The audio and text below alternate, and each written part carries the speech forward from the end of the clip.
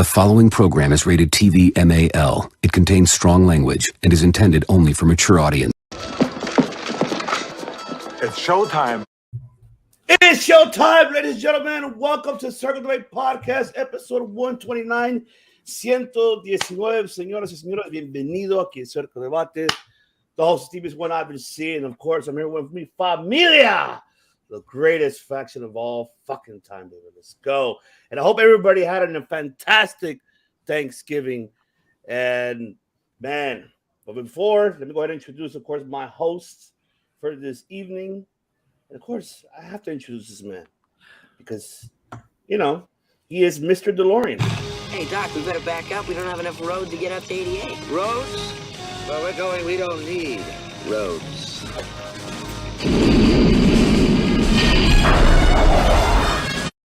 Hey, you don't need no roads where this gentleman takes you.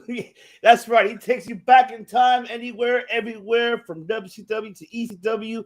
Of course, you guys saw that exclusive conversation that Mr. DeLorean himself, Mike De Niro, had with Bill Alfonso, the legendary Hall of Famer right there, man. But yes, ladies and gentlemen, Mike De Niro. That is right. What up? What up? Glad to be here. Excited. Got a lot to talk about. Everyone check out the Bill Alfonso interview. That was an honor. And cop the whistle. Go on his website and cop the whistle. That's right. And of course, I have the Psycho himself from Philly, where the ECW was originally founded. And then, of course, he is from Philly. That's why he is called Psycho Philly for the reason. Mr. D.O.M. from Top Rope Wrestle Talk. What? Oh. Let's fucking go. So good to be here. So good to have the Impact players of podcasting back together again. Let's fucking go. Damn right. We're the Impact players, and Ivan is Jason. That is right. That is the sexiest man in podcasting, boys and girls. Devin. Oh, that's right. My tribal chief. Chief. Pull up tomorrow to the live watch along. Yeah. That's right. It is announced, ladies and gentlemen, that the DeLorean himself will be having a live watch along for Survivor Series that is coming tomorrow. And so make sure you guys tune in. And of course, my tribal chief. Acknowledge me. I acknowledge you, my tribal chief. That is right. I acknowledge Devin always. Yes. But before we start, I want to go ahead and give here on the COD, ladies and gentlemen, because somebody didn't tell us. But everyone who's watching, let's congratulate Top Rope Wrestle Talk for their 3-year anniversary is today. Hell yeah. And Grandma's in the chat. What do you know? Thank you. It's been a long, crazy ride, but it's been fun. Yes. It's been damn fun. Congratulations, man. Yes, of course, that woman has made it fun, so it's my high mommy class. right there. Crack a cold one. Just what for you. Cheers, man. Cheers. Raise a glass to Grandma Wendy. And of course, high class, who is a pig in shit right now. I mean, God, it was hard to deal with him tonight, but I love him anyway. But congratulations, for real. Thank you. 3 years is quite the accomplishment, and love what you guys do. Oh, absolutely, man. I appreciate that. Man, we love what we I'll be do, honest, man. guys. I was in a turkey haze for the last 2 days, and it took to the damn near bitter end of the live stream for me to remember that, like, oh shit, today's 3 years. Hey, I mean, I wish I knew. I would have made a video just like you made a video for me. Like, hey, y'all could send the videos. We'll use them next week. Word. I got you for sure. But yeah, before we even start, Dom, I mean, let the people know, man, what are you grateful for these 3 years? I know you did it for the TRWT, but do it here for the COD. Let the people know how grateful you are for these 3 years of fantastic pro wrestling content for the people out there. That's right, for you people. Let the people know. For the people, yes. For wrestling fans, by wrestling fans is what we like to say. And I mean, I'm extremely thankful in the last 3 years for, first and foremost, Grandma and Bruce, because we all started this out. Like, Bruce started a Facebook group. We had some admins in there. We were starting to kill it. We all got on Skype or something one night, just to talk wrestling, because some of us, I had met Bruce. Outside of that, I had never met Wendy. I'd never met the hobo clown who used to be a host for us, and a few other guys. And so 4 or 5 of us got on, started talking. And eventually Bruce says to me, like, we should do a podcast. And I'm looking at Skype, and there's a record button on my screen. And I'm like, fuck, let's go. And in that time, we've had some hosts come and go. We've had some people that we really loved that couldn't do it anymore. We had some people that were on that I think anybody with a podcast will tell you just didn't work. That we had some honorary 4th members. Yeah, we 4 and 5 now between Mike and the Temptress Witch. We have a furious 5, but for a while there, it cut back to 3, and Bruce and Wendy have been there since day one until today. And they have put up with my psychotic shit all this time. That's not easy, folks. Y'all have listened to me talk for a couple of minutes now. You're sick of me already, aren't you? Never. You know it. Never. You know it. Dom, you could be on every single DeLorean episode, and I don't think I would get to you. I appreciate you for that, homie. I take you up on it whenever I got the time to watch the goddamn ECW shows. That's a fact. Sure. And I'll be on that watch along too, boys and girls. So if you need more Psycho in your life, come by here Saturday. But between just that and honestly, from day one, there have been guys that have followed us for 3 years and asked questions on social media and got involved, and they're still here. And it makes us want to come back and do it week in and week out for those guys that are still 3 years and God knows 200 and some odd episodes in, still want to hear what we have to say. And then, of course, I'm thankful for Ivan for this league because they took what we were doing and they put us out there for the people. And the people came in, and all of a sudden, we're not the little podcast that could anymore. And we're not just on our channel. Now we have guys like Rewind Wrestling Network going, we need you. Really? Yeah, you got to come over here. We have so many more subscribers. We want you on this. We need you. Oh, okay. I'm down. Let's do this. Absolutely, man. I mean, you, Wendy, Bruce have done such an amazing job, man. It's what can we say, man? It's when I saw you guys, family, bro, automatically, yep. I loved immediately. Immediately, yep. Immediately, I loved it. I mean, I loved Ivan before I met him, but being able to do a Clark Street with him that first time, it was like, oh, he's as cool as I thought he was. I love this guy. Hey. Ivan's one cool. It just grew from there. I mean, personally, I'm thankful that I'm not as stupid as I thought I was. Because I'm a middle-aged guy. I've never really been computer savvy, and I was put in charge of producing and distributing a podcast on YouTube and all the audio platforms. I knew shit about shit. I knew Same nothing. here, bro. And I had to sit there and Google things and pick people's brains and do whatever and learn this from the ground up. Passion. And it's gone from that grainy Skype video where you can only see about this much of Bruce's face in the dark while he's on his phone and everything else to shit like this where there's backgrounds and live comments and dope ass outros that Ivan did and I'm not even ashamed to say because they're fucking dope and I can't. But just the to be able to progress as the creator I'm supposed to be for the people that rely on me like Bruce and Wendy is something I'm truly thankful for. Like I'm a Barry Horowitz pat myself on the back for that shit because I didn't think I could do it. Like guys, you are putting way too much fucking faith in me, but here we are. I always say like people who just listen, like fans who don't know and don't podcast themselves, never really know the type of work that goes into actually putting out a podcast, producing a podcast, engineering a podcast, uploading a podcast, editing a podcast. It's a lot of fucking work. It's not just press record, talk, and then turn off and go to sleep. You know what I mean? There's a lot of work that goes into it. So for sure, that's a lot of respect right there. Even grandma's my witness. Tom's been learning on the fly. That's a fact.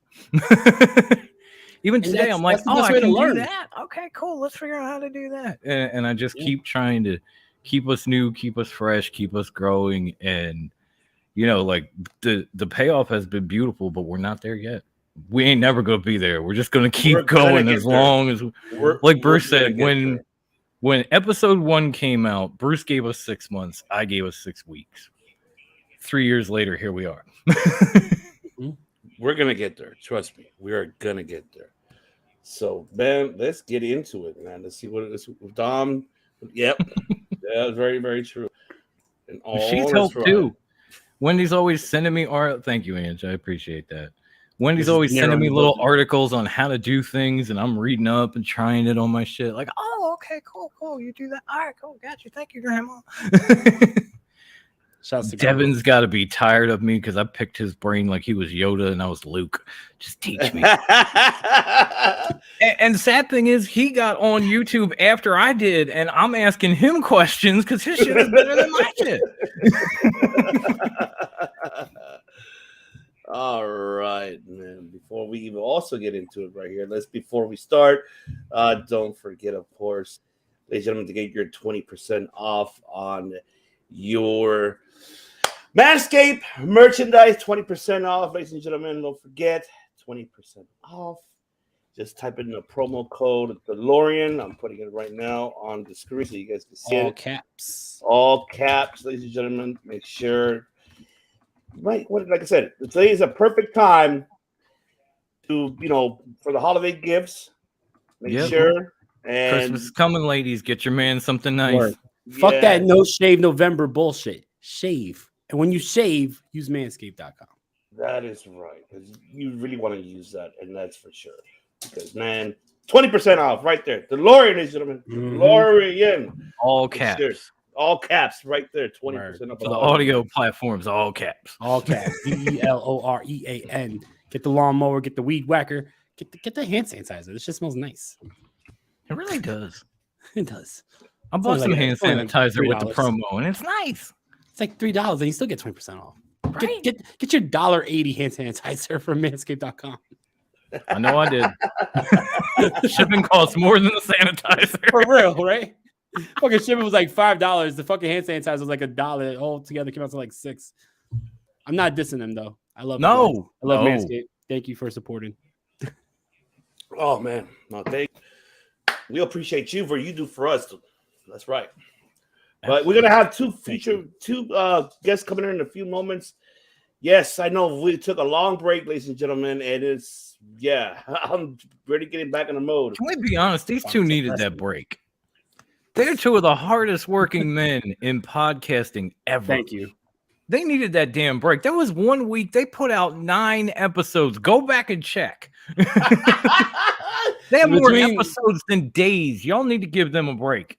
I appreciate that. The burnout is real. Between the DeLorean and the the circle debate, and then the interviews, I remember. Yeah, we did like 9 in 1 week.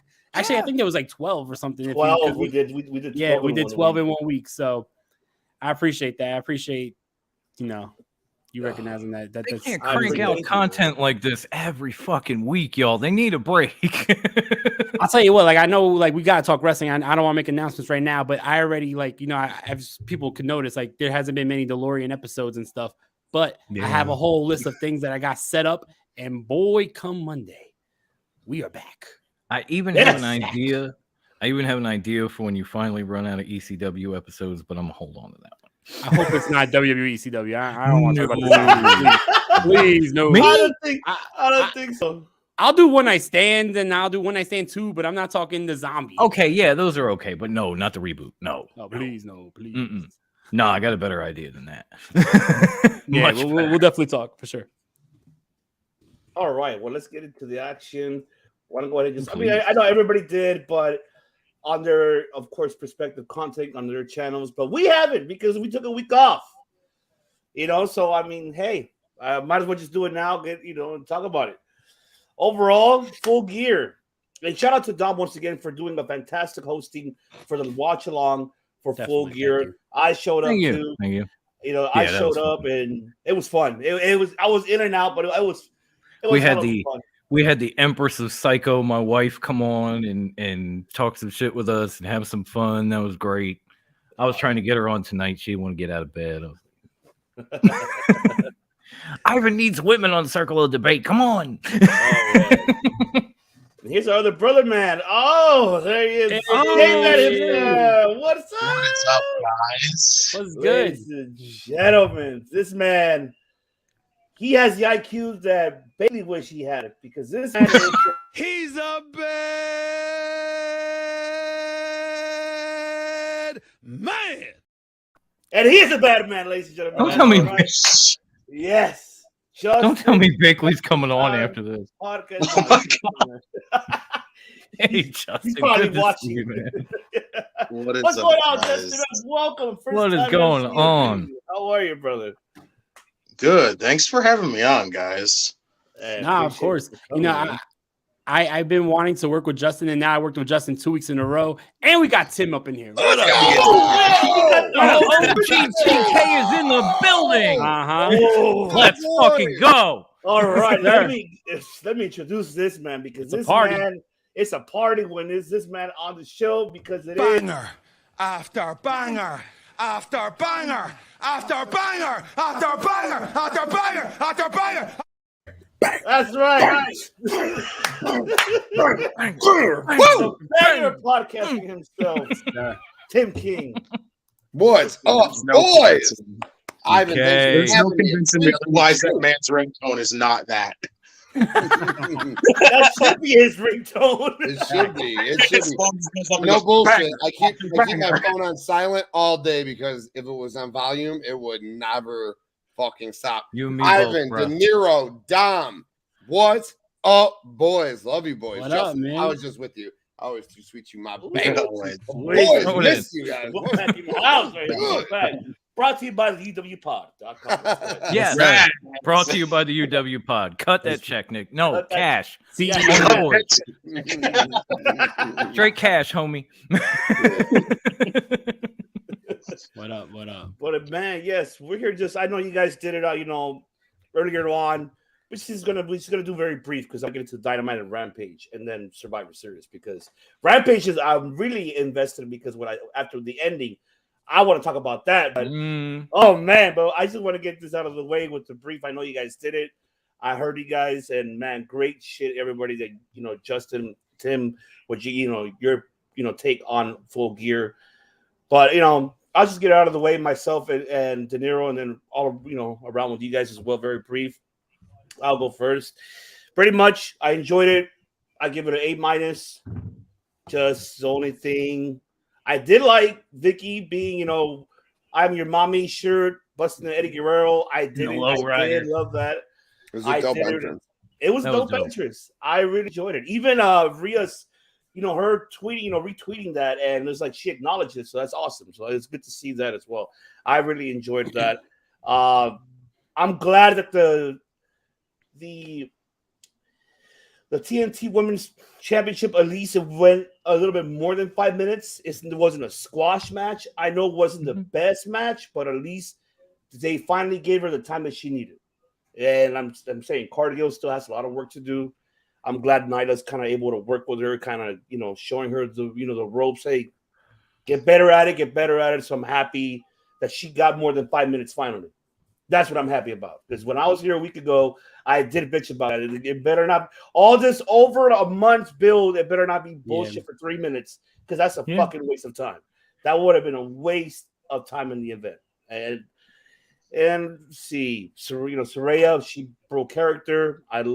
She's still rusty. You got to give her time, but I enjoyed her performance over her selling. Is what really got to me. I like how she sold in the ring to Britt. And Britt did a fantastic job protecting her too. So great storytelling right there. I really enjoyed it. I really enjoyed it. Kudos to Saraya for selling in that match. Even though it wasn't the best offensive moves that she did, but I mean, come on, she's been 5 years. Of course. But everything overall, I mean, we all knew it. Of course, Regal. I'm not gonna waste my breath on it. Is what it is. The Elite, I mean, okay, but we'll get into Dynamite because I want to talk about that. But that's just pretty much. I mean, I don't want to, kill too much time here because I think, like I said, I know all of you guys did your, recaps of it. I just wanted to get it out of the way myself. So, go ahead, De Niro, take it away, brother. Overall, I thought it was a really good show. I enjoyed it from top to bottom. I love the pre-show as well, the 0 hour show that they had, because that Jun Akiyama match versus Eddie Kingston, fucking awesome. I don't even think they announced that. Was that pre-announced before the show? Because I didn't see that announced. I know they were having an attack. Announced it on Rampage. They said something on Rampage. Rampage. It was like after. It was like at like 11:30 p.m. my time, like Central. Yeah, it was like it was like end of Rampage. Well, I didn't catch that, so that was a surprise for me. So I thought that was a really cool matchup, and I love Eddie Kingston talking on the mic, and then like, oh, we only got 2 minutes. All right, I'm out, and then just like drops the mic and leave. Pay-per-view though was really, really fucking good. Like I love the fucking ending. You know, Ivan, you called it here first with Regal turning his back on John Moxley and helping MJF. So, you know, I think maybe TK may be watching. Not Tim King, the other TK. TK2. The other one. TK2, Tony Khan may be watching. Yeah, TK version 2. Right. Really did like I liked how much the women showed out on this show as well. 3 really good matches. I did enjoy Cargill and Nyla Rose. I thought that, you know, for everything that Saraya needs to work on in the ring, like just working off that rust, I feel like the match told a great story of her, you know, going through these dangerous spots, her brother in the crowd. It was just really emotional, which I thought told a good story. And then the matchup with Toni Storm and Jamie Hayter, I thought was really good. I'm glad that Jamie Hayter got the belt. Surprised that Samoa Joe won the TNT title. I thought that Samoa Joe was in there to take the fall for somebody. I think I said on Tim's show that Powerhouse was going to win and we were going to keep Wardlow strong because Joe was going to take the fall. But I was surprised that Joe actually got the win. And I don't care what anybody says. I know there was a lot of hate out there, but Jeff Jarrett did his motherfucking thing on this show. Yeah. All right. So for everybody who hates on Slat Nuts, ain't he great? Ain't he great? Ain't I great? K-E-double-F. Yo, De Niro, while you're talking about this, what'd you think about Darby no selling the guitar shot? To be honest, I think that was a little, you know, a little whack. The way I know you were mad about that. Tell me you were mad. I was a little pissed off about that. The way he like stinged up. Yeah, because here's the thing. Like, I understand what they were going for, right? Like, Sting would no sell like a pile driver or a fucking powerbomb through a table, get right back up and fucking Sting up. But it's like, Jeff Jarrett, all he has is the guitar shot. Like, that's all he got. Like, let him have that. I don't know. Yeah. No, let's be honest, real. It was Sting can no sell Jeff Jarrett's guitar shot. Darby Allin cannot. Exactly. Darby Allin. Because even that moment when he got up and he was stinging up or whatever the fuck you want to call it, beating his chest. All I could think, and I think Ivan was on the live chat with me as he started beating his chest. He was in the live watch along. He's beating his chest. I'm screaming, "I like turtles!" Like it had no effect on me. None. You're not Sting. You're not even his grandson. There's a better chance that Mike is my son. Okay. His grandson. It just didn't fucking work. No, yeah, I think that, you know, he could have I would have even, if Jeff Jarrett hit the stroke on Darby and Darby got up and no sold it, that would have been even more acceptable than him no selling the fucking guitar shot. Like, let Jeff Jarrett have his guitar shot. Come on. It's fair. Okay. All right. DOM. Talk to me, brother. Man, I mean, Full Gear was a damn good show. I think I had given it a B+ at the end of the watch along. I'm gonna stick with that, just because of like the shit with Darby was one thing. I can't knock the Saraya match. I kind of had the same thing in mind as De Niro. Like what she gave out in Rush, she made up with in story and emotion with her brother and everything else. That was kind of cool. I gave it a B+ because as good, like for instance, as good as Nyla and Jade was, I was hoping that would continue, and it felt like it just ended right then and there. Like Jade got the win, got her belt back, looked beautiful with those painted ass cheeks. Respectfully, I'm just saying. Even my wife said, "Damn." Yeah, but I thought there was going to be more to that. Like she was going to win. And Vicky was going to come in, snatch the belt, and run off. And, you know, Nyla would hit her with a power bomb or something. We'd keep this going because it was a great story. It just felt like it ended abruptly. And then I wasn't a huge fan of the Jarrett and Lethal versus Sting and Darby for that reason. I have to give a shout out to Satnam Singh though for that moment where he caught Darby midair and just yeeted his fucking ass. That was probably the greatest thing Satnam Singh has done to this point in his career. It's probably the only relevant, decent fucking thing he's done in his young career. But it was cool. It definitely was one of those like Joey Styles moments where I'm in the live chat screen or where I'm on live screaming, "Oh my god!" But overall, it was a good show, and I was surprised that it ended at midnight. I don't know if y'all remember Full Gear 2021. That shit did not end till like 2 a.m. on the East Coast. There was a point where I was sitting there like, dude, my son's going to be up in 3 hours. That was when Hangman won the title, right? I fell asleep. During the the match before the main event. I DVR'd I paid for it. Thank God. Well, you can go to watch. I ain't trying to reveal those secrets, but I did. I ordered it, and I was like, I woke up. I was like, oh, thank God I get to rewatch it. But bro, damn, Dom, yeah, that shit took forever, man. That shit took fucking forever. So it's nice to see AEW wrap up a show by midnight when they have some like the 0 hour works so much better than the buy-in. It cuts a lot of shit off and gets you out of there at a decent time because we all need sleep, folks. Like we all do eventually. I know I don't sleep much, and when I get the chance, like I'm out. I don't know how you East Coast people do it. I don't mean to turn away from wrestling for a little bit, but like when I go on vacation to the East Coast, like the first Rampage, for example, started at I think it was 11 p.m. Eastern Standard Time, and I'm like, this shit would be midnight by me, or it might have been 11 or 10 Eastern Time. Yeah, 10 Eastern. If you caught the beginning of our watch along, I gave away one of my tricks, which is make yourself a nice big Irish coffee, so you'll be fucked up, but you can't go to sleep. I mean, dude, and watching football games like Maine football games, they start at 8:40 instead of 7:40 here. Fucking Ivan gets them at 5:40. Give me a fucking break. Football, it's not my fault, bro. It's not my fault. Oh, I've been watching like New Japan shows live at like over. It's 9 p.m. I can go about the rest of my night. I'm like, fuck you, dude. It's midnight. My wife passed out on the watch along on the couch. Sorry, I didn't mean to take it from wrestling to fucking time zones and shit. I'm just saying. Nah, I'm with you on that. If it was up to me, I would get rid of time zone. We're all being the same time. Shit. We'd all be in your time though. 10 a.m. Fucking. There you go. Be at my time. 10 a.m. Yeah. Good. Watch football. That'd be dope. Watching football is dope. I'm with Grandma. You know how we do it? Grace of God. Oh, I love you, Wendy. Oh, man. Justin, to me, baby. I overall thought it was a really good show. Like, I enjoyed the 0 hour. Actually, for like really good matches. The Jun Akiyama and Eddie Kingston was like perfect way to end that first hour before the show started. Like, I don't think there was really like a lot that I really disliked.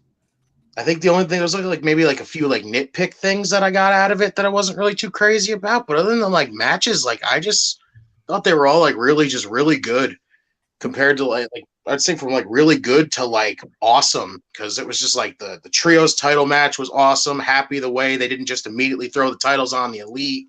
Yeah. ROH world title match, I'm not crazy for Jericho, but like match itself as a whole was great, like really great. But the TNT title, I was surprised they put it on Joe. I thought they were gonna have Wardlow get a big win and like kind of restart his momentum, but okay, we'll put it on Joe and see what he's got going on with him. So yeah, if I see anyone on this panel or in these comments to say, "Oh, I knew that was coming," I'm gonna flat out call you a fucking liar. Nobody would have expected that was coming. There's no way. I couldn't be mad about it because it's fucking Joe. So 2 belts on each shoulder. Joey 2 belts, baby. That was sexy as fuck. And no, Dom, yes, nobody. I mean, we had on the FloorSlippersFirst.com our predictions. We had 11 different people predict. Not one person predicted Samoa Joe. And on the panel show I had on the Wrestling Index, had 5 people on there. All 5 people agreed the only reason Joe was in the match was to take the pin. Yeah. So him walking out, Joey 2 belts, looking sexy as fuck, sweat dripping down, belts on each. Fucking amazing. Let's go. Justin. That is Samoa Joe reminding the world of who the fuck he really is. A lot better than the guy who wrestled Karrion Kross in his first match back. That was awful. This guy is Samoa fucking Joe. He's back. And Wardlow, I know it's old news now, but Wardlow, never say you're going to take every title in the company while Samoa Joe is standing behind you. You will get choked the fuck out and lose your title. I knew that part already. I didn't think they'd do it, but I knew it. Joe's just like, I'm sick of hearing this shit. I'm coming for that neck. As soon as he said it on Rampage, my next thought was, you about to get choked out. Saraya Britt, like, again, I've not been the craziest like big fan of Britt Baker, but like this was a really good match for her. This wasn't like, I didn't expect a 5-star classic from Saraya. She hasn't been in a ring in 5 years, like plus, like, come on. So again, she looked very hesitant to do a lot of the stuff that she did, but and in the end, it was a good like start to break the ring rust off. So we'll see what else she has coming up for her next. Again, women's title match, freaking amazing. Love that women's title match. Jamie and Tony was fantastic. Happy Jamie got the title. I wish we didn't have. Happy it was made official. Yes, that too. I am, because that's the thing that Ivan and I were knocking while we were watching along live. Was like, this is a great moment, but it's interim. Now it muddies all this shit up and it takes away from Jamie and yada. Had they done the shit on Wednesday, the Wednesday before the pay-per-view, and said Tony's run is official, I'm sure Ivan and I would have been marking the fuck out because we wanted to see it happen. I agree. But in the moment, we were like, this is great, but it just kind of brought it out. It's one of the reasons it got a B+. I totally forgot about that. I guarantee it. I know Justin didn't do a preview. No, he did a preview show with me. Fuck.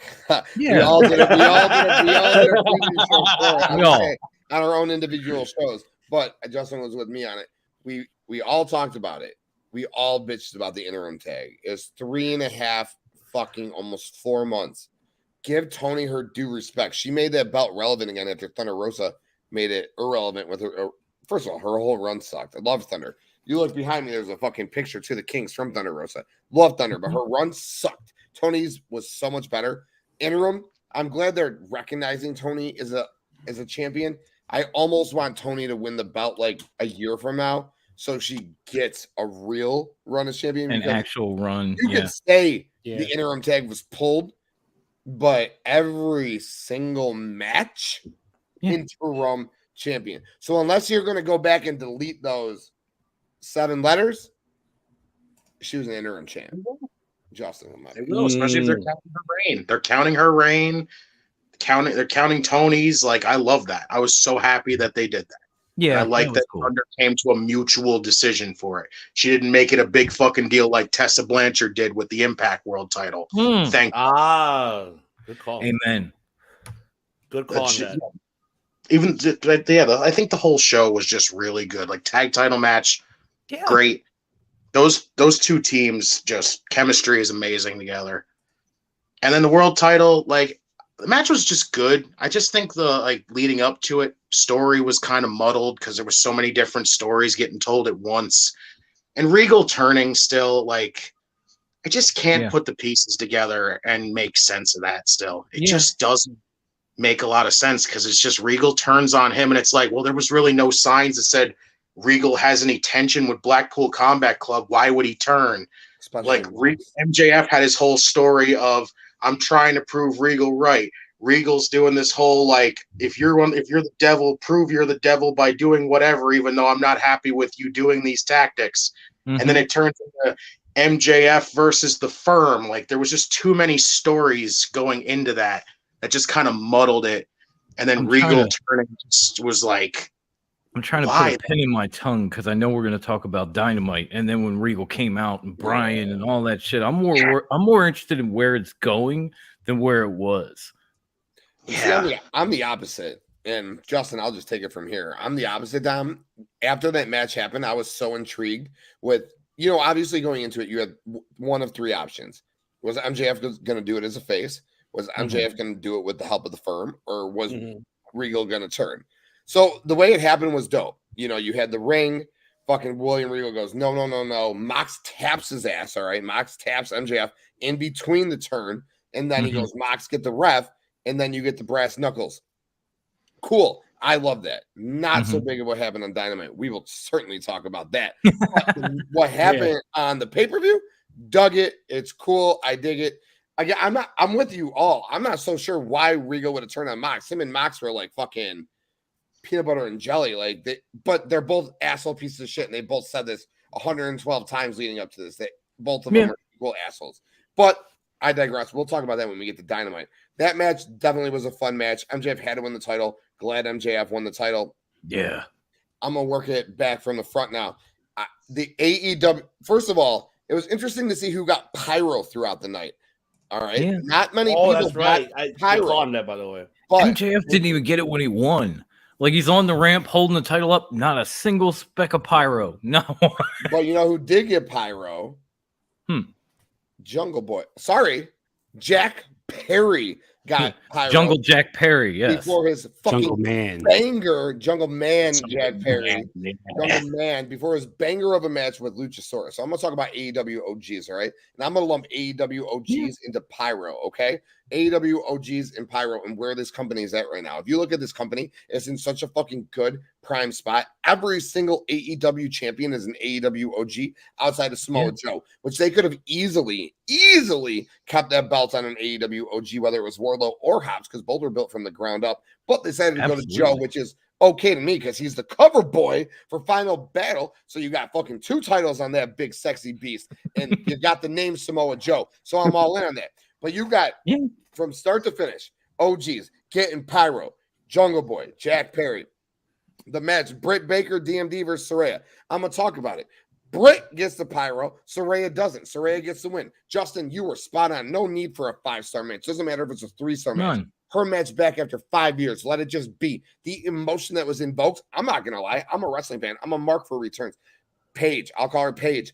Edge, Daniel Bryan, when they left because of neck injuries, that shit hurt me, my insides, in the prime of their careers. Seeing Saraya back and doing her thing with the top woman in AEW, wrestling the matches she wrestled, invoked emotion. I mean, her getting the win. Britt dominated 75% of the match, and that was for a reason, all right? She was the dominant woman, showing that she is Britt Baker, DMD. The crowd was 60% in her favor, which is fine. But when Saraya got the win, went to her brother, went to the crowd, guess what? My big ass had tears in my eyes. All right. Tears welling up. I'm an emotional guy. If you know me, I'm an emotional guy. I have no problem with it.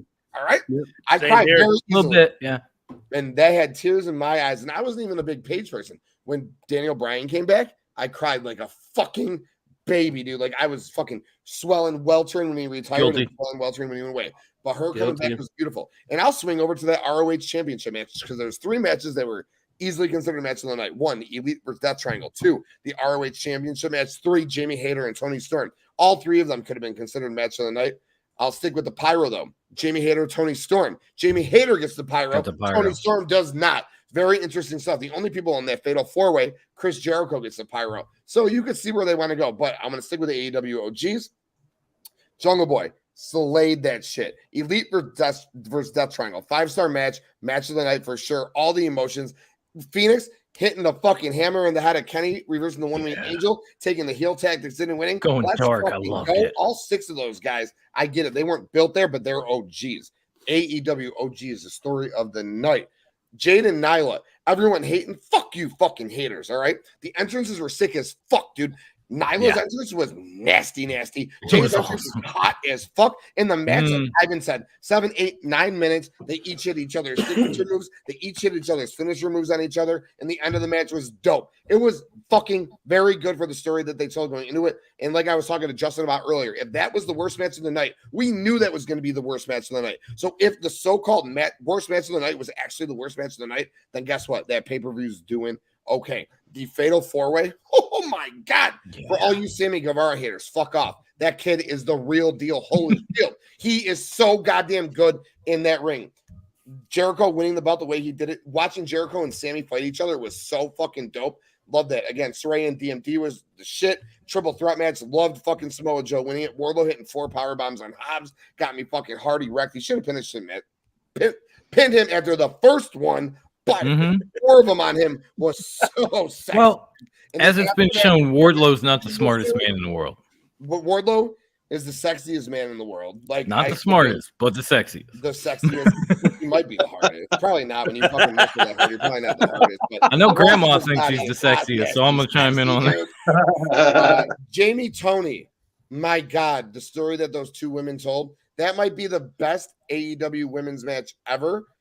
Probably second, obviously, to DMD and Thunder. That was insane. But remember, guys, that's not a real match because it was unsanctioned. So this might be the fucking best match ever from two women. And the way that she won it was incredible. Rebel tried getting involved. DMD with the stomp didn't get it done. DMD fucking takes the turnbuckle off. That's what gets it done. And you saw in Dynamite, which we'll talk about, DMD fucking already not letting Jamie fucking take credit for her championship by taking the mic out of her hand. So I love this. These two women beat the fuck out of each other, as you can tell by Tony Storm's broadcast in the future. What's on my brother?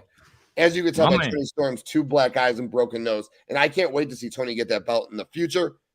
And that's it, guys. I'm done. My bad. But damn, Full Gear, if you couldn't tell it was a motherfucking A+ to me, dude. Nothing was wrong. All great matches in ring. Great stories all around. Even Keith Lee walking around and Swerve. Beautiful stuff, dude. Loved it. Let's fucking go. There you go. Sorry for the long-windedness, but you know what you're getting from me. I love it, man. I love it when you get it. I love it when you get, Uzi. He gets in banger mode. He gets a banger mode, baby. I love it. Banger mode. It's like an extra fucking level, dude. I love it, De Niro. Good call. By the way, our homegirl Liz, if she's watching this, she wants to actually be on the show with you because competition about who's more of a Wardlow lover. So between her, I love to meet people. So let's go. We might have to get Grandma Wendy in on that. That's like that's a triple threat match right there, baby. Oh man, I love it. We welcome you to Who Loves War Daddy. This is war. I love it. Hell yeah. Well, now we got that out of the way. It's time, baby. It's time. It's time. It's time. It's Vader time.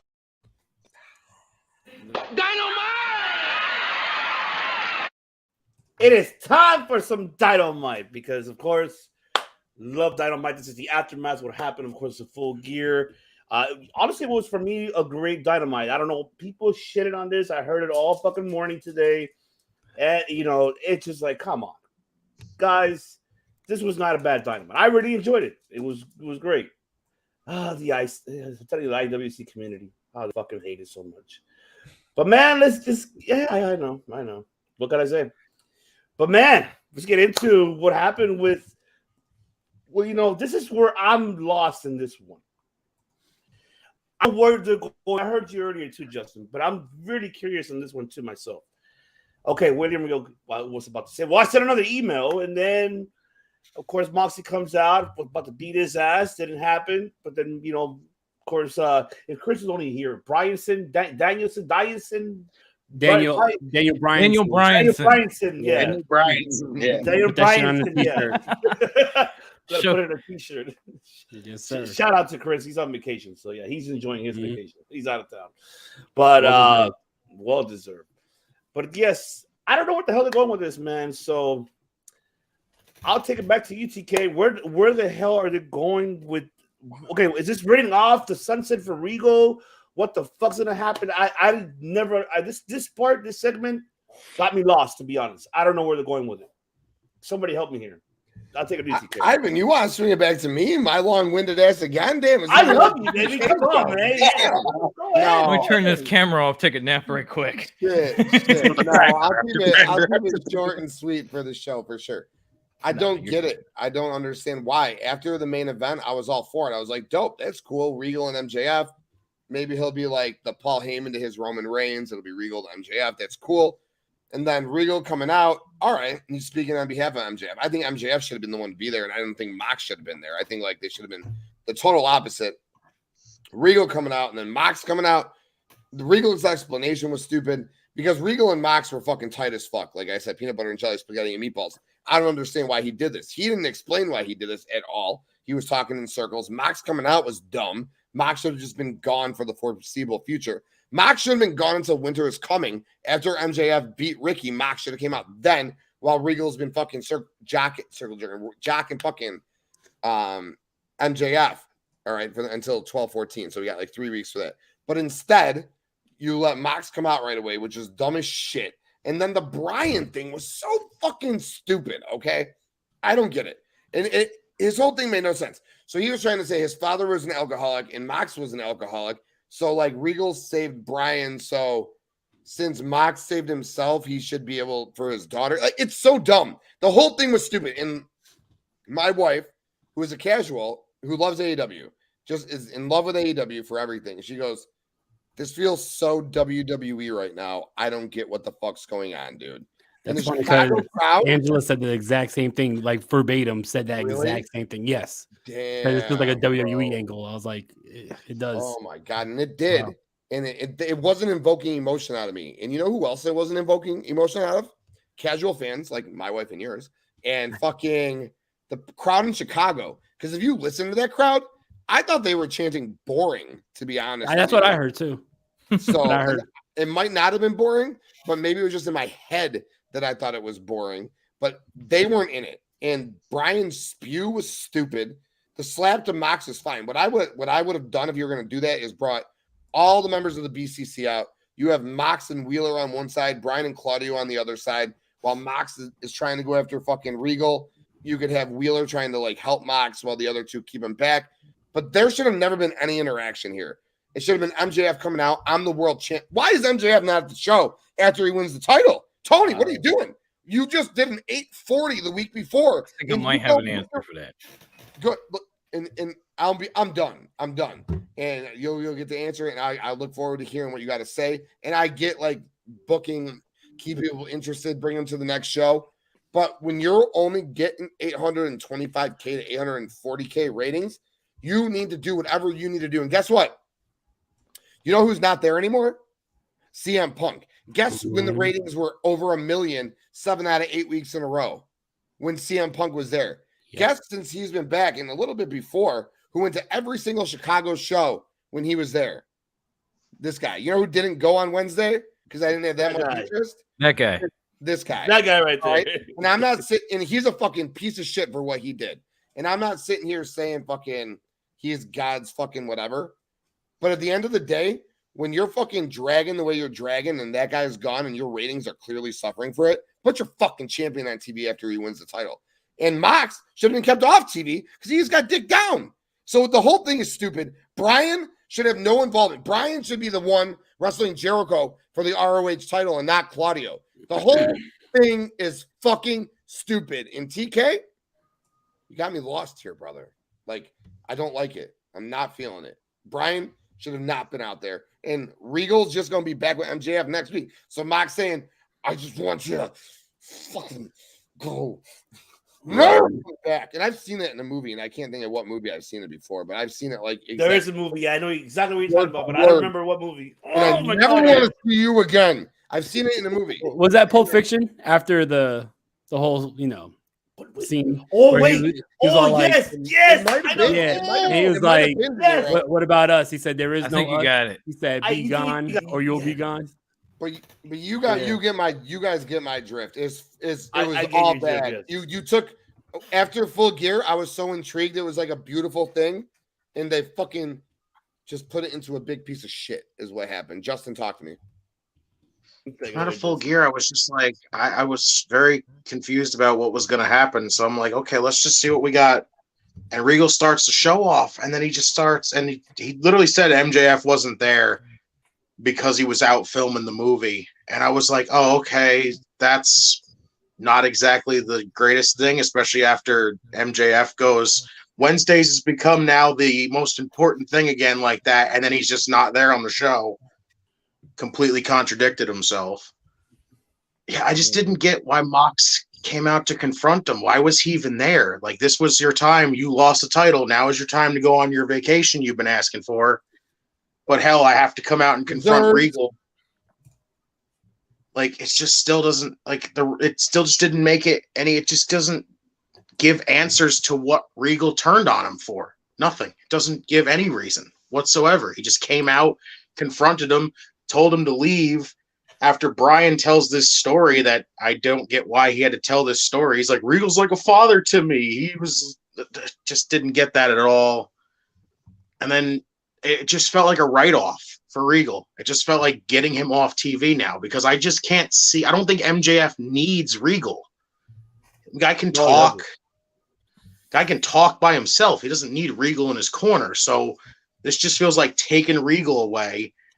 And now we just have the Combat Club. We don't have Blackpool Combat Club. It's just Combat Club now. So it's just, I don't know. It's just a very sour spot in a story that was kind of interesting, kind of got muddled up with a lot of other stuff. And now it's just like, this was your end game here. Just kind of disappointing way to end it. Absolutely. I'm with you 100%. DOM. All right. Well, I think Justin nailed it. Like, he wasn't there because he had to shoot this Von Erich movie or whatever the fuck he's doing. And personally, I think it's so MJF to be sitting there at the scrum saying, like, Wednesdays are where it's at. It's must-see TV now, and then not show the fuck up. That's MJF in a nutshell. Yeah. This whole segment, this whole ass thing was because he was not there. It was basically filler. And I do agree that, like, MJF doesn't need William Regal to be a mouthpiece or whatever else, but at the same time, Roman Reigns doesn't need Paul Heyman either, but there's Paul Heyman. I'll debate that. I'll debate that. Yeah, I kind of debate that too. Like, you don't really need Paul Heyman with him. Plus. At first he did. Not now, but at first he did. There you go. Thank you, TK. I'm talking about now. I'm not talking about then. Oh, yeah. We're not, this ain't the Wrestling Delorean. We're not flashing back to the beginning of the Tribal Chief. We're talking now. Okay? And now, he don't need Paul Heyman. Right. But he's got him. And that's what we really going to sit back, hold the title, throw in a word here and there, do whatever. But this was just to fill in a space. Biage to be next to him. That's what he needs. Roman Reigns needs a little biage to hold his belts, to be the. And that's what MJF's going to need. That's the only thing too. So that's why he's there. But this was literally just to fill because MJF had to shoot. So once again, they go to Mox and go, hey, man, I know you're supposed to be taking your vacation, and he's just like, whatever, dude, my wife's here anyway, let's go. Right. So they slapped this shit together. The whole Brian thing with him coming out and talking about how his father was an alcoholic and William Regal made him understand him and love him before he was gone was like, all right, I know you're trying to pull emotion, but nobody gives a shit. No one. They're all booing. They could not care less, or they're chanting for MJF. They don't give a shit. The only thing that came out of this was after it was over, I'm sitting there, I'm watching with my wife, shout out to the Empress of Psycho, and she says to me, holy shit, is the Combat Club going to split? And I'm like, what do you mean? She's like, are we going to get like maybe Mox and Claudio? Because they had issues prior. So what if Danielson just jumps ship and goes with Regal and MJF? Because it wouldn't be the first time he went heel in AEW. Damn. And then you got guys like Wheeler Yuta and maybe Claudio backing Mox because Yuta already had a problem with Brian to begin with. Mm-hmm. Like 6 weeks ago. So as much as it was a filler, when she said that, I immediately locked back in. Like, I'm like, now I got to see where this is going. Okay. You raised the arms on my. Yeah. You raised the hairs on my arms, not the arms. Yes, on you my did. hair. It doesn't quite work like that. Thank you, Lady Psycho. I can't even take credit for that one. That was my wife pulling it out at the end of the segment, and I was just like, "God damn it, you're right." I like it, Dom. I like it. Like, I was out and you sucked me right back in. Thank you. De Niro. Yeah, I'm not usually at a loss for words, but this opening segment had me a little, because I was just so confused. First of all, MJF not being there, like, I understand he's shooting the movie and shit, but it's like, it's a little weird timing, especially with him just coming off of the title reign. And this is the second time in a row now where they end up pay-per-view, and the next week on Dynamite, you're not seeing your champion. You're not seeing anything because of the CM Punk situation that happened last time. Now this time, the champion's not there anyway. So I feel like the timing was a little weird. I wasn't so mad at Mox being there because Mox he seems like a guy, like if you're going to screw him over, like he's going to keep coming at you. He's not going to just like, go home if he gets attacked like that. But what bothered me is Bryan Danielson came out, and Bryan Danielson's one of my favorite wrestlers. I said it on this show, like a week ago, that Bryan Danielson in Ring of Honor back in 2007 saved my love for wrestling. So I don't mean any disrespect to Bryan Danielson, but this promo had him sounding like a little bitch. Like, first of all, and it's not about what he was saying about his father or like, don't hurt this guy. He's old. He has health issues. It wasn't that. He slapped Jon Moxley and then instantly apologized. Like he slapped him, says, I'm sorry. And then goes on his knees like, motherfucker, stand up. Like you're the American Dragon. Why are you on your knees begging for fucking forgiveness from Jon Moxley? Like, I don't know. That felt really weird. I think what Dom said about him possibly turning heel, like I could see that happening because you have him trying to pull on the emotional heartstrings and then he like turns around and then goes for like a heel turn. That would make sense because it will have more of an impact because he's trying to pull on your heartstrings.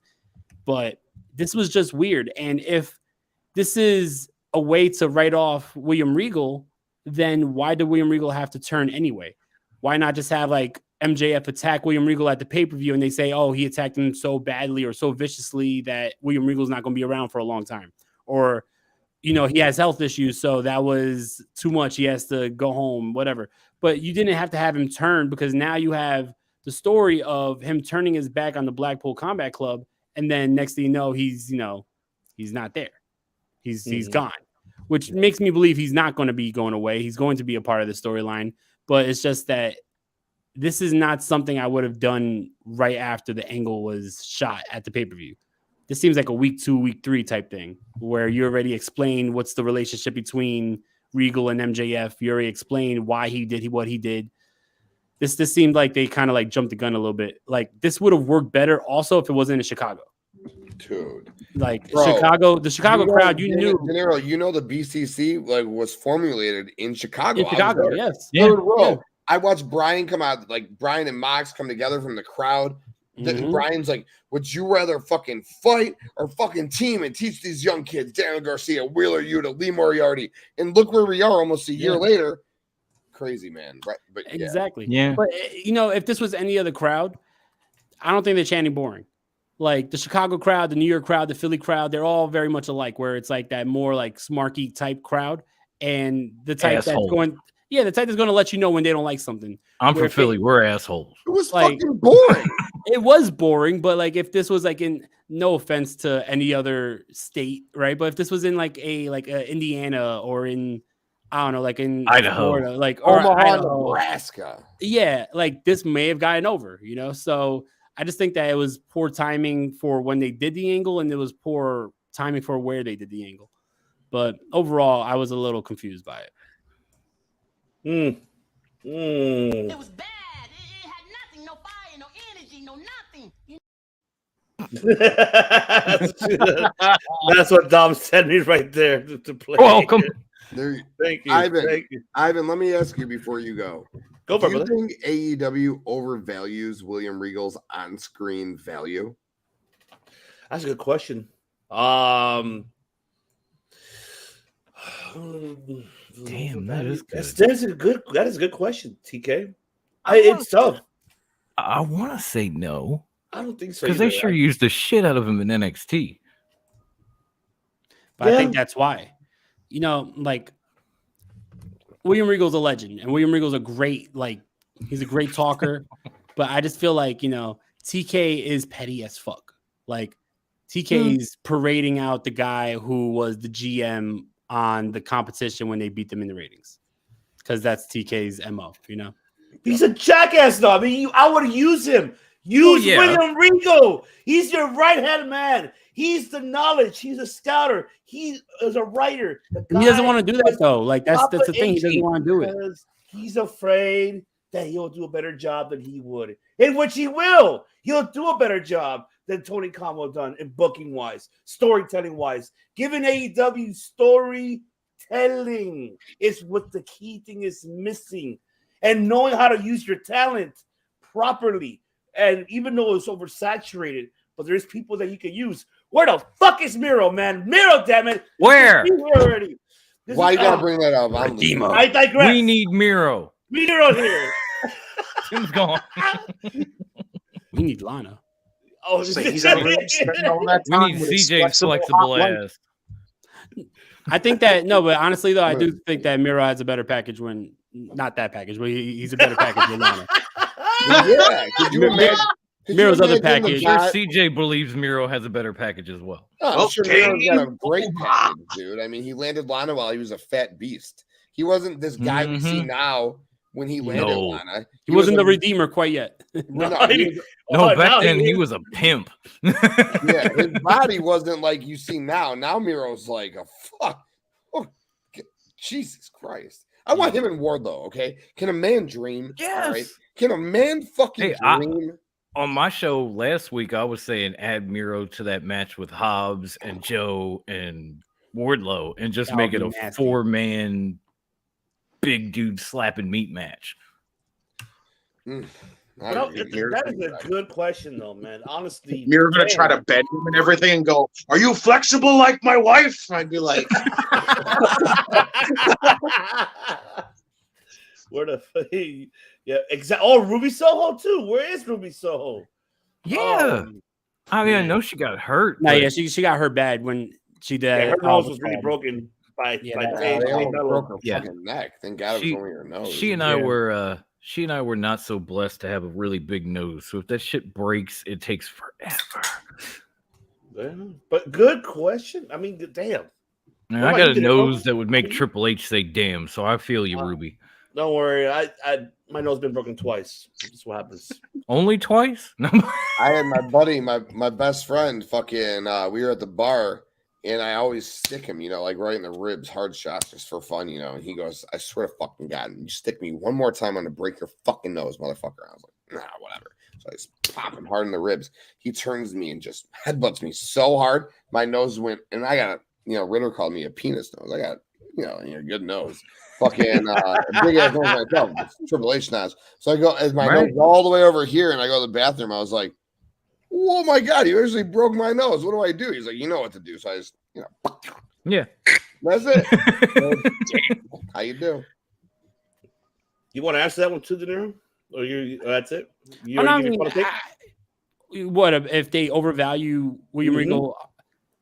I mean, I don't think they do. I feel like William Regal could do more than what he was doing in the last couple weeks. Like he has great promos, right? He has like those moments of greatness, like he had with MJF a couple weeks ago. Like that promo we had where they mentioned their history and NXT and all that. That was fucking classic. That was amazing. One of the best things in AEW history, right? That's going to go down in history as one of the best promos in AEW's early history. Yeah. But you don't see that on a week-to-week basis. You don't see him on the mic trying to build up his wrestlers. You see him talking about fucking Excalibur, you cupcake loving lemon drop coming to my mouth. Like that's not overvaluing William Regal. So that's why I feel like, they could have used his talents more and on screen. Backstage, I don't know if he wants to do what we all want him to do. Of course, we all want him to book. We all want him to write. We all want him to take control of the creative, but I don't think he necessarily wants to do that in this stage of his career. Yeah. So I can't blame TK for not putting William Regal in that role, but I could blame TK for not, putting him on the mic on the show on a weekly basis and using that type of talent that he has on the mic. So you think he should be used more? So we don't undervalue him. No, I think he should be used more. That's why I feel like this whole thing of him possibly going away, like it kind of, that's why I said I don't think this is the right time for it. You had William Regal cut one of the best promos in AEW history with MJF. Then he had this shocking swerve at the pay-per-view, and now he's going away. Like right now, he's that wouldn't make any sense right now. Like, no sense. I mean, let's be honest. He'll be there on Wednesday. There's only one person in AEW history who mic dropped on MJF, and his name is William Regal. You want to send him home? Good. I don't fucking think so. I don't think so either. But then again, William Regal also, like, it's true what Bryan Danielson was saying. That's why he was trying to pull on the emotions. He does have health issues. He's been through a lot. Like, maybe William Regal doesn't want to be on the road all the time. I feel like William Regal must have signed a limited contract. So if he is going to be on weekly television every single week. I'm sure now there's going to get to a point where he's going to have to take some time off because he probably only signed on for a certain amount of dates per year.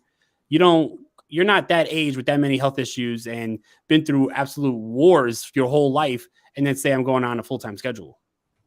Yeah, True. Very, very true. Looking for Chi-Town City or BC got former Soho debut. I'm like, what hasn't happened here? Chris Jericho alone, man. Well, Brian gotta go. AEW's in Chicago like once every 2 weeks. Like, they fucking love Chicago. That's like their home. So of course, like Chicago is Cody Khan loves Chicago. Chicago. It's Chicago, Cincinnati, New York, and then Florida. That's it. In Texas. That's it. Yeah. They do need to branch out more for sure. Yeah, they do. They did one Cali show. It's crazy. They're going to do January 13th. and they're gonna do. They got another one coming. They got a couple coming. They have one. They're going to England. Yes, yo, that's let's gonna be go. dope. Make that company international. Grow, baby, grow. Yeah. That's why Pac had the not intercontinental title over there. He was trying to drum up some fucking heat.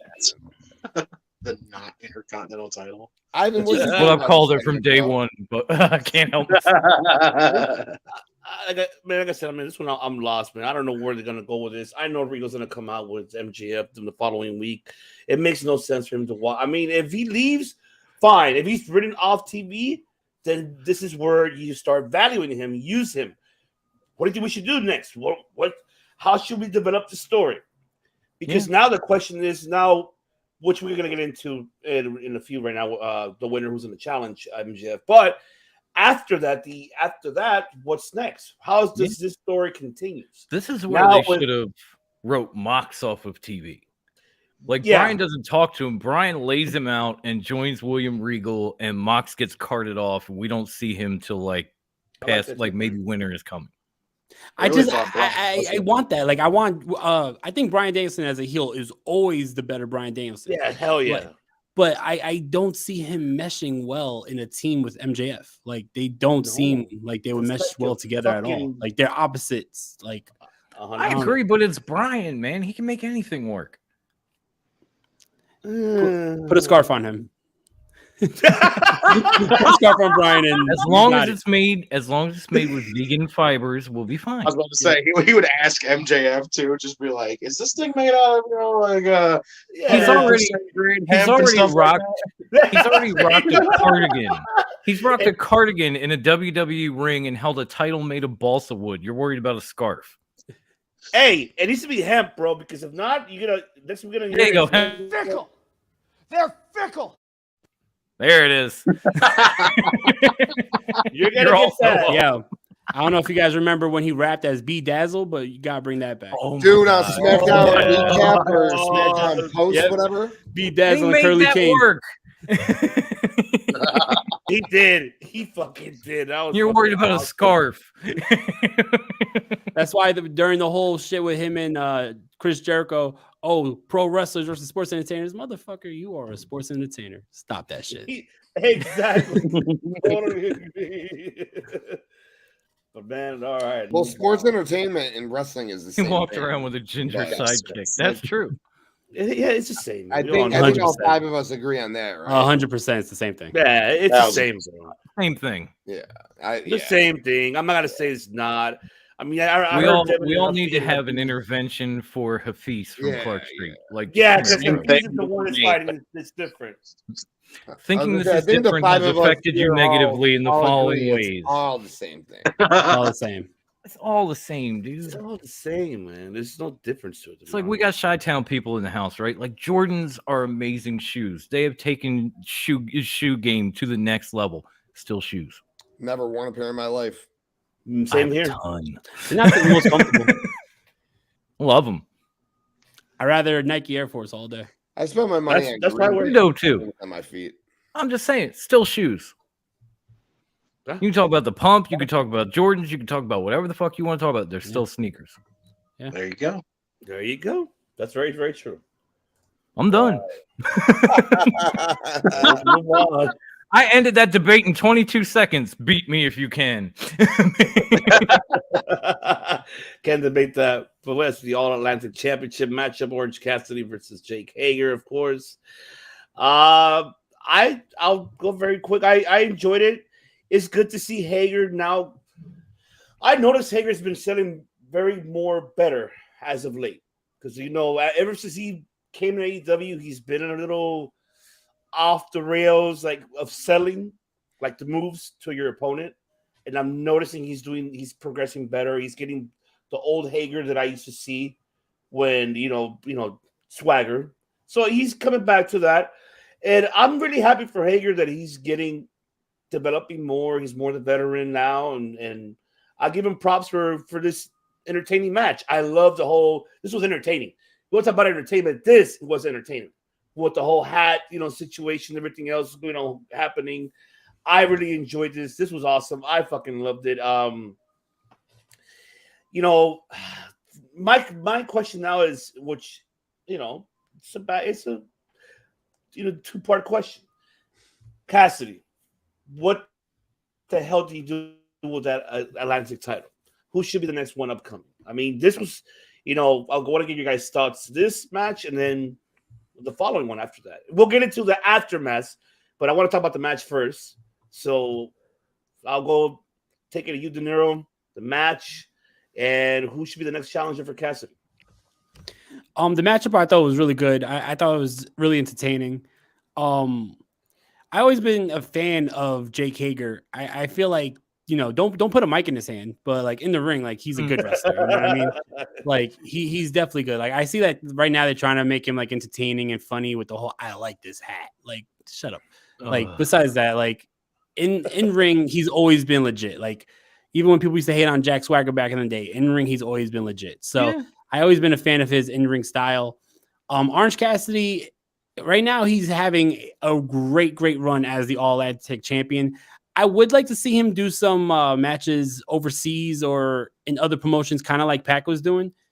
It doesn't have to be every week because then it's probably going to be just on Dark, like Pac's defenses. But you could throw in like once in a while, like maybe you have like him in Rev Pro like 1 week and then have him back in AEW just to show what the All Atlantic Championship is all about. It's all about traveling and facing other wrestlers from other promotions and other companies and other countries. So, like right now, we're not seeing too much of that. We're seeing international talent come to AEW to face Orange Cassidy, like we saw Shibata, but we're not seeing the reverse. And I think that would be really cool to see a couple matches in other companies, especially right now. You got the partnership with DDT. Why not do Takeshita versus Orange Cassidy in DDT and then show that on Dark or something like that? That would work. Yeah. Well, now he's fully signed. You're right. Good call. Yeah, and as for who's next, to me, it could be one or two people. I would like for it to be Ethan Page because I think that Ethan Page definitely needs to be pushed more. I think that he's a great talent, great talker, and I think a championship, the All Atlantic Championship, could take him to that next level. But he needs to be booked like a champion. That's the only thing. Or due to like after the ending of this, I know we're probably going to talk about it. I don't want to like spoil anything, but I could see it being Malachi Black. Malachi Black was in the initial matchup for the All Atlantic champion. Great to see him back. I really hope that this time they have a better plan for the House of Black.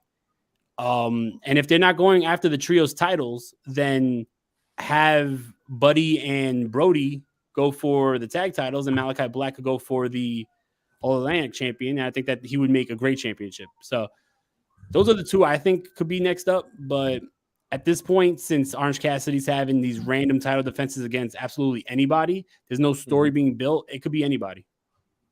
Love the House of Black, De Niro. That's fucking a great call. Thank you. That's awesome. DOM.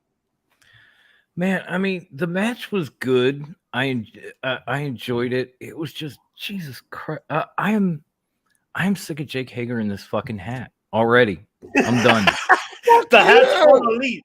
The hat's all elite. At one point, At one point in this match, I was waiting for the hat to jump off his head and get in a fight with Orange Cassidy's fucking backpack that I had in 7th grade. There's an episode of Dora, the backpack versus the hat. freaking Right? what in the Harry Potter magical creature does he have in there? Like they just literally do it as low tech as possible. They put the shit on strings and they run it at each other like for 5 minutes while these two are brawling outside. And they just keep cutting back and forth, camera like here's the two guys fighting outside. Here's the hat and the backpack. Like I was waiting on it because the shit seemed to take precedence over a fucking wrestling match. But I'm also old and crotchety, so there is that, and maybe that's the explanation. It was a great match. You can't, as De Niro said, you can't knock Jake for his in-ring. I don't care if it's WWE, Lucha Underground, if you watched him there, even AEW. He is a great competitor. I'm kind of vaguely on this one. I'd like to see Claudio join JAS just so they could tag up again. That would be absolutely dope. If you're not going to bring back Kings of Wrestling, that would be better. If you're not going to do that, then put Jake back with Claudio and let them kick some people's asses. That would be fun. Otherwise, it was a good match. Maybe a little too gimmicky for my taste with the hats and the backpacks and the bullshit, but I enjoyed it. Okay. Awesome. Justin, man, talk to me. Oh, and next up, right? My bad. I'm sorry. No, Dom, your time is over. It was moved on. Go. Reclaiming my time. Sorry. I had a moment. Forgive me.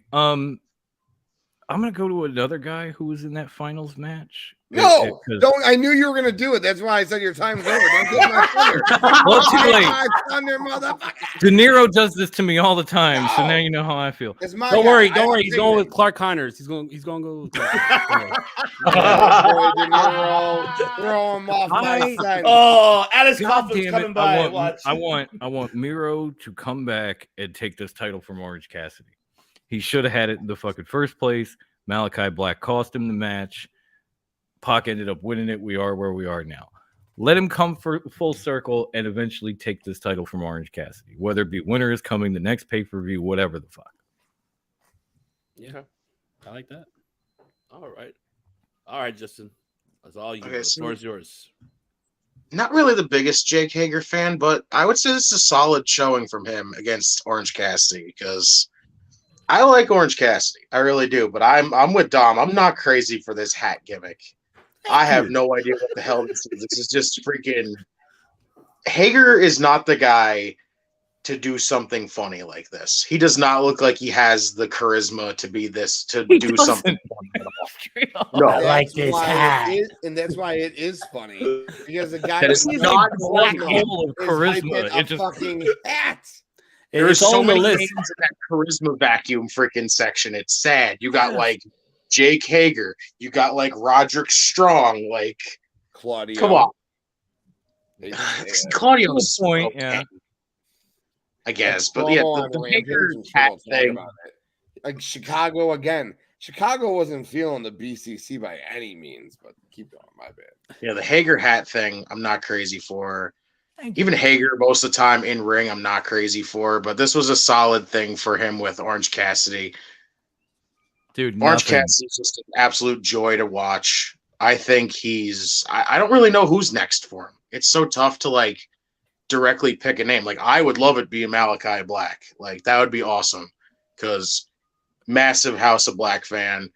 Just want freaking Malachi to have a fucking title by now. Like, come on already. Amen. Amen, man. With you on that. Yeah, I'm with you guys. Actually, first of all, I thought the match was fine. Well, good. Jake Hager is really good in ring. I might have not been here, but I was in the room. I listened to everything De Niro had to say, and I agree with the majority of it, which is why we're here like always. I think Jake Hager was very good in the ring, and the match itself was fine. I like what Dom said. I would really like if the hat fought the backpack. That would have been cool at some point.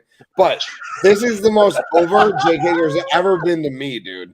His bucket hat is dope as fuck. And you know what? Just like he does, I like this hat, dude. And I hope it keeps going. It gives him relevancy.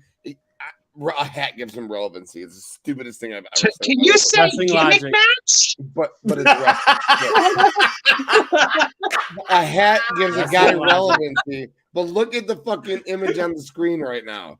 This motherfucker swolled out with this stupid fucking bucket. I enjoyed it. Who should challenge him next? Miro is a great choice. Malachi Black's a great choice. I misheard, I guess. I thought when Dom said the finals, he was talking about the finals of the fucking number one contender tournament for Winter is coming. I know. Person. Well, first of all, yes, Dom's right. Miro should have fought Cassidy at this past pay-per-view and probably taken the belt off of him. But Miro's non-existent, which is the saddest thing in the world. But the person who I thought Cassidy was going to be a transitional champion, it should have went Pac Cassidy to Ethan Page. He is the perfect All-Atlantic champion to represent Canada, to represent the firm, to bolster himself up as a singles champion in AEW. Ethan Page takes it off of Orange Cassidy sooner than later. That's why we're right here. That was the first person I said. Be prepared for Jake Hager in the future to have a bucket hat on a pole match. I like this hat. I like this hat. I like this hat. I like it. Lisp. Yeah. It's the fuck. I like this hat. We're fucking assholes for doing that. Well, we're not wrong. All right, man. Hey, there could be audiences here that probably have the same thing. No offense to them, so we're not just defending you guys. All right, just think. Hey, I got a list myself. It's very slight. I do too, man. Me too. Sometimes I have it. My ethics come through. It does. It's the same to me. It does happen. It's the fucking StreamYard and microphone, actually, because I know real life. I don't have a. Oh no! I'll be the first to admit I have a lisp. I mean, I don't even have any front teeth, so it's kind of hard. But at least I'm not Hager. See, there we go. I couldn't even tell. I couldn't even tell either, to be honest. Exactly. Right. Yes. Hager got all them big ass teeth and still wisps. But man, I am never happy forget that the swagger soaring eagle. Swagger soaring. Swagger soaring eagle. He's gonna start a feud with Danhausen.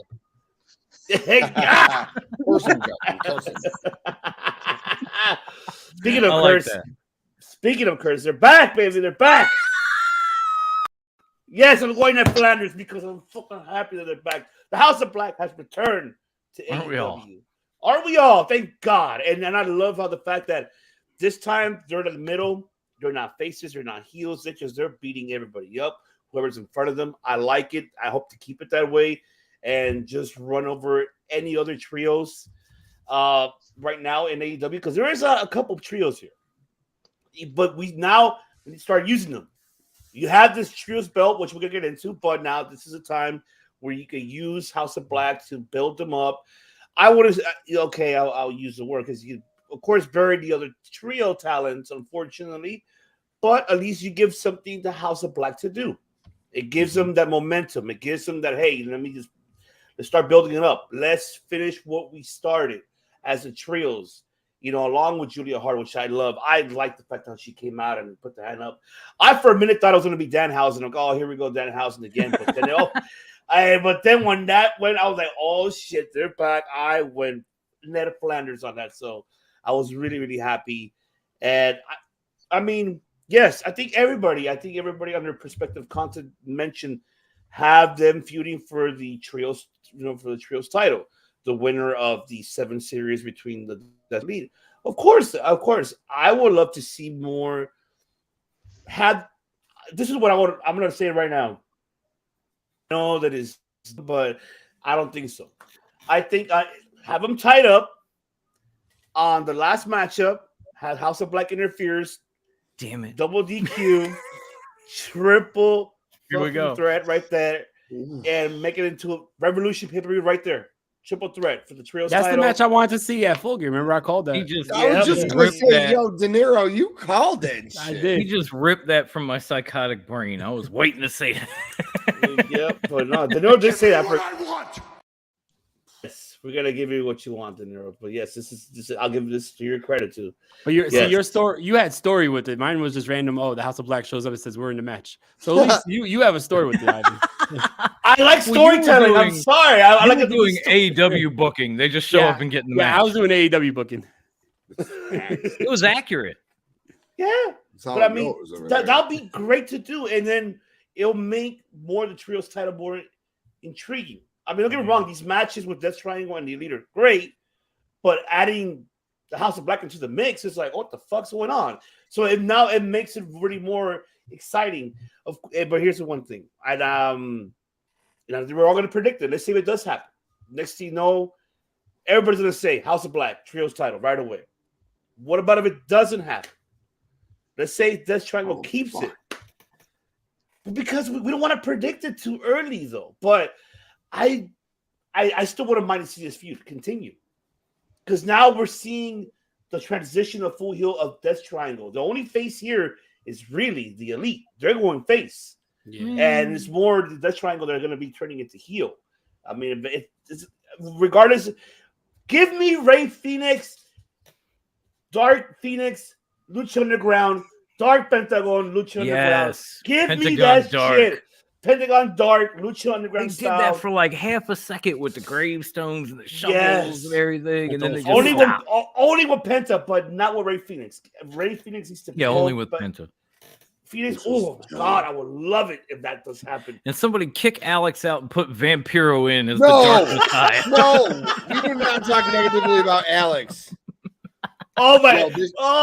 Get ready for the factory versus House of Black at Winners. Ivan, that's why I was laughing when you were talking. I was like, I didn't think I was laughing at him. I saw Devin's comment. I was like, come on. Oh no! Hey, I will go back to my watch along where you gave Full Gear a B+.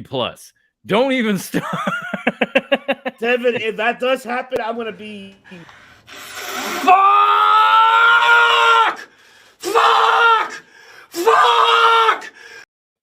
That's my favorite. That's a wee thing.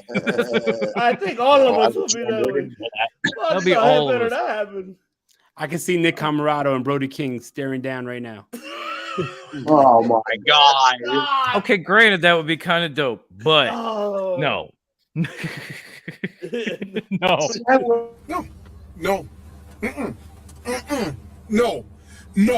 No. Hell no. No. Fuck no. Nick Camarado looks like he could have been a threat, but my God, you stuck him with QT Marshall and all those other guys and just said Marshall. Seriously? They are killing Nikki from Philly with these guys, man. It's fucking pissing me off. Like, okay, you course corrected with Wheeler Yuta. I appreciate that. Can we get some love for Nick Camarado? Wish they could course corrected with fucking Daniel Garcia. They blew that so much. Yes, it did. It did. Yeah. Oh man, go ahead, De Niro. Take it away, brother. First of all, I love that they're back. Like, the House of Black is fucking awesome. One of my favorite factions in AEW. But like I said earlier, like, I just really hope that they're booked correctly. Like, the House of Black could have easily been holding gold already by now.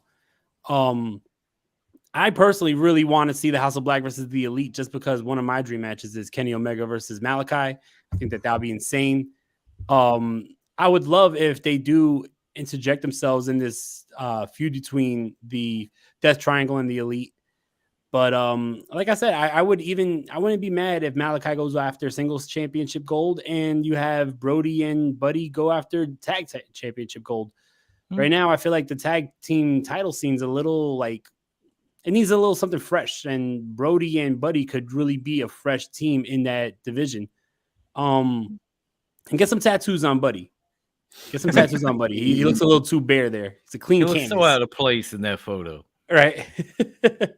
But yeah, so I'm really happy that they're like back. Mom right here. Just a couple of letters. That's all you need. How about he gets a neck tattoo right here of his logo? No. I can hit the clip. Hell no. You mean that comes up onto his cheek?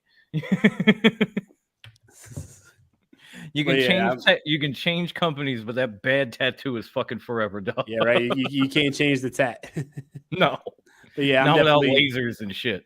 I'm definitely excited that they're back. So, Dom.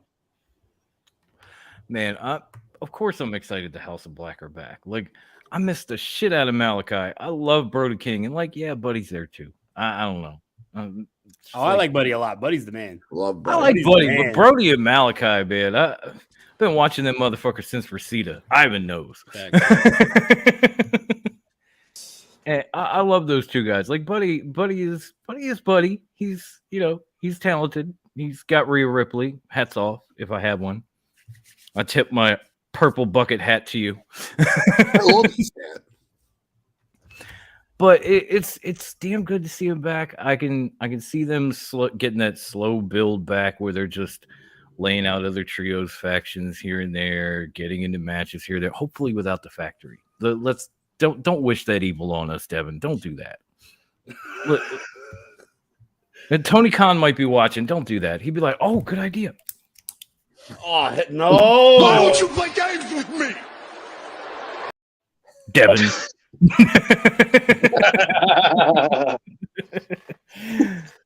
But yeah, I mean, it's definitely cool to see him back. It felt like Julia Hart finally belonged in that clique because when she was first rolling with them, I was just like, yeah, no, you're way too cute.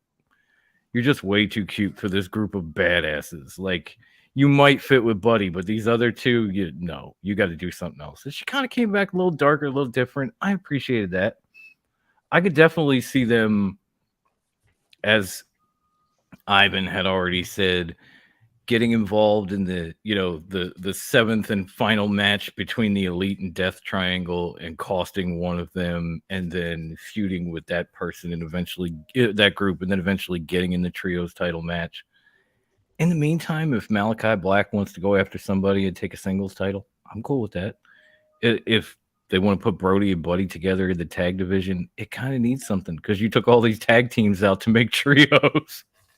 Exactly. That's why I feel like they definitely need something to freshen it up. So you do what you can with what you got until you get to the next step, and then you build from there.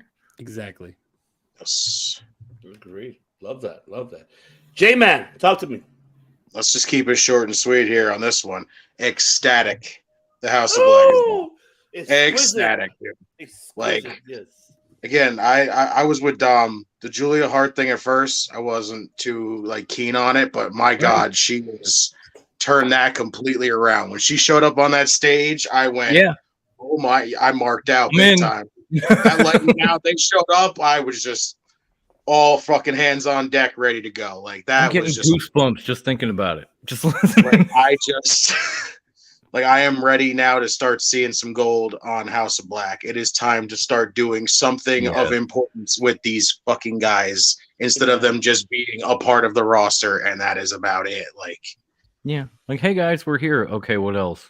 We don't know. Yeah. We're spooky. Yeah, we know that. What else? Yes. Everything you guys said, everything you guys have said is fact. Except I will highly disagree. At one point, I would have wanted them to go for the trios titles. Right now, oh Jesus Christ, Devin! No. Don't you put that evil on the tribal chief, son of a bitch! Don't you do it? With the bad fucking juju. Come on, man. No. You motherfuckers! You think you can do this to me? You know I love you, Devin, but stupid idea, bad creative. Moving on. Anyway, I don't want to see them mixed in the trios championship territory. I agree with everything you guys said. I want to see Black go for singles gold, and I want to see Buddy and Brody go for tag gold. Again, De Niro, we're right here. The tag division has gotten depleted and Dom said it, since they made the trios division. That was obviously going to happen, especially when you got 2 trios championships, 2 tag team championships, yada, yada, yada. That's fucking stupid as shit, but that's not what we're talking about right here. So you need a relevant tag team to go after the Acclaimed. Who better than Brody and Buddy? It'd be awesome. Look at that man with 8 abs. He doesn't need tattoos. He's got 8 motherfucking abs. I'm looking at this picture right here. 8 abs. He don't need tattoos. He's just fine. This clique is dope. My wife goes, how was he on TV? He said he didn't want to be there anymore. I said, hey, he's got a contract through 2027. He's gonna Allegedly. He's on TV, right? Well, allegedly he didn't want to be there anymore. That was the allegedly that he didn't want to be there anymore. I know, but I in know the what you're words saying, of too. Devin, who I'm gonna give some credit to, fuck them dirt sheets. Okay. No, right. Allegedly he didn't want to be there anymore. And he put out those videos and whatever, but those videos could have just been a prelude to what we're gonna get now. And Tony even said it in. I hate to be long-winded about it, but Tony said when he was asked about Andrade and Miro at the press conference afterwards, he's like, well, we just need to rotate wrestlers. We got a big roster. No, motherfucker. Shut the fuck up. Get the fucking place. Give me your fucking pencil. We ain't need to rotate. Bakley says it all the time, too. You listen to what I'm saying. We ain't need to rotate wrestlers. We got enough TV time to put wrestlers on fucking TV and multiple women's matches. Enough time. And that includes the House of Black. So they better fucking do what's right by this faction. Black better go take Orange's belt or go take fucking Joe's belt. Black versus Joe for the fucking TNT title. Give it to Black. House of Black versus the fucking Acclaim. Acclaim don't need those belts much longer. 6 months, over with. Give them the House of Black. Let them own those 3 belts. Let's go. Do something with them. Glad they're back. Ivan. Yeah. I get so excited when TK starts ranting. Me too, Give me man. what I want. It's fucking awesome. You made me scream on the inside. Yeah. I was trying not to scream on the outside. I was just, oh, fucking go. Yes. You know, I mean, if Tony played his cards right, we could have, in the meantime, we could have trios matches between like House of Black and LFI.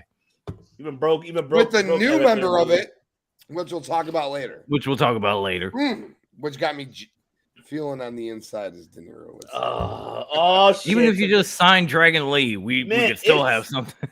It's fucking Friday. Everybody's feeling very oozy. Everybody's fucking feeling very oozy. Man, I stay oozy.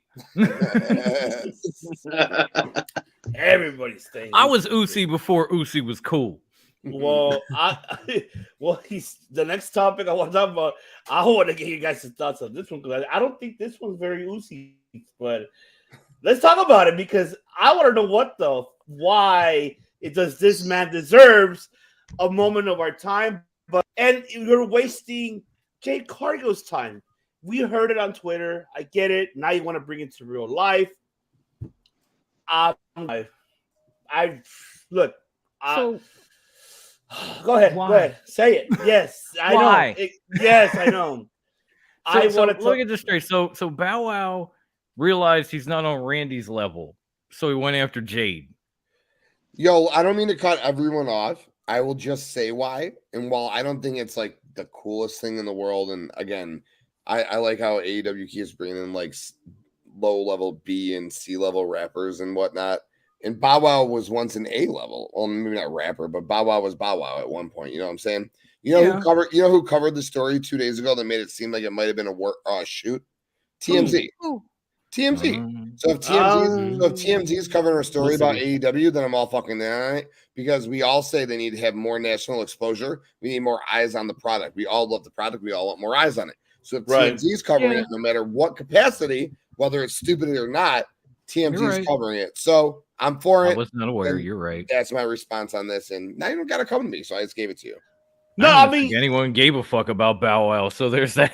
Exactly. Well, I mean, if they're on TV, he was TMZ, great back in the day. Back in the day, yes, when he was remember like when he was 3 little foot Bow tall Wow. and pre-pubescent. When he was little Bow Wow. Lil Bow Wow, not Big Bow Wow. Lil. I'm gonna give you the answer right here. All right. All Have right, you guys ever seen Johnson's Family Vacation? Yes. Little Bow Wow was great in that movie. Cedric the Entertainer, baby. He was Therefore, tremendous. I will Oh, allow him on heavens. AEW. Have any of you Just- seen Like just for Mike? that. He was Just because he tremendous. was great. Just because he was great in Johnson's Family Vacation, Right. he's okay. I with do me not being in care. AEW. There you go. I It was like when I'm more- Kevin, did you care when they brought Rick Ross in? I mean, like they're trying. I love to- Rick Ross. I did I too. do I love did Rick too. Ross. I think Accusation. what about Trina? They're trying. Trina was a Post miss. Malone Though. in the match with Hook. No. Trina was a miss though for me. I did Yeah, like Trina the was Rick a little Ross bit of one, a- though. Well, Trina walked out and I was like, 20 "Wow, years you still exist? Holy shit!" The Rick Ross got into character. Rick Ross was in character. He was funny as fuck. Like I like Yeah. Rick Ross's appearance. Yes. I did enjoy that. But I mean, Post Malone having the tag match with Hook, that was kind of dope. Post Malone. Oh, nah, Action Bronson. Action Bronson. I was like, whoa. Post I was Malone. like, Action whoa. Bronson. That's a big one. Hold on. Post Malone would have popped that fucking rating. Yeah, dude. he For would real. pop. Yeah. That's my bad. I got my white rappers mixed up. yeah, you see. All right, good. Oh, yeah. There we go. Oh yeah, I'm with you there, Devin. I'm with you there. But no, this one honestly, Nobody cares. Nobody. Not a goddamn one. I get your point though, TK. It does help marketing wise exposure to other platforms that are non-pro wrestling programs, like Jericho. You know, Jericho's on Fox. Mind you, on Fox, what's on Fox? WWE. But you're out there promoting AEW. You're a territory turf, right? Quoting on that. But I mean, I get it. But Bow Wow, no, give me Rick Ross. Give me Shaq back at least, man. At least give me Shaq. Well, back. yeah. I'll take Shaq. When it came to Jade on Dynamite, I was more concerned that like they fired Kiera Hogan. I was like, the fuck for? What the fuck? Why, Mom? Wait, they really fired her? Yeah. Well, they fired her from the band. It's not AEW. Oh no! All right, I thought you meant like that was like real. Like I thought they. No, Smart Mark shows that. up and tells Kiera Hogan she's been released from the baddies and wishes her luck. I saw that. I thought you meant like she was actually like released. No, not like. I was like, oh as shit, far as not fired. You know, not like get the fuck out. It's still real to me, damn it. Exactly, broadcast. Yep. Yeah, exactly. I mean, what's taking over? I mean, I really don't have much input. I guess it's kind of for the same reason we had Logan Paul a crown jewel with Roman.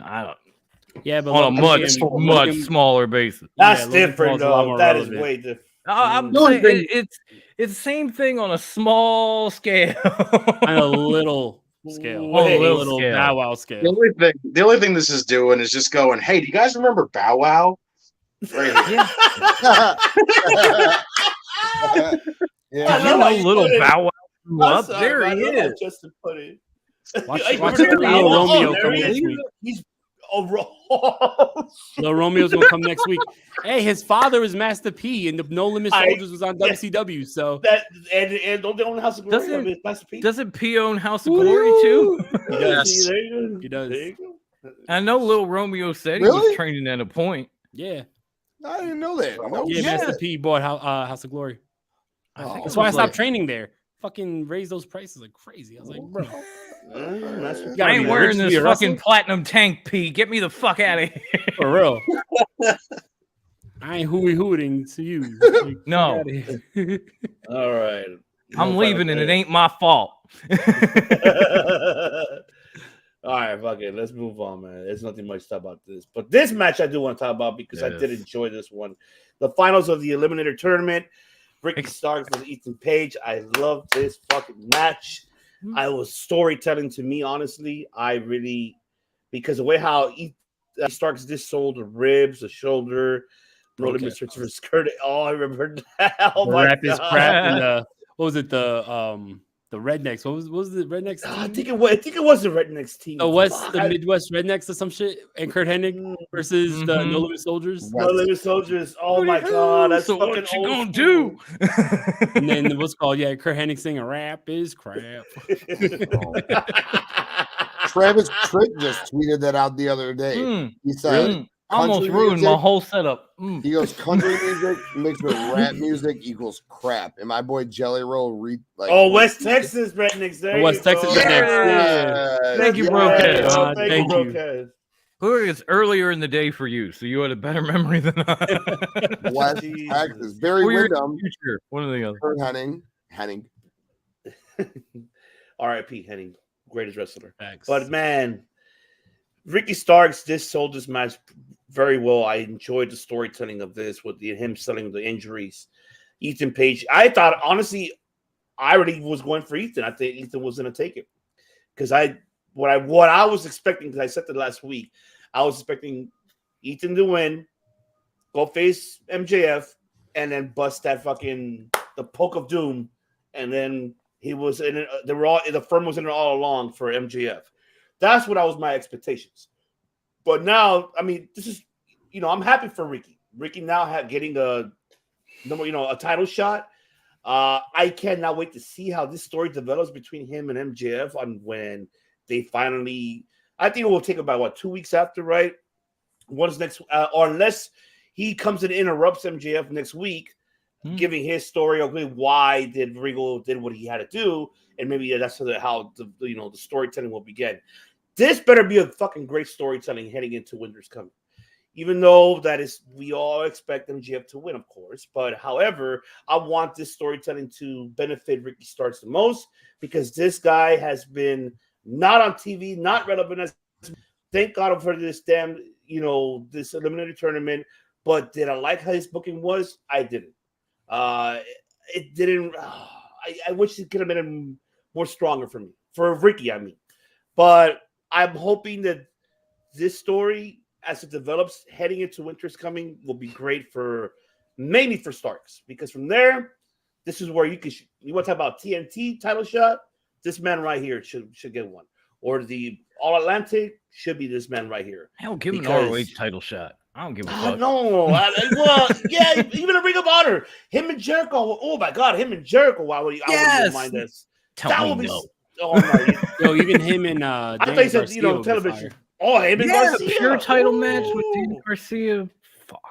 Look, Dinero and I had our top 5 future pillars, and this is one of them.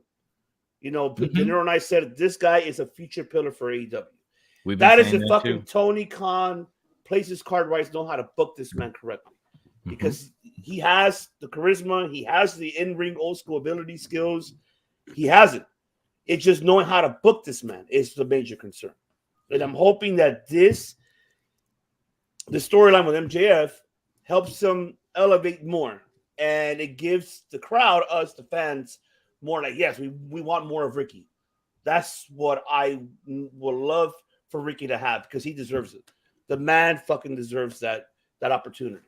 And the same for Hobbs. The same for Hobbs. I feel the same for Hobbs too. Yes. But Dinero, go ahead. Go ahead. Take it away. Yeah, I feel like if MJF would have won the matchup clean at Full Gear, then we were definitely going to get a Ethan Page win here. But because MJF is still a heel, I feel like we're getting Ricky. And the story between Starks and MJF is going to be amazing because both of them are so good on the mic, and they're going to be able to match each other's energy on the mic. So I can only imagine the promos leading up to their matchup. So I'm really excited.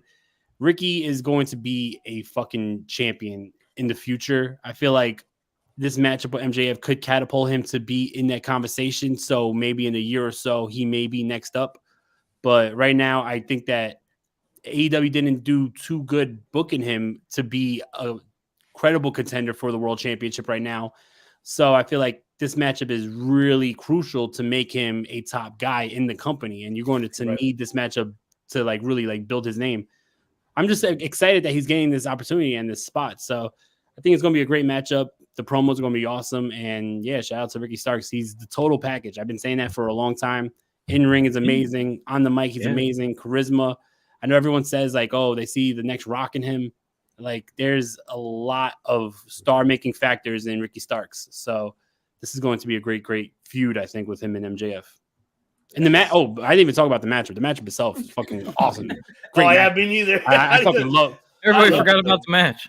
Yeah, the matchup was great. These guys had really good chemistry with each other. I don't know if they wrestled in the past, but it seems like they did. They probably have in the independent scene. You're right. Yeah, and we both talked about Ethan Page earlier. Ethan Page is fucking awesome. I feel AEW has so much talent, and they have all these titles, but it's still sad that a lot of these guys are not getting opportunities. And I really hope that Ethan Page is another guy that within a year he's in the conversation for a world championship. So thank you. So I love you. Love you too. DOM. I mean, I agree with everything the both of you said. So I definitely see Ricky as a future, AEW world champion. I love this man since I saw him on NWA Power when it debuted. And in this match in particular, when he was walking down, I honestly, he was wrapped so from top to bottom. I seriously thought the Yeti was coming down the ramp for a Yeah. second. I was like, oh God, avoid the hug. Avoid the fucking hug. Just avoid the fucking hug, whatever you do. I mean, they already got Paul White. All he's got to do is come out there and just By the way, I got to give a shout out to Paul White for being Captain Insano in the Acclaim video. That shit was hilarious. That was dope as fuck. That was great. I fucking love that. I would have rather that guy showed up to face QT Marshall at the pay-per-view when Punk debuted, but that's fucking old news. Anyway, Ricky was so beat up in this match, and it was one of the reasons, basically, that he used the spear so fucking much, because Ethan Page had definitely worked the shit out of his injury throughout that match, which was insanely intense. Ricky won, but you can see Ethan Page on his way up finally after showing up and being stuck as like Scorpio Sky's wingman and, you know, all this other shit that he's dealt with in the year plus that he's been there. You can see him heading in the right direction. Like, you could see him maybe becoming TNT champion by this time next year. You could see him going after ROH titles. You could see him doing some things that he hasn't done yet. But I want to point out that this whole feud between Ricky Starks and MJF is so good that these two completely skipped this match because we're looking forward to that shit. Yeah, absolutely. And I'm with them. I'm with them. These two on the mic, these two in the ring. I mean, MJF says he's a generational talent, and he's probably right. Ricky Starks might be too. He just hasn't been given the opportunities that MJF has had. I like that. Man. Ooh. I love it. Love it. Yeah, he might be, but we will never know if AEW doesn't book him like one. Oh, yeah. Shit. Oh, Tony Khan, you need to learn how to book these men. That's fucking bullshit. No, you're bullshit, damn it. Fucking do it. Don't call him a piece of shit yet. It hasn't happened. You won't do it. I'll become. Oh, we gotta see what happens after this feud. Then we can bitch. I gotta come down. I know. Right now, he's got Ricky going in the right direction. Give I him know, a but minute. I'm in the beer getting to me. I apologize, but yes. Fuck. Don't ever fucking apologize. Yeah. Yes. As I crack it. I'm out of Stella. That's the only reason I'm drinking. This is leftover from a party.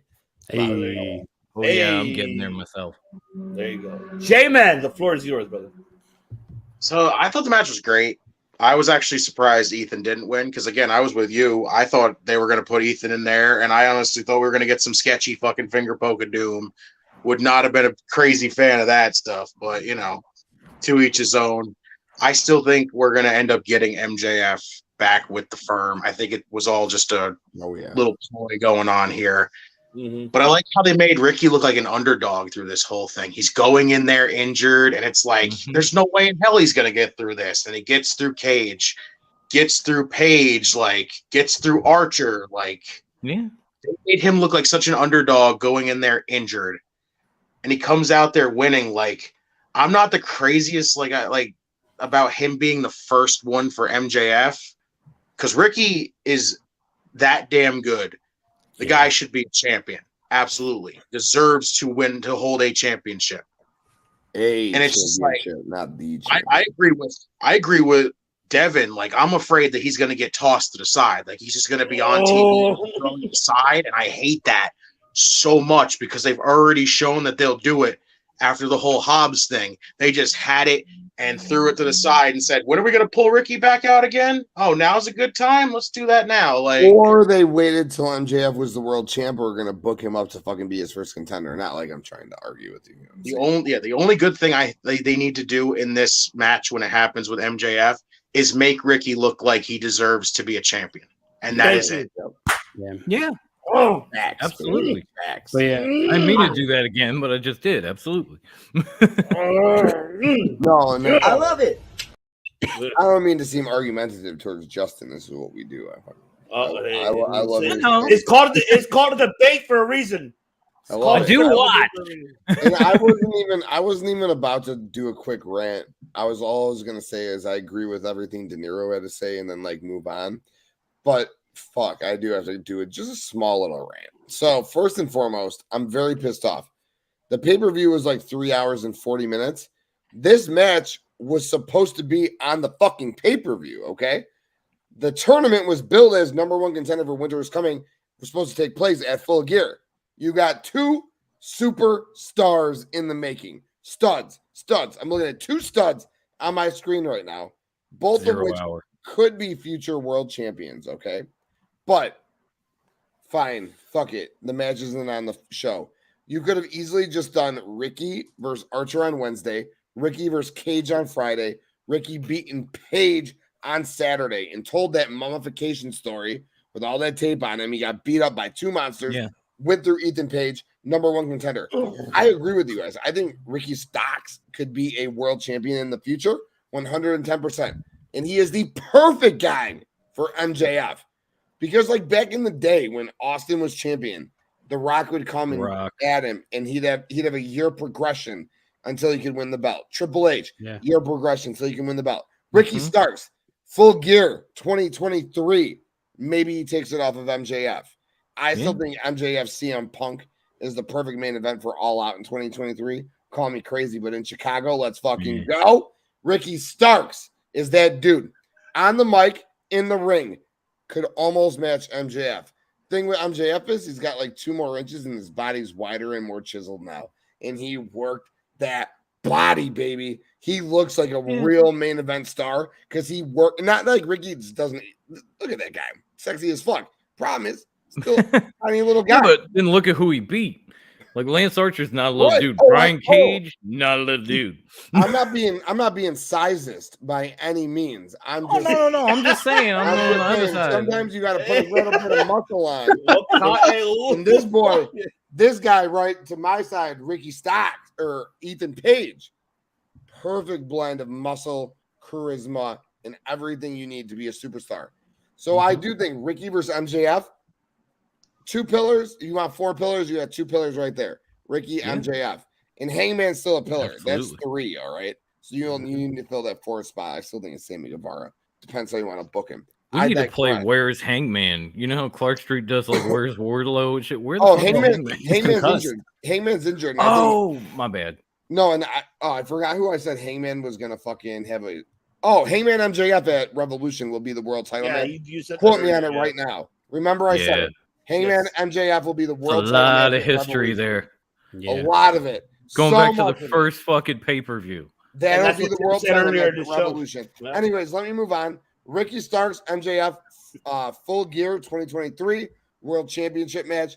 Perfect first suitor for MJF's title because again, like you guys all said, the back and forth on the microphone is going to be awesome for those 2 weeks. Yes. And the in-ring is going to be great for the 20 minutes. Let's go. Oh, absolutely. Man. Banger after banger after banger after banger after banger after banger.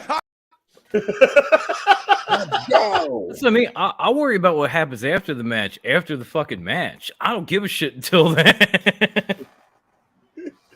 I love it, man. I love when Tim fucking goes off, man. Fucking enjoy it. I didn't even want to this time. I was trying to keep it fucking short, but fucking man, it happens. It happens. Just indulge. Like I said, Irish coffee. I'm fucked up and I can't go to sleep. Hey, it's Friday. You know, we all had a fantastic Thanksgiving. We're off the weekend.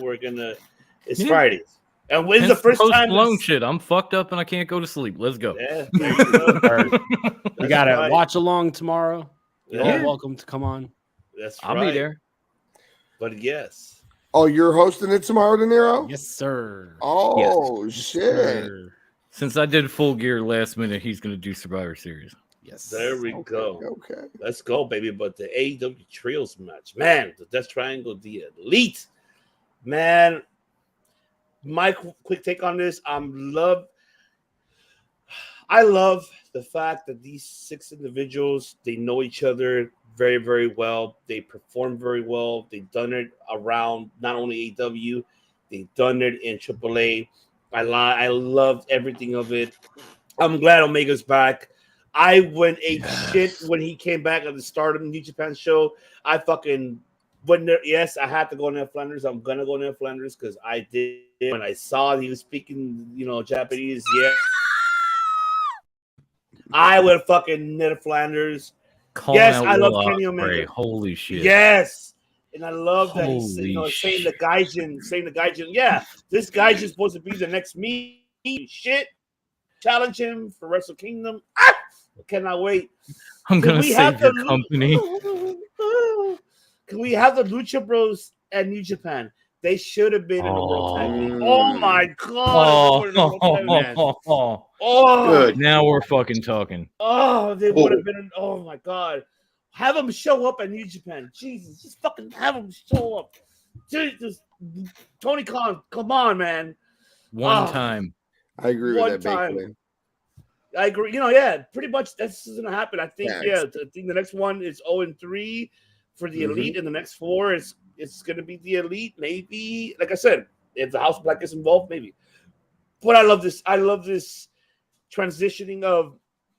Like I said, what I mentioned earlier, Rey Fénix. I'm hoping can we get all of them dark, make it Lucha Underground style. I love what Lucha Underground. Give him the Rey Dark Penta, Dark Fénix, and Pac just being himself. One thing for sure I want to say on this one though is that both crowds, the Chicago fans, were 50-50. Were fuck CM Punk and CM Punk, and then fuck the Elite. You heard it all. All of them was there. People were trying to say, no, they were saying, fuck the Elite. No, they said all three. It was all three. They said all three. I heard an Ace Steel chant. No, yep, I heard everyone. There was a "We Want Larry" chant. It was crazy. Bite that guy chant. See, and this is where it makes us now think. If I'm pretty sure when you guys saw the match, when we saw the preference of Punk, when you saw the buckshot area from Nick Jackson, he didn't do it, and then you're like, oh shit, shaking around like, oh what the fuck, and then you see Omega go to sleep, and then the biting on Pac, referencing the Ace Steel, makes you want to think that was a fucking work. Even the second hand elbow drop where he did the Randy CM Punk shit afterwards. It really makes me think that was a fucking work. However, it does make me really think back of Shawn Michaels when every time he's at Montreal, Canada, he busts the same shit anyway. So it's almost similar to what HBK does. So maybe it's not a work. But if it is, they fucking fooled us all. I think all of us in our perspective content have been saying it, that if they should make this a fucking story and go with it. Even though I don't want to talk about what's his face because I don't want to waste my breath on him. I'm not hating on him, TK. I hate the fact what he did to the fans. But other than that, it just hate. Even even when Bakley mentioned it too. Yeah, when he remembers, I'm bad in the locker room. See, they're really making it to a story. If it is, they fooled us all. They did a great job because fuck. If it is. Or they fooled us all. They took something that was real and turned it into wrestling. That's which the would point. Be smart. Yeah, would be smart way to do we it. all have been asking for the last 4 months. Like literally. I mean, we've all been asking for that exact thing, but there's so much money on the table that they're just fucking letting just burn. Like, honestly, like, and he's hurt now, so let them do what they're doing. Tell this shit. Yeah, I totally agree. You know, like CM Punk's song used to be "This Fire Burns." Right now, it's "This Money Burns" because all this money on the table is fucking burning away, like all day. Yo, so if it's not a work, God, I hate that we're gonna bring it to him really quick. If it's not a work, like my buddy, he's the biggest CM Punk fan in the world, but he thinks he's a huge piece of shit for what he did, and he thinks CM Punk should go away forever and never ever come back, like just go into the abyss. But he said if what the Elite did, if this ends up not being a work, and if this is for real, and they just did it to do it, and they're that big of an immature piece of shit, then he said he hopes CM Punk goes back to WWE for $0. And he told me 3 weeks ago that he hopes CM Punk never comes back. But he said he hopes CM Punk comes back for no money, just goes to the WWE and sticks it to them. Because CM Punk is a money fucking draw. If he shows up on Raw, people will fucking tune in. Whether you like him or hate him is the truth. It's the truth. I mean, he's money drawn regardless. I mean, I'm not gonna disagree there. It's an unfortunate, but it's true. Because he is that mouthpiece. He is that controversial. You want to quote on that? So he is that. The one thing about I think someone put it on I don't know if in the chat or someone did that made a good reference that the Elite, that's what they're known for. If we go back, you remember how they troll a lot. They remember when they trolled FTR, like, oh yeah, fuck the revival. They did all so it's like, I get it why they did it, even though Omega made the comments, oh, can we just move on and not talk about it? But yet here you go, doing what you did on Dynamite, and you talked about like 24 hours before. Get over it, and then what the fuck are you doing? So of course, because it's your regular, usually the Elite. Yeah, I put that up because the Elite have been petty since long before AEW, and that night proved it with all the little elbow drops and biting, and then Kenny before the show saying like, "Oh, we got to move past this. It's not us versus CM Punk. We gotta move forward." And then in the middle of the ring, hits the GTS in a Chicago venue. These motherfuckers are petty, and I'm not knocking them. I love it. I love them for it. I love Kenny for it. Even as a face, this man is a fucking heel. They are heels. They should never be faces. They are fucking heels. And that was a big problem with AEW in their first year, was that these motherfuckers were faces when they should have been heels. Yep. Because who wants to cheer for these guys? Not me. I don't know. I mean, J-Man, what do you think, man? Talk to me. I mean, break it down, man. Go ahead. I don't know. It just, like, this whole match here, like, I'm not even crazy for the whole best of 7 thing. I think it's overkill. There's no need for it. This is just a whole, we didn't want to immediately put the titles on the Elite, so instead of everybody else going in on them, let's just do it in 7, then we'll put it on the Elite. Like, good call. That's just so, I hate that with a passion. That's just so stupid. At that point, you should have just pulled the trigger at Full Gear and just got it over with. Because either way, it just sucks that you're going to put it back on the Elite. I honestly still believe the Elite should have been stripped of their power when they came back. They should have been removed from that EVP freaking position, because this is, again, just comes off as another freaking power play of them using it to their advantage, and that's all it is to it. Like, I don't even care if Punk comes back. I don't care if he comes back to WWE. I don't care if he comes back to AEW. Like, I'm just not a Punk fan no more. Guy gave me no reason to give a damn about what he does anymore. So stay the hell off TV. Don't come back. Go do friggin' your commentary for boxing and MMA and all that other stuff. Like, them being petty in the middle of the ring is just stupid. It's just, they're so childish. It's just ridiculous. Like, BTE is a literal freaking showing of what the Elite is. They are petty, and they will bring up stupid stuff all the time because they don't know how to freaking just get over it. And it's just ridiculous. It's ridiculous. How do you have all these, like, how do you come out there and say, yeah, let's just move past this, but, we're in Chicago, let's just be assholes for a night? Like, it's just so stupid. It's all just dumb. And it clearly is not a work. It's not a work. This is, like, legit. Like, it just feels so legit. Yeah, and if Punk doesn't come back, if Punk doesn't come back, I don't, it's not going to freaking bother me. And, like, I'm not been the craziest with the Elite because, again, they just feel like they use their power for them only. And that's what really sucks.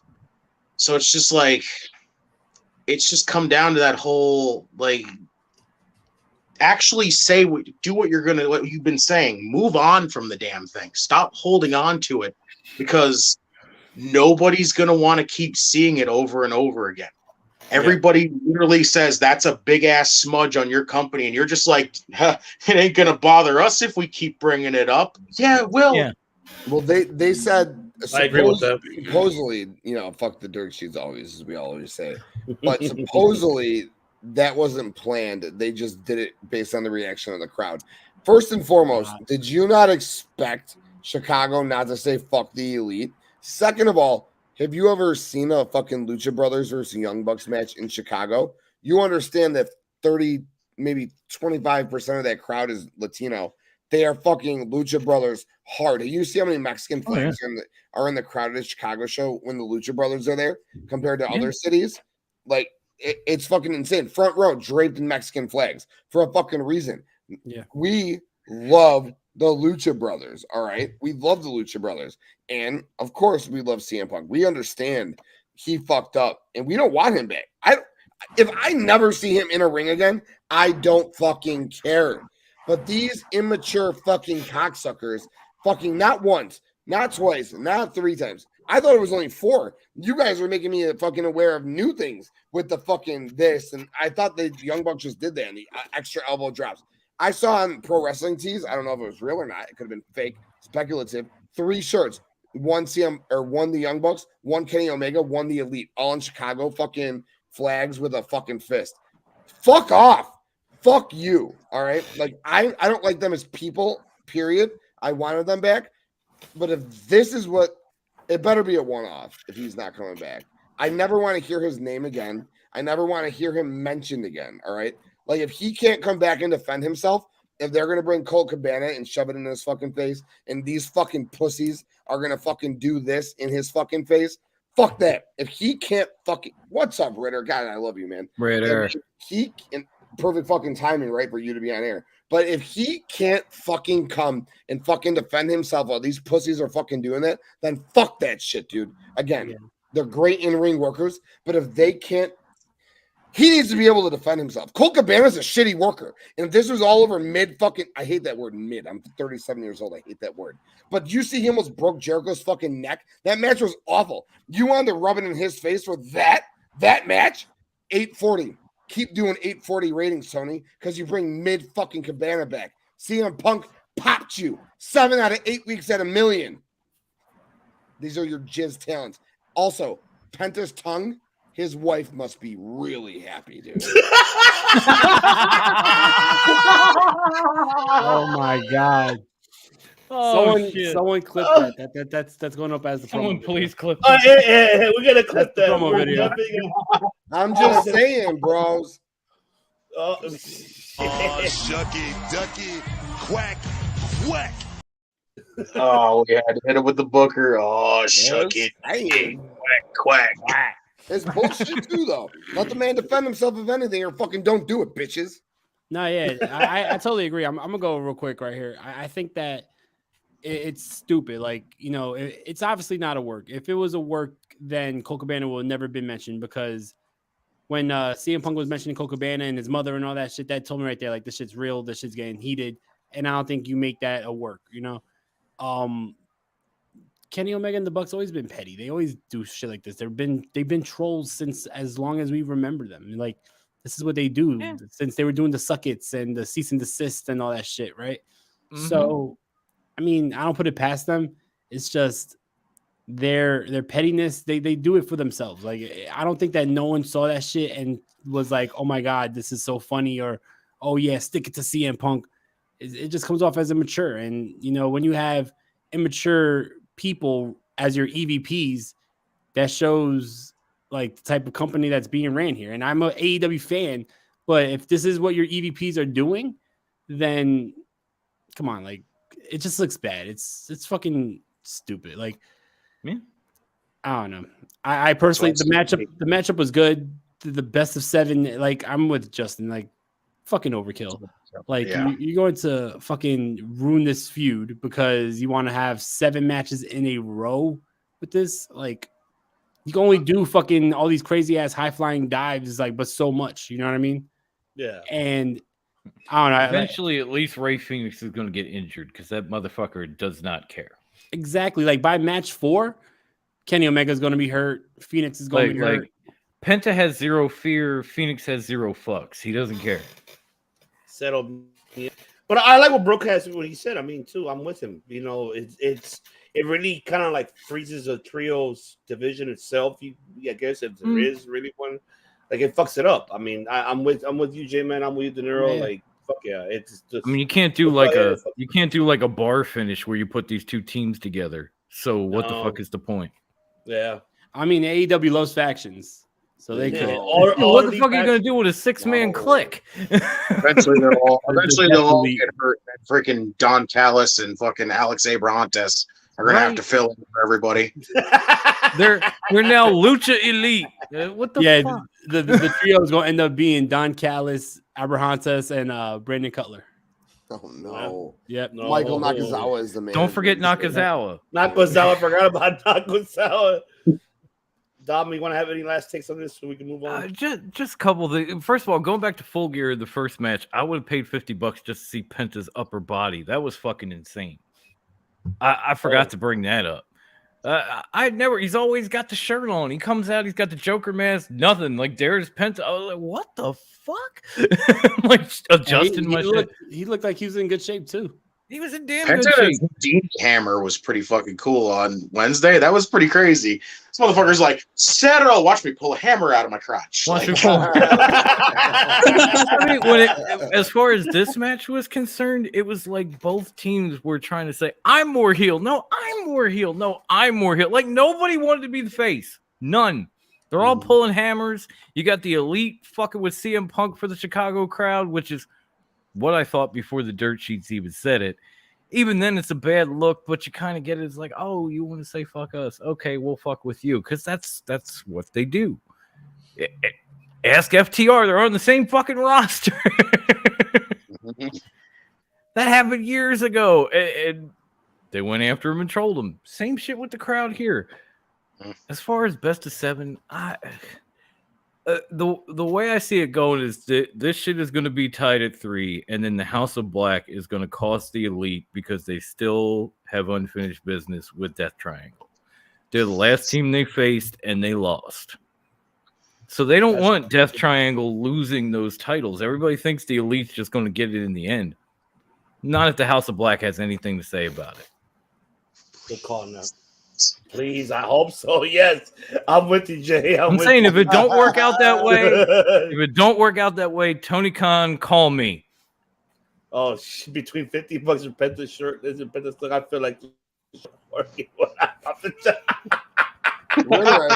I sent you a DM on Twitter. I'm just saying, I sent you a DM on Twitter. Oh man, feeling juicy, oozy. All right, I fucking love it. Hell yeah.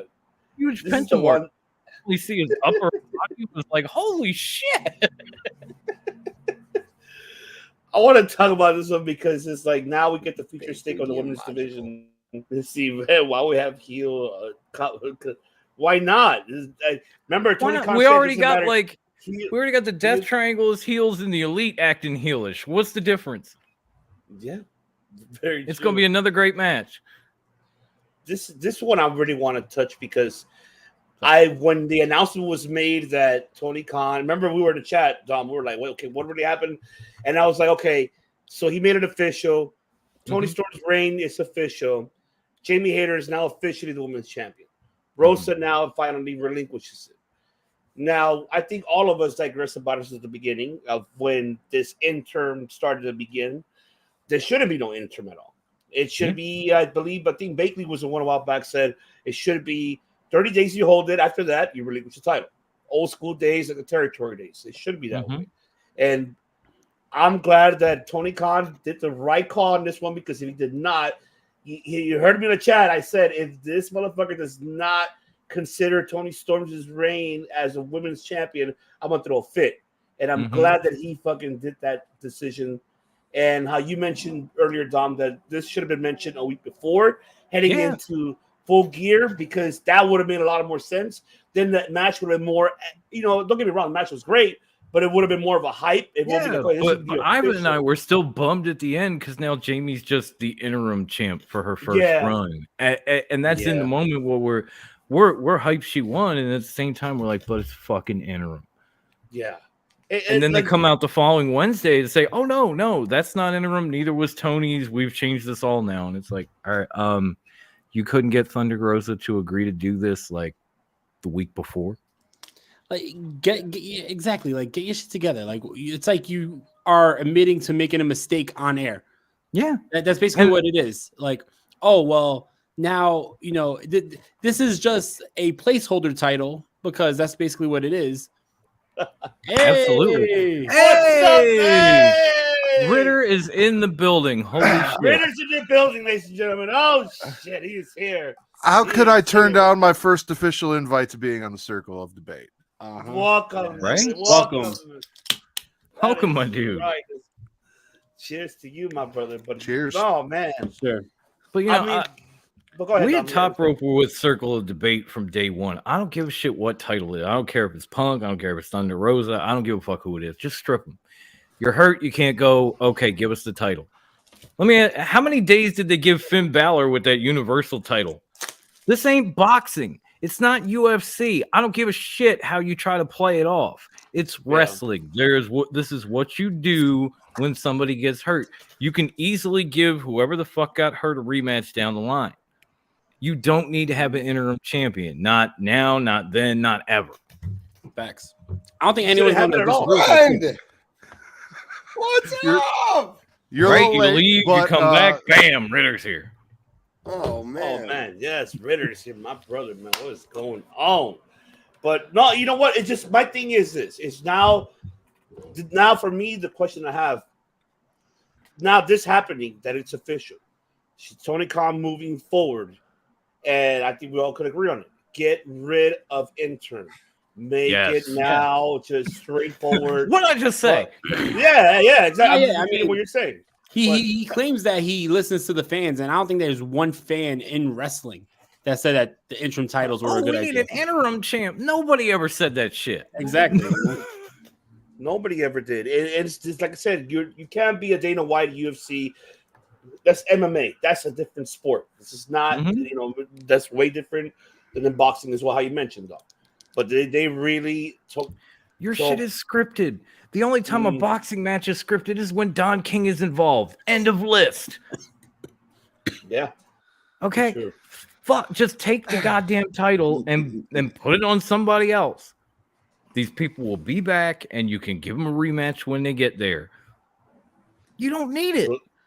No, you don't. I'm hoping that he learns his lesson from this situation, knowing that Thunder.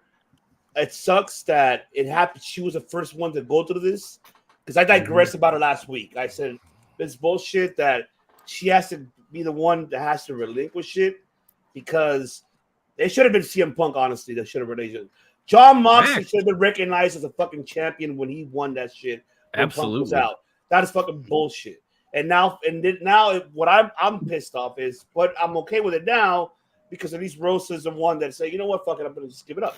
I won't be back until February. I'm not gonna. How do you think that went down, Ivan?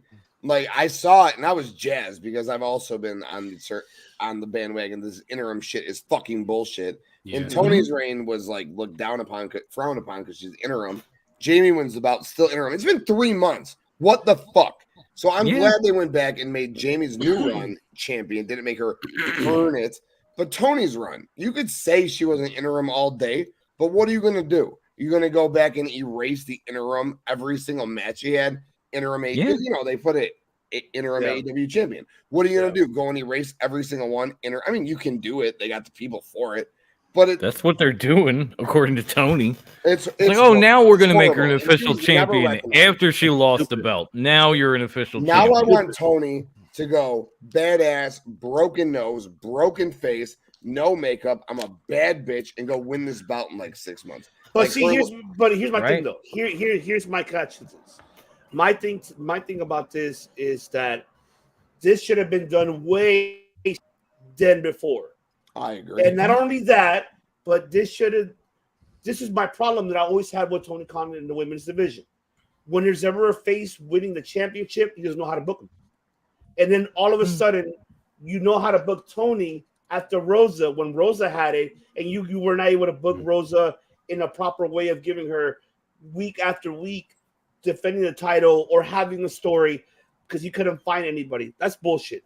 I think it's personal. I think it's because they tried to make her talk, and she's not great at speaking, nor is Tony, but they didn't make Tony speak very often. They just let her go to the ring and beat ass. Yeah. Which they really never should have handed. Does the same thing. I get it. I got the picture of her right behind me. And I guess they learned, but they really should have never handed Thunder Rosa a live mic.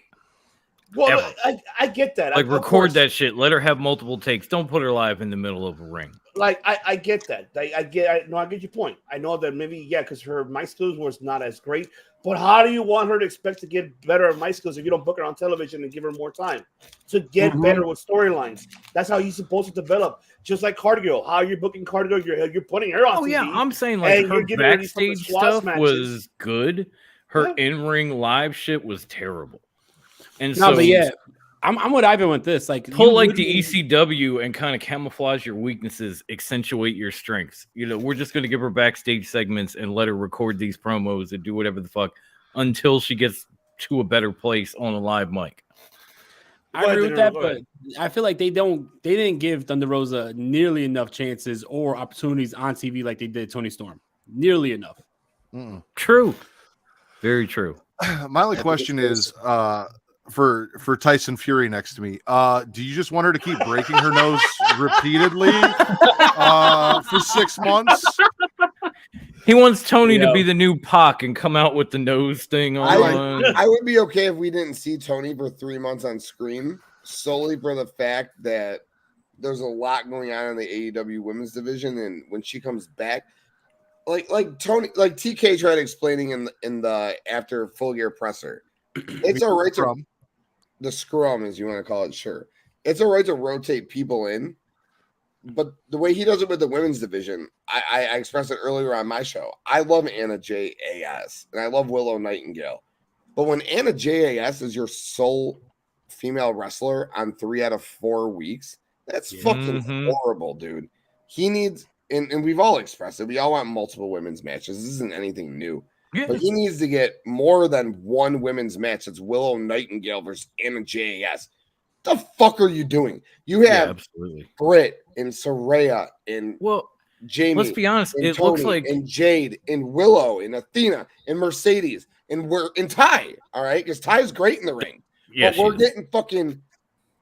I like Willow, but we're getting Ty gave Jade her best match ever. If Tony Khan is watching these shows, I think he heard us wrong because we said we want multiple women's matches, and he went, "Oh, multiple women in one match, okay." Because we got all these 6 women tag matches. I was fine with these random matches getting more women. Triple threat tags. I don't know. But it's still one fucking match. It's just more women. He's like, oh, multiple women in a match. Okay, gotcha. And Tony's not going to get the belt back for a while. Jamie should probably hold it for 3 to 6 months, I would think. There's a lot of story to be told there. But go ahead. I haven't talked to you in so long. I want to hear what you got to say. Well, no, that was my question. Is you said, I want Toni Storm to come out with a broken nose and black eyes and win the title back in 6 months. And I'm like trying to figure out, like, do you want her to just like keep slamming her face into the wall? So like, my bad. I got to keep that broken nose to hold on to the anger until I get my belt back. Okay. I'm not gonna lie. I'm like 9 cellars deep right now. I got a small buzz, but I'm not like you. Like she's got a woman in the back to just punch her in the face and break her nose all over again. Hit me! Wow. Okay, I gotta go to the ring. I just meant she tells stories through vignettes, and then she comes back like 3 months from now. Like, you broke my nose. Britt broke my nose. Beats Britt's ass, and then she goes and gets the belt. You know, that's it. That's fine. Okay, now it's all making sense. I'm with everyone here, included. They should have handled Thunder Rosa better. They should have utilized her. She is a fantastic talent. She is a great in-ring wrestler, and they didn't. The way they're utilizing the women now, and you can say it's because Saraya came in, and every time she's come into a women's division, she's boosted it in some way or advocated for it. You could say that it is Tony, whatever issues whatever the deal is. They did not give Thunder Rosa, regardless of any speaking flaws you may feel she has, her just due as champion. They did not treat her properly as champion. And it was only until Toni Storm won that interim title that we really saw that title being used the way it was with Britt Baker. And there's a problem. That's a fact. I Makes agree. you think, right? Makes me think. And that's how why I personal. Like how the said it's personal. If you remember before All Out, Tony Khan had that he had that press conference, like that pre-show press conference, and he said when someone mentioned they asked the question, why was Thunder Rosa only given like 30 seconds to explain that she's going to be injured and not defending her title, but CM Punk had a 9-minute promo. And Tony Khan said, well, who would you rather listen to for 9 minutes, Thunder Rosa or CM Punk? Like that, you don't say that shit. Like that sounded like you had a personal problem with Thunder Rosa, and that was your opportunity to talk some shit. Like, I think that it was personal. Like, I think it's the whole thing that has to do with Britt. Because Britt has the issue with Thunder, and I think that has everything to do with it. Yeah.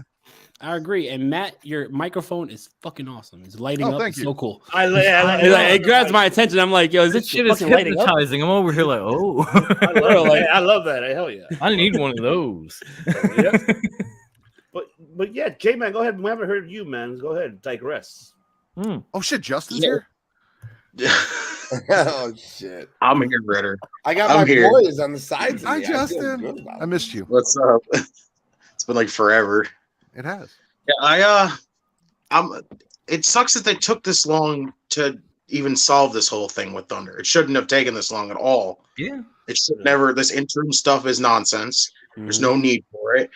Thunder couldn't compete. You should have just stripped her of the title. Plain and fucking simple. Yeah. But I'm glad they fixed it, and I'm happy that Thunder actually went at it with and didn't do it like a rude way. Like she just had a mutual thing that was just like, I can't defend the title. You know what? Screw it. Here, take the title. I don't feel like I should be holding this thing if I can't be there to defend it. So here you go. Yeah. Again, happy as fuck. Jamie's got the title. Happy that they're counting her as the actual champion. Happy they count Tony as hers. Like, it's just, I don't know. Again, I still believe it's the Brit stuff that really fucked Thunder. And it really sucks that, she's a fantastic addition to anybody's women's division. And she just absolutely got the shaft the entire time because there's just so many people that for some reason have really big personal beef with her. And I don't get how the hell you have problems with Thunder Rosa of all people. I agree. And I got to give Rosa all the credit in the world to actually be the one to step up and say, you know what, I can't defend it. Take the fucking title, regardless of when it happened, because you were not. Whatever you feel about him, you were not going to get CM Punk to say, you know what, I'm hurt. Here, take the title. Yeah, I agree. I don't think I think we all could agree on here that her doing this, she better stay quiet on social media. Don't put a fucking word to it. Be a woman of your word that you gave up that title as a woman. Here you go. Do not even try to throw a fallback or give or digress about something that you did not like. I mean, we're right here defending you pretty much, saying they booked you wrong. The fans are telling you that, but you, as a professional, should keep it privately how you feel, not put it on social media, because guess what? It's going to get to everybody. They're going to be like, oh my God, here you go, the backlash. You know how TK's going to get to it. Like, oh yeah, she's going to see backlash there. You get TK Big Swole version 2. Yeah, we don't want that. We don't want that big. We don't need that shit. No. If she is the one that actually decided to do this, if this wasn't a company decision, because they didn't bring her out, they didn't let her say she wanted to relinquish the title. They just told us that she did. They agreed upon it. We haven't heard from Thunder Rosa. So if this is just something that they decided to do and said, we're taking the title off you, and she's pissed off about it, and this was not, then absolutely let us know, because I want to know if Tony's being a shitbag and doing fucking dirty deals backstage because he's mad, whatever the deal is. Like, I'm actually kind of curious. I don't know how this is going to play out. I don't know if she's actually going to come back to the company, if they're just waiting till her contract expires and they're going to release her. Like, they did not treat her well when they had her as champion. They have not treated her very well. We've heard no updates from or about Thunder Rosa on AEW TV about how she's doing, when she's going to come back, any thoughts on any of that stuff. They have been radio silent about everything with her. And then all of a sudden now she's like, oh, they're telling us, not letting her tell us, but they're telling us she decided to relinquish the title and we're going to do this. So if that was her deal, and absolutely I'm with you, but if it's not, it's just some bullshit that Tony did, go off on Twitter. I want to know. With that, I'm with you on that. If that's the case, then yes. But if she, at least if she would admit that, I'm cool with it. It's fine that she decided they were have a mutual agreement. She did issue a statement a couple of days ago that just, thanked the fans for the support, AEW for being there for her. She said, quote, dreamlike moments happened in this run, and this is not how I wanted to lose the championship, but you deserve a present champion. On to the next chapter. Okay. Okay.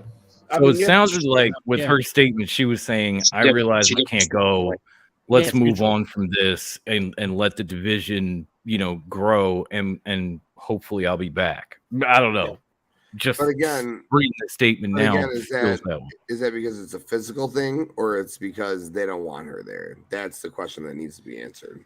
That's one thing that I am curious too, to be honest, because if it is like how, if it is a case that she's a bad locker room person because of, sandbag and all this, then let her go then.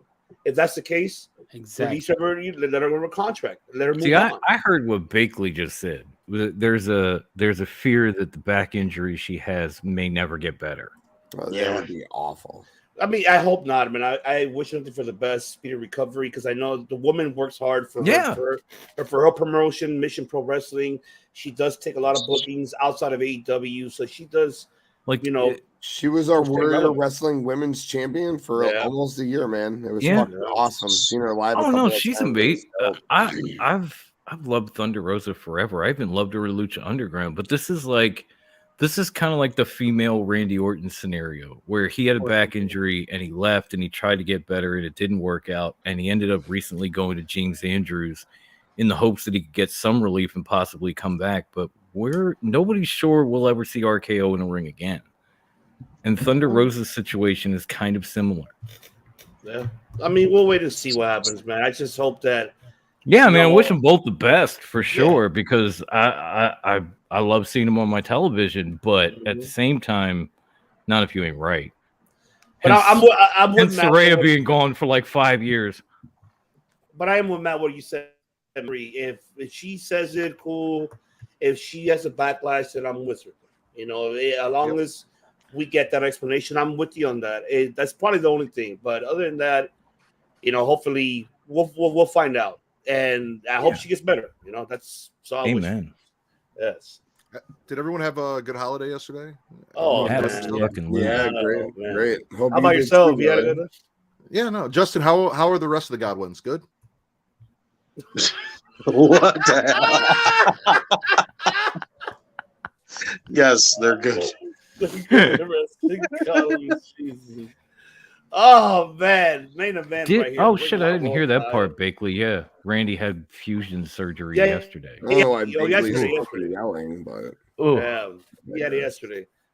But man, this Ring of Honor World title right here, this main event was straight New Japan, old school Kings of Road. Well, not really Kings of Road, but old school, more like 1980s, I would say. Yeah. Jericho got his ass up on this one. He took those chops like a motherfucker, and I actually enjoyed it. And Ishii, even though Ishii's never been a champion, like an IWGP World Champion, but this man is a future Hall of Famer. I'll tell you that. Yeah. This man could fucking go without a for doubt. His size, and I love how this match itself, how he sold, and Jericho too. It's like fuck, man. I miss seeing Chris Jericho in New Japan. I actually do. I would love to see Jericho. I really do because of this match. It really reminds me of fucking Night on Jericho. That was a badass match, by the way, for me. Hey, maybe he'll defend the ROH title at Wrestle Kingdom. You never know, man. But it's been done before. Yeah, he's done it before. But the good joke, the greatest Jericho of all time, I say. Yes, people are going to disagree with me, and Matt probably be the first one to hear it. Yes, but he is a Tom Brady of pro wrestling. I'm saying it right now. Look at him. Look at him. Yes, he is the Tom. He's the Ocho. And you know why? You know why he's the Tom Brady of professional wrestling? I'm going to say it right. Please, I'm going to say it right here, right now. Systematic cheating. No. That's why he's the Tom Brady of professional wrestling. Thank you, Don. Thank you. You put it right. Yes. Yeah. Listen. Put it right. Systematic. Tom Brady's chest isn't made of paper. He's not going to bleed from one chop. Like it is what it is. I am not you remember fan. those shirtless Brady pictures from the combine? He just might. I am not a fan of this version of Chris Jericho in AEW. He does not do it for me. He has been as entertaining on AEW as he was on The Masked Singer. It's just not for me. It was a good match, like for a Ring of Honor Championship match, main event on Dynamite. Like it was a good match, and I always like watching Jericho get his ass whipped. So like that was fun. But this whole thing, the Ring of Honor champion Chris Jericho, I'm not a fan, and that hurt a lot. Yeah.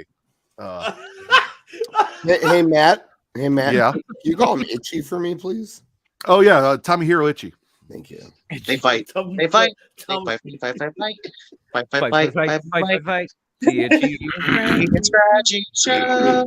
In this case, Jericho's Brian, I have said a lot of bad words about Jericho. A lot of them. Tune into Smack and Raw. You can hear me say a lot of bad words about Jericho. #1 wrestling podcast on Pornhub. Get at it. That is right. Smack and Raw, baby. I always try to tune into his show and end up distracted as fuck. Oh man. Go ahead, Dinero. Come to watch the show, and then I got my phone up. I'm looking at my wife. Can you do this? Angela White pops up and shit, and it's like, oh shit. Man. I thought this match for. Oh right, Smack and Raw. I thought this matchup was pretty good. I like the whole like New Japan style. But yeah, like matches like this, as much as like I like Tomohiro Ishii, I think that these are kind of like pointless. There's like no possible way that Jericho was losing this matchup to Tomohiro Ishii. So it felt like it was just like a throwaway matchup, and I wouldn't have had this main event. Thanks. Like that, these matches that are like, you know, clearly going to be a Jericho win doesn't always have to be the main event. So I just wish that this was like middle of the show, and then maybe have the fucking Elite and Death Triangle in the main event, because that was a great matchup. So I don't know. That's the only thing. It didn't feel like a main event. I looked at the time, I saw this matchup on, and I was like, oh, what's coming on after this? I was like, fuck, it's like 9:58. There's nothing coming on after this. Like, what's up after this? Oh shit, it's almost 10 o'clock. Never mind. Right, yeah, exactly.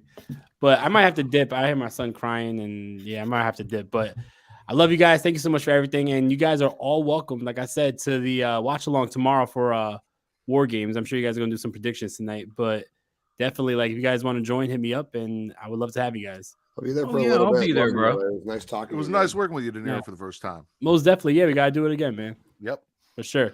All right, everyone, take care. Good night. Later, brother. Peace, brother. Shit, we are hostless. No, I'm good. No, we're never hostless. If I'm here, you got a room full of hosts. No, I mean, if I'm here, we're never fucking hosting. Different channels, yeah. Never. But yeah, for me personally, I guess I didn't even watch the match. I fell asleep an hour and a half in right after the women's match. I was tired. It was late. I know this match. I see the match without watching the match. Jericho got his chest chopped in. Ishii beat his ass for 80% of the match. Jericho gets the win. It is what it is. I'm very vested in Jericho's ROH title reign, not because of matches like with Itchy, but because I think that Brian should take the fucking title off of Jericho. But the Claudio thing is horrible, but only it's okay if Claudio does lose to Jericho at Final Battle, which seems like it's going to happen. So Claudio's probably going to have to join the JAS, and then Brian takes the belt off of Jericho and gets Claudio out of JAS. Maybe like in one fell swoop, like it's for the belt and Claudio, and Brian gets him out of it. But I think Claudio is going to lose to Jericho at Final Battle. I like this Jericho title reign. I don't want Claudio getting another chance. Brian should be the one getting a chance. Brian needs a fucking world title run. Not that the ROH title is a real title right now, but Brian needs a fucking world title run, and the ROH title is the closest thing he's going to get at it. So it should be him versus Jericho. Final Battle. I digress. Jericho's going to beat Claudio. Claudio's going to be in JAS as of 12/10, and we'll talk about it. Oh man. I mean, when it comes to this match, did I think Itchy had a chance? Hell no. Did I think it should have been main event? No, you didn't even have Shibata and Orange Cassidy in the main event. Ethan Page and Rampage should have main evented, or the William Regal Mox Bryan segment should have main evented. But I was going to say Starks versus Page should have been the main event, but that was my preference. What was that look, Ritter? I saw the breathe in there's a beard. All of I'm still caught on him saying we're hostless because you've got the #1 wrestling podcast on Pornhub. You've got Tyson Fury. You've got Justin from the Godwin Compound, and you look like you time traveled straight from a 1997 ECW show here to run this shit. We are never hostless. Let Ivan do what Ivan's got to handle. We got this. We'll keep it entertaining. You ain't got to worry. Oh, no doubt. No doubt. It's entertaining as hell. If Tyson Fury's here, you're never hostless. I'll tell you that. Always yipping on this front over here, dude. Yeah, I mean, all that being said, I enjoyed this match. It was brutal, especially after that chop that busted Jericho open. I mean, there's Itchy with his hands soaked in Jericho's blood, beating the crap out of him. I always enjoy that. I'm with Ritter on that. If you beat the shit out of Chris Jericho, I'm there for it. And no, I didn't think he had any chance of winning, but it was still a damn good match. It was entertaining. It was. For me, it definitely was entertaining. I really enjoyed it. How about you, J-Man? Do you already give your take? Or it was fine. I'm a big fan of Ishii or Itchy, whichever one you want to call him. I'm with Ritter though. I'm not a fan of this Jericho. I don't like Jericho. I feel like he's gone past his point that he needs to be on TV anymore. I don't see the purpose of Jericho being on TV. Dave Chappelle dressed as Rick James.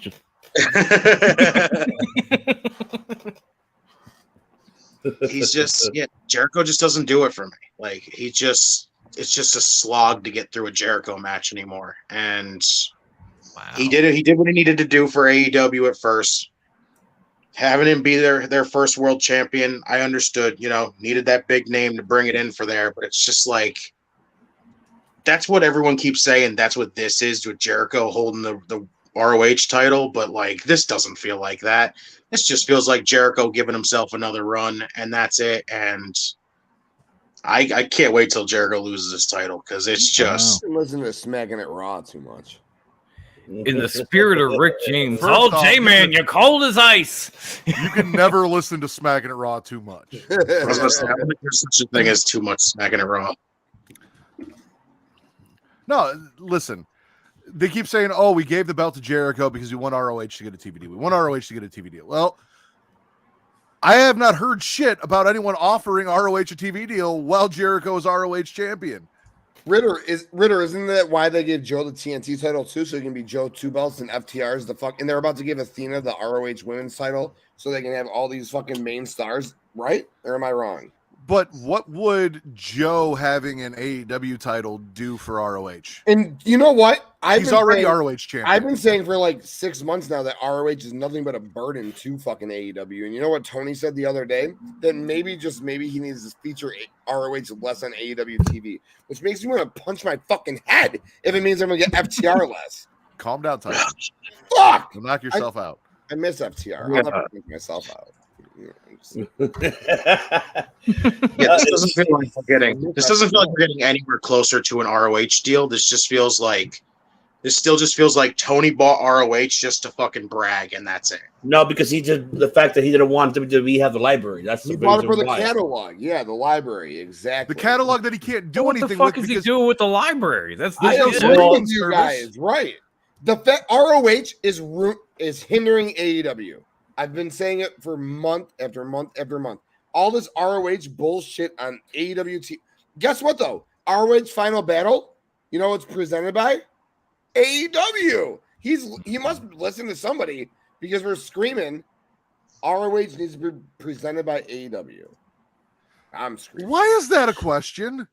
Oh, nobody should be in the JAS. Nobody. Right?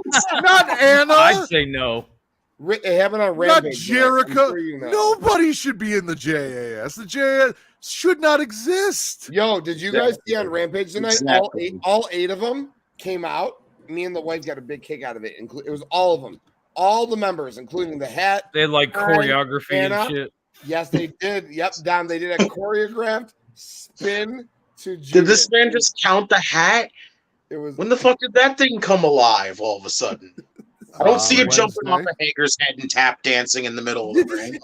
It didn't even get in a fight with the backpack on Dynamite. So how the fuck is it alive now? It just went boom. Jericho was 1. They had 2, 3, 4, and they all spun at the same time, and it was dope. Can you say Uso booking? They make such a great boy band. We know this. We've known they make a great boy band since Blood and Guts. Who fucking cares? Obviously, Tony thinks ROH deserves something better because he spent a lot of fucking money on it. And he doesn't want to put it on YouTube, but it doesn't mean he's going to get something better. Right. Facts. He's not. I mean, Absolutely. I agree with that. He's not going to get anything better. That's why, like, unless he's waiting for Final Battle, he's going to give him a TV deal, which it looks like that's the case. Why he's taking so long for it to announce it, because he keeps saying, "Oh, we got something big. We got something big." Yeah. When? Been waiting. So most likely he's going to save it for Final Battle. He might just announce it there of what the TV deal might be for them. That means that they might get a deal. I'm scared they're going to get Sunday deals. Don't give them Sundays, man. Or I hope not. I hope not.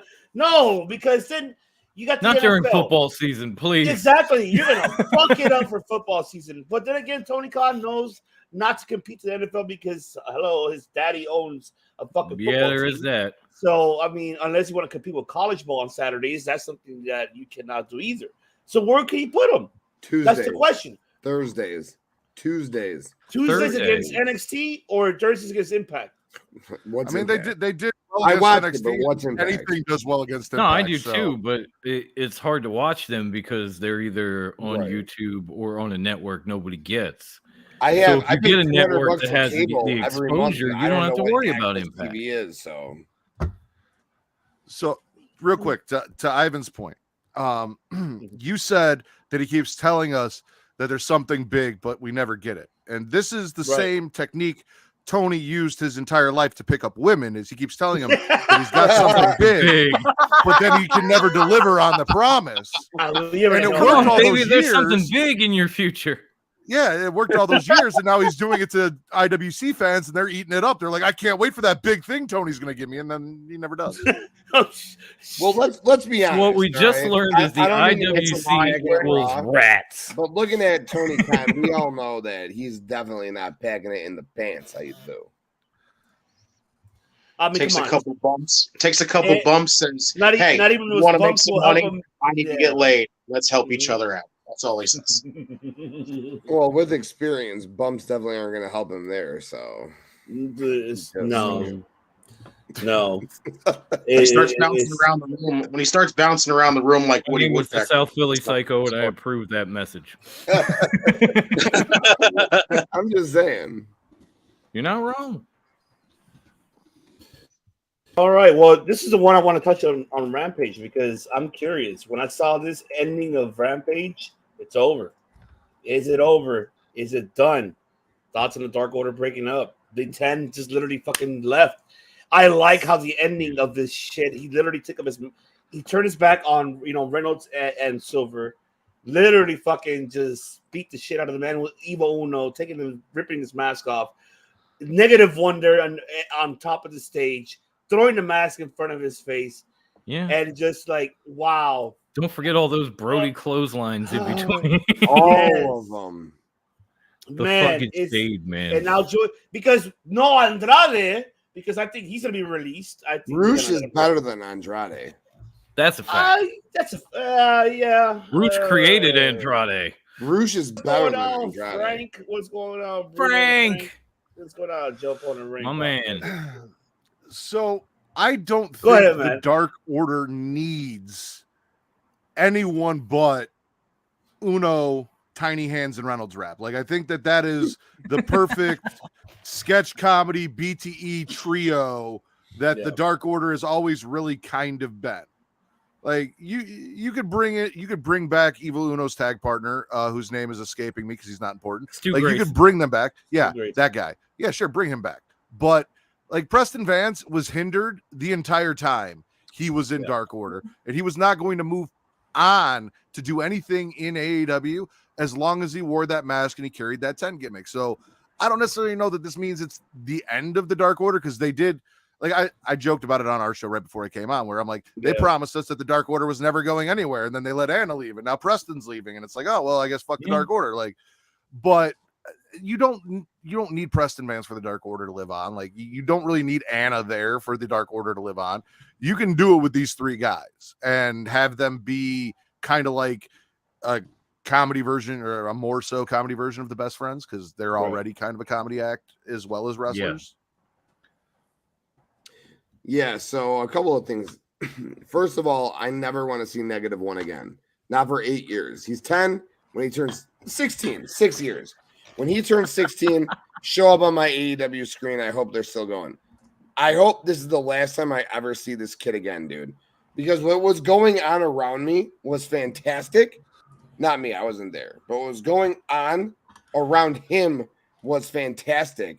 But I'm sitting there like 10 Preston Vance is like, fuck you, fuck this, fuck that, fuck your dad, fuck your mom, fuck the world. And I'm like, at the end of the day, this kid's only 10 years old. Like, why is this 10-year-old kid getting fuck you'd at on national TV? Like, it's kind of fucked up. Tim King, like me, like, I don't give a fuck. Like, I'm dropping F-bombs in front of my kids all day. Like, I don't give a shit. Oh, but I'm thinking, like, retrospectively, it's really fucked up what's going on AEW television, which I get why people are like, they'll never do anything outside of the hardcore fans, because who wants to see that shit? Right. But at the end of the day, God, I was marking out like a fucking little schoolboy, dude. Right when 10 came out, I was like, oh, he's about to turn. This is exciting. And then I was just screaming, take your mask off. Take your mask off. Throw it at that fucking kid. So, like, I wanted him to throw it at that fucking kid, but you shouldn't have a little 10-year-old kid out there.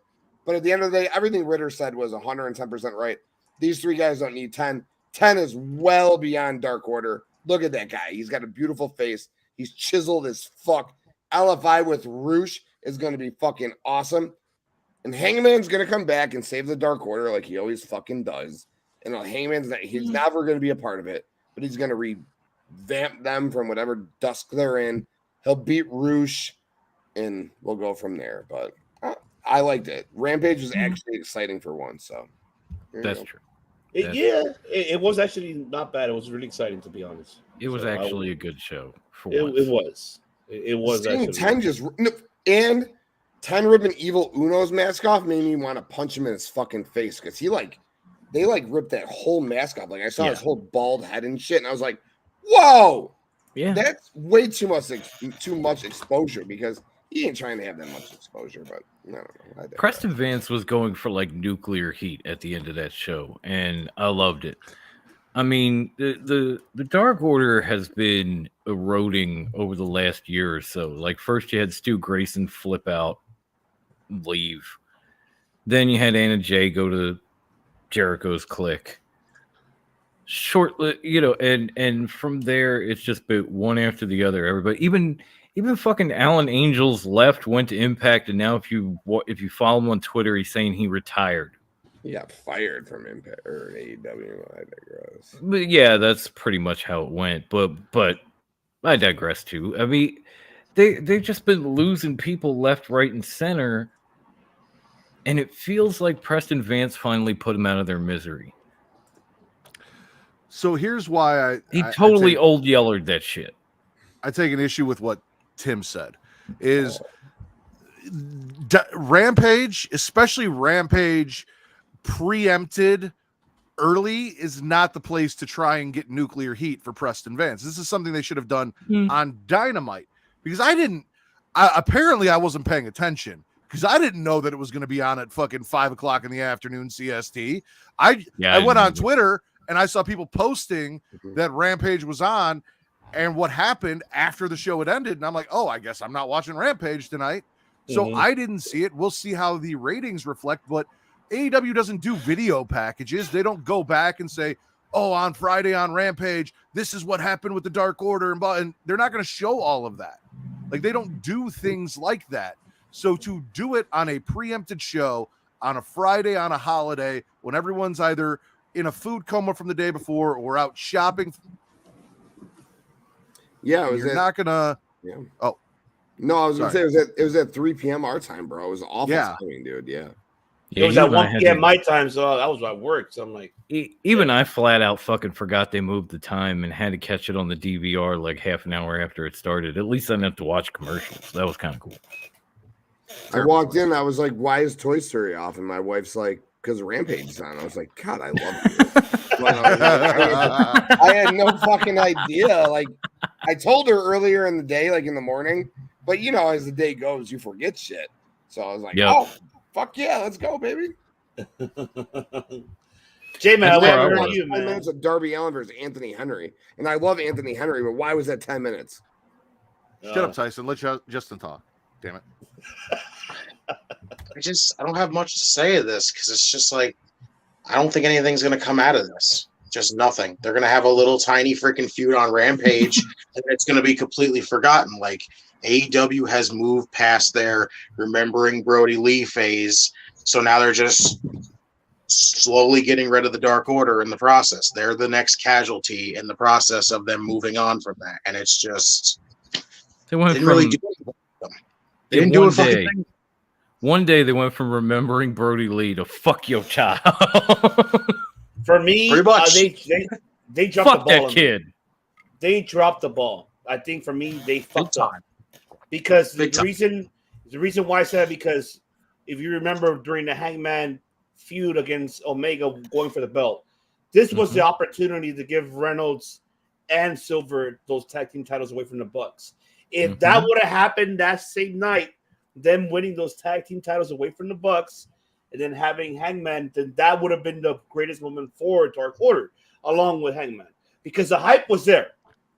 And you quote me if I'm wrong, but if you go back and look at that again, the hype was there for the crowd. The crowd was really involved with them at that time, and they were really, they were loving it.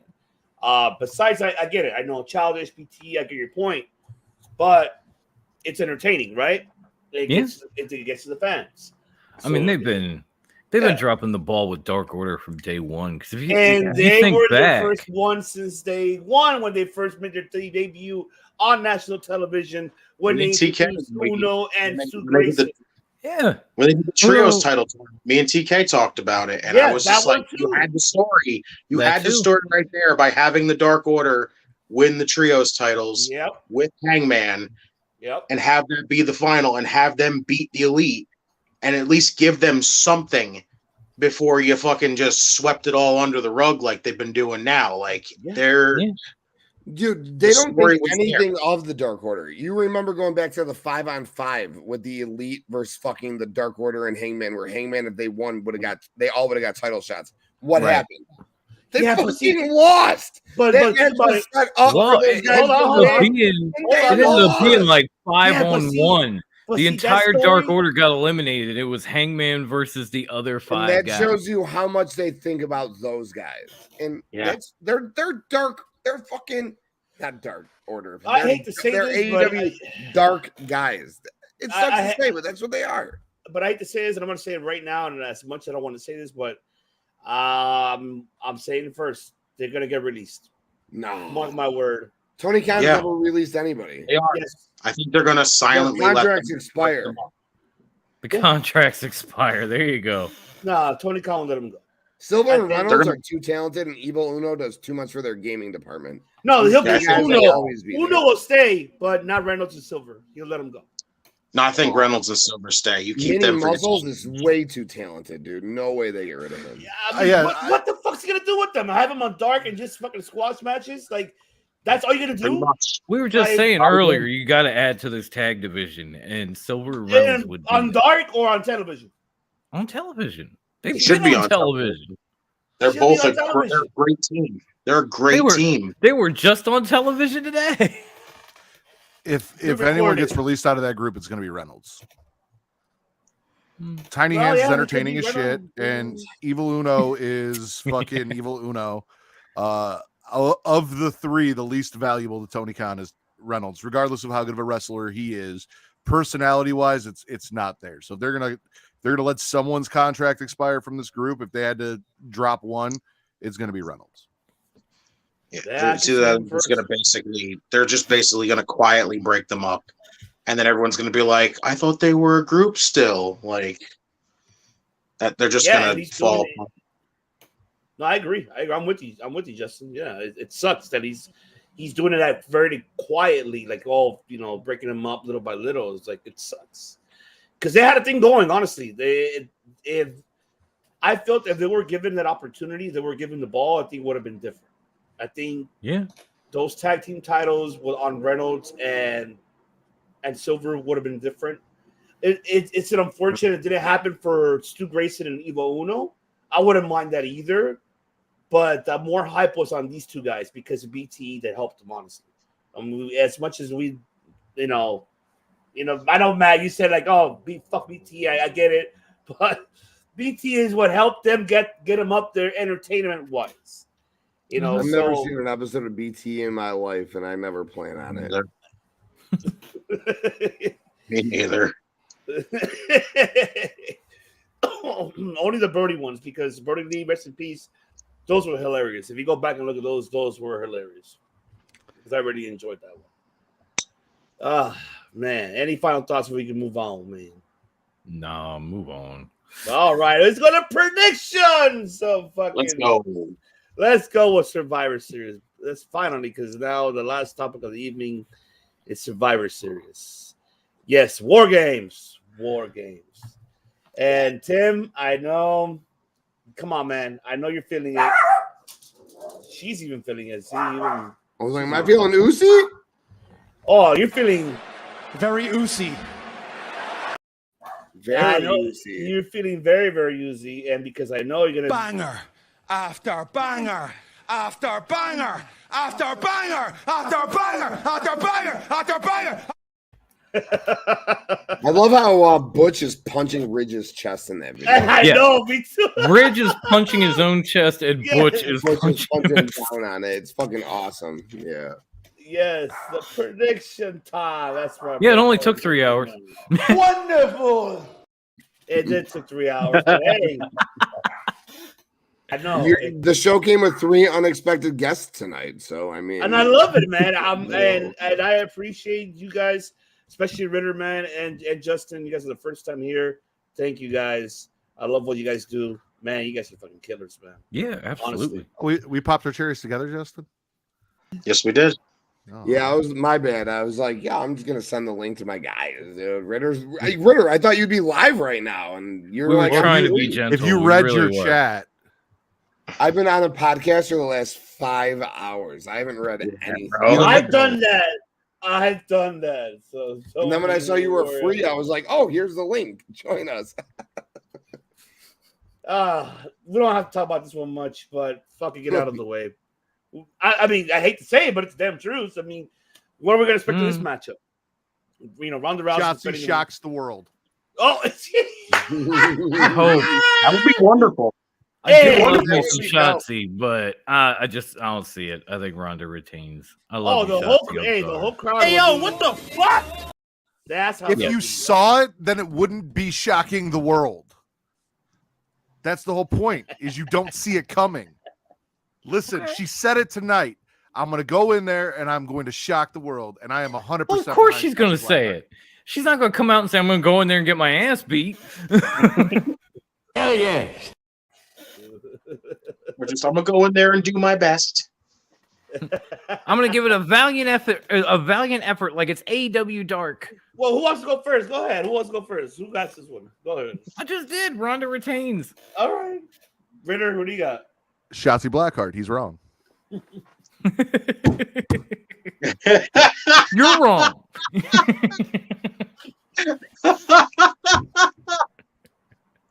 Oh my god, I love this shit. J Man, what do you got, man? Yeah, Ronda's retaining. Like, it would be awesome to see Shotzi pull it off, but Ronda retains. I know. One thing I do like about this, though, of Ronda and damn, I'm having a fucking brain fart because I have too many cocktails. So, Women of Destruction for that tag team division. My opinion, they could be the Women of Destruction of the women's tag division. They could do it. They could fucking do it. Run with it. Take over the whole women's division. And I think, man, Who could take them? Who could dethrone them? That's the biggest question. I mean, well, if they bring Naomi, Ronda and Shayna in the tag division running roughshod, I'm with Ivan 100%. I don't want to mind that either. That's what I. And plus, you want to build the women's tag division, correct? I mean, you want to elevate it somehow, type of level. Have those two women win it. Might as well have them carry those women's tag team titles, and then who could stop them? And then make that division like, oh shit, who actually can stop these teams? And there, maybe you can have your Sasha and Naomi back. Go, we'll be the ones coming stopping them. You know, you never know. That could happen too. If Shotzi does shock the world and when she beats Ronda Rousey, I will laugh because the fact that Ritter got it everything correct, I will laugh. I will message you on the fucking chat. I'm like, you son of a bitch, you got it right. Oh my god! I swear, if that does happen, I'll lose my mind. I'll fucking lose my mind. But TK, what do you got, man? We haven't heard from you yet. Oh, it's Ronda. It's easy. I wish it was Shotzi. We were talking about earlier on my show. I won't be long-winded about it. There at WrestleMania, there's only like a combination of 6 women they could use. It's Ronda, Charlotte, Bianca, Becky, Bayley, 5 women in those major 4 matches. I think we're gonna get Ronda, Becky, and Charlotte, Bianca is the 2 major title matches at WrestleMania, and that's why Ronda is the champion on SmackDown. So Ronda easily. This is a filler match. That's it. You want to give your prediction already for Mania for this one? I heard you guys in the chat. I was in the chat. You know, I was. Yeah, we weren't trying to fantasy book too far, but WrestleMania is right around the corner, bro. Like it's crazy. Royal Rumble. I'd really love Becky and Ronda again, though. So I'm with it. Not again. Well, without Charlotte, first time ever, because Charlotte ruined it the first time. Becky and Ronda is something that they've been trying to get since 35. It's going to be 39. 4 years. And then Charlotte had to stick her man hips in that shit. Man, Vince McMahon added Charlotte. Vince McMahon added Charlotte. Vince did. Place the blame on the android named Charlotte Flair. Like, you know. I love Charlotte. Charlotte's the GOAT. I love Charlotte. You ain't gonna not tell me that way. You want some fantasy booking? Shotzi Blackheart, Mandy Rose, WrestleMania for the SmackDown Women's title. Mandy will lose that belt to win the Royal Rumble, challenge Shotzi as a heel at WrestleMania. I would love that. And this is coming from the guy who is the #1 wrestling podcast on Pornhub. You wonder what he's booking. Well, I know We'll make movies. That's what he does. I love it. I love it. He makes movies. Oh man! All right, let's move on. Let's go with AJ Styles and Finn Balor. I think the last time we saw the Survivor Series, I think it was a late one. I think Finn won that one. Yeah. I think for me, I think it should be AJ winning this one. And can we end this feud? And by the way, even though I'm kind of derailing, I love that Thanksgiving between that segment between Dominic Mysterio, Ray, and Rhea. Man, I fucking love it, man. Let's fucking go, baby. Beat his ass at Thanksgiving dinner. His fucking sister, little brother, watching there, like, hey, what are you doing? Oh. I heard they're watching, just thinking, one day I can grow up and beat Daddy's ass. Now, their next thought is, why does Dom look like Uncle Eddie? my co-host Vince did point out that this was an inaccurate representation of a Hispanic household, because if they were doing it properly, there's no way Angie would have just sat there and allowed that to happen. She would have been attacking both of them. And that was the only issue he took with this, was the fact that he said there's no way Angie as a Hispanic mother was just going to sit back and let that happen. She would have been beating the shit out of them with a shoe. That's a good point. No, because I'm Latino. Yeah, so the earrings are coming off, the Vaseline going on, and she's just getting in it. She would have got the chancla, la scoba. Wooden spoon, I imagine, like fucking racing over. Oh, no, that big, you're going to get the, oh, yeah. And it would have been her and Rhea Ripley. Mm-hmm. That didn't happen unless Dom was like, no, don't touch my mother. Like, hey, just hold her back. Unless it was those conditions. Rhea's his mama now. Who knows? Dom been running around for months going, Mama said, Mama said, Mama said. Mama said. But Your I family like is that. the devil. Yes, mama. Yes, mama. See, this is the Dominic Mysterio we needed. We needed that type of, and I'm glad. I know none of us in the beginning was like, okay, fucking cheesy. We knew you were gonna make him a heel, and with Judgment Day. I know a lot of people did not like the fact that it was a cheesy move and it's gonna look the best according to the IWC community. But I feel like it really helped develop his character because he fucking needs to develop a fucking character. I mean, and IWC. Okay. I agree with you, Ivan, which is why I am disagreeing with your pick, because I think Judgment Day, or as I call them, the Sexecutioners, need this way more than the OC does. Way more. That's cool. I'm an AJ fan, but I know. I'm going with my heart. I'm a fan of both of these guys, but I gotta go with Finn.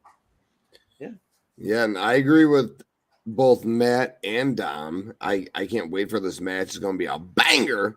But Finn's got to get the win here, right? Like, this story is going to continue. I'm disappointed personally that the 8 people we're seeing on the screen right now, that it's not a 4-on-4 mixed tag elimination match. That's what they should have done. Rhea and Mia should not be in War Games, and they should have done a mixed tag elimination match. But I can't wait for this match. Go Finn. J-Man, you feel the same? I got Styles. I think Judgment Day's got a lot of the upper hand, like, during this whole thing. I think you got to at least give Styles one win out of this. Okay. Oh, yeah. He is defending the number open title at the final December 14th, I want to say. Yes. Well, I'm glad they finally went through the proper channels and booked him like they were supposed to.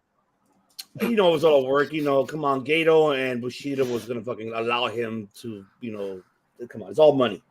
It's all money talk, and they're going to, of course, give him the time that he needs and to come back. No big deal. I mean, what better way to anticipate the finals for New Japan World Tag League to have the number openweight title on the back? And there you go. Which I'm assuming will be a squash match because it's Hikuleo. Come on. No, fuck that. Carl Anderson retains. We take that'll be some Amatonga shit. at Wrestle Kingdom. And then we got AEW, WWE, and New Japan wrestlers all on Wrestle Kingdom. Watch it happen. And I still won't watch it. I know you won't. Because I'm built differently.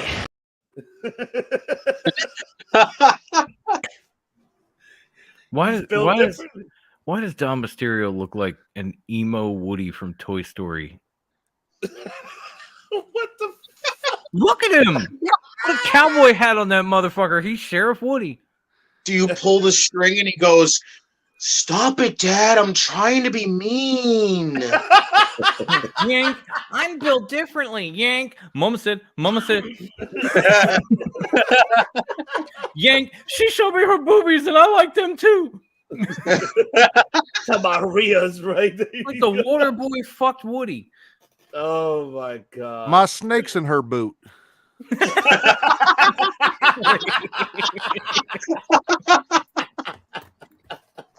Look on the bottom of Dom's shoe, it says Rhea. Oh, man, I love it. Let me ask you guys this before I move on. Should they make this whole Survivor Series there's only 5 matches right now announced. Mm-hmm. We already found out on SmackDown, of course, Becky Lynch, that was obvious. I don't know if they're going to put LA Knight versus Bray Wyatt for that. Maybe that could be your number 6 match. Maybe so. You don't know.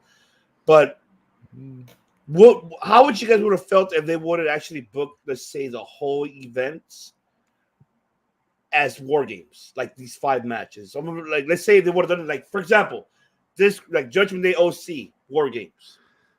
Would you do that?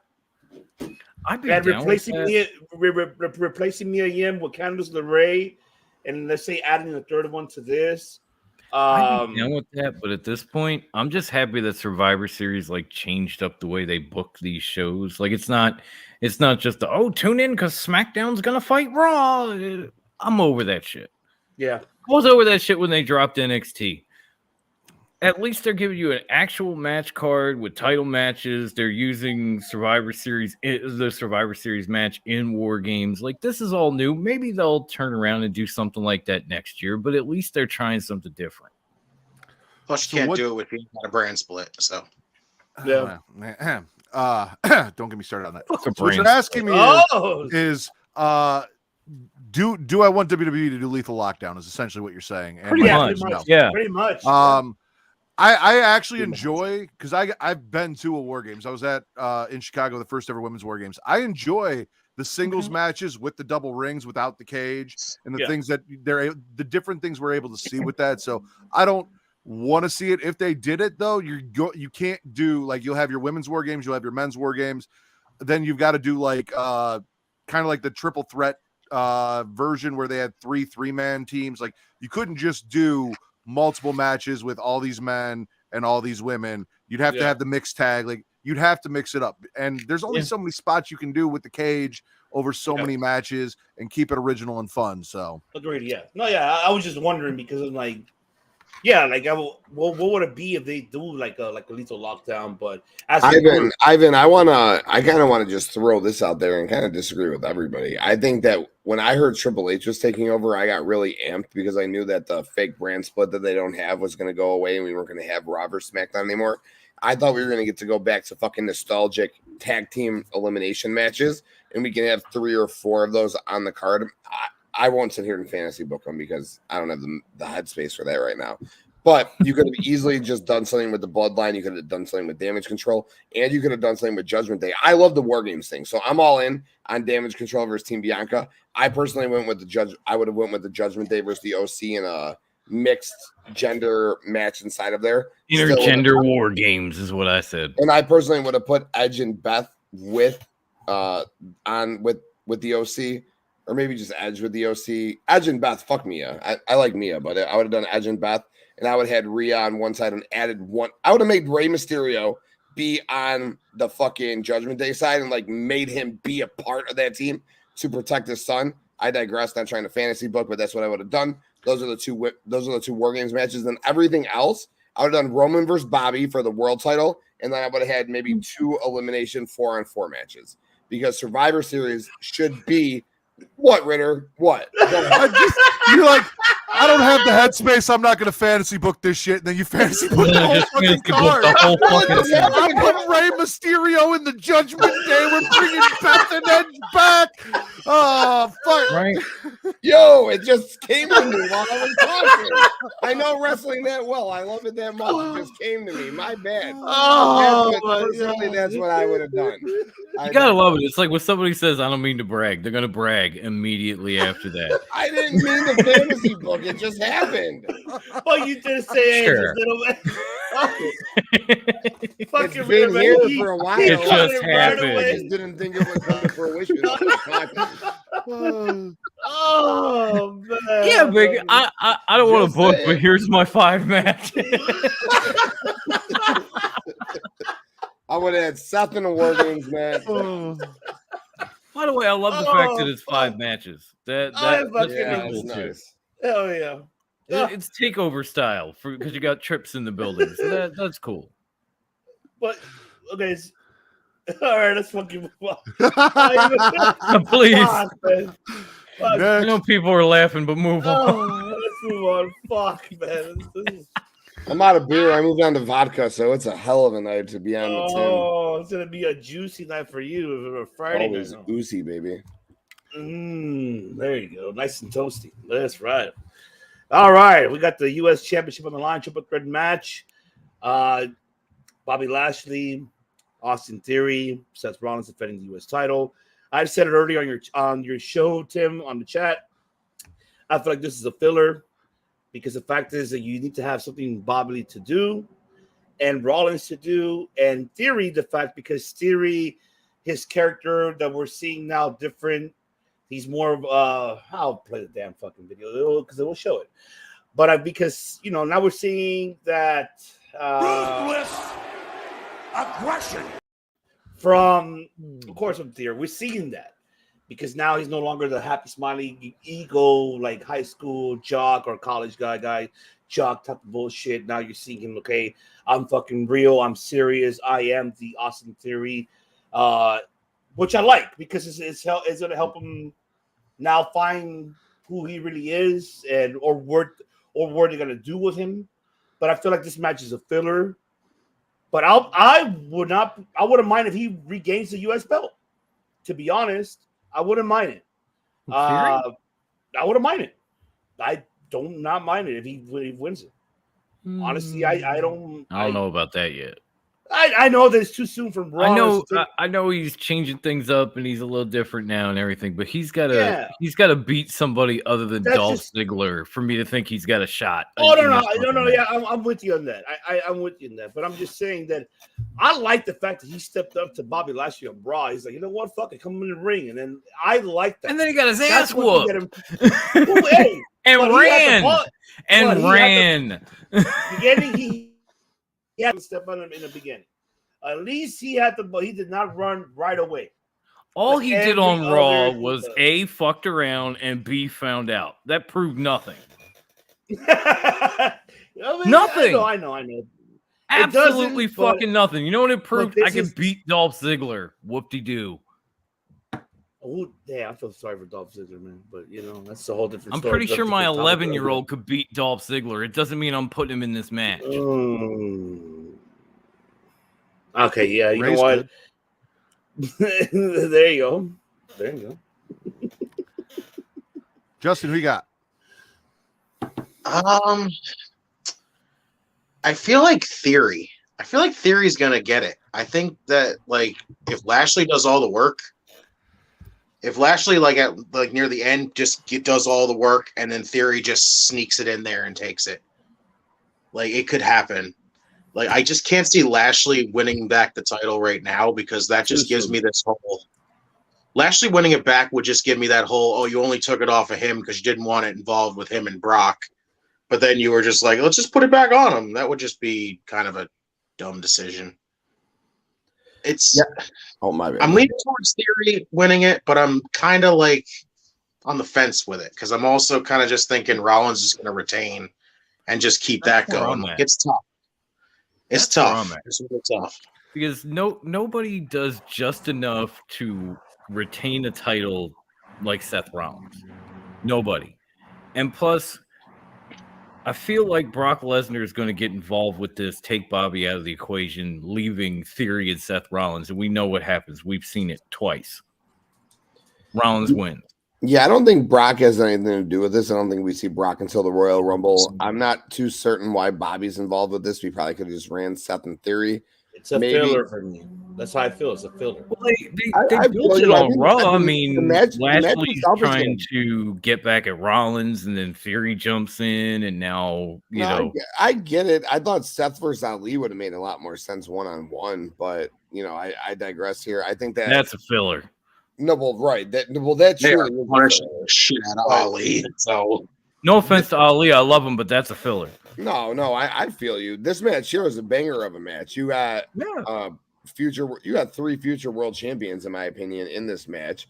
2 former world champions in this match. But at the end of the day, I put Theory down on my prediction sheet. I thought Theory would win, but I think that Theory might have Big Bob ready to beat Bobby, which is fucking horrible because Bobby should not be in this match to take a loss. But Bobby or Theory are clearly going to take the loss. Seth is going to get the win. I thought Theory would get the win, but I think that Bobby might have Theory ready to fucking tap out or fucking pin him, and then Seth's going to throw Bobby out, and Seth's going to take the cheap win. Seth's going to walk away. Theory's going to go even more crazy. Bobby's going to go more crazy. Bobby's fighting Brock at WrestleMania. That's inevitable. That's the only match. Well, because it's going to happen at the Rumble. So I'm telling you, Lashley is either Brock eliminates Lashley or Lashley eliminates Lesnar or each other, and it builds up for Mania. Yeah, they set that up. Yeah, right. They set that up inside the Rumble match. It ain't going to be Bobby. I feel like it could be Theory for sure. Maybe we finally get Bobby versus Brock without any bullshit at WrestleMania. I hope so. I think so. But what does Seth do if he loses this belt right now? He goes back into fucking obscurity. So Seth's got to win. Theory goes even more crazy because he fucking either got pinned. I don't think Theory takes the loss here, though. That's the thing. I think Bobby could take the loss and be okay.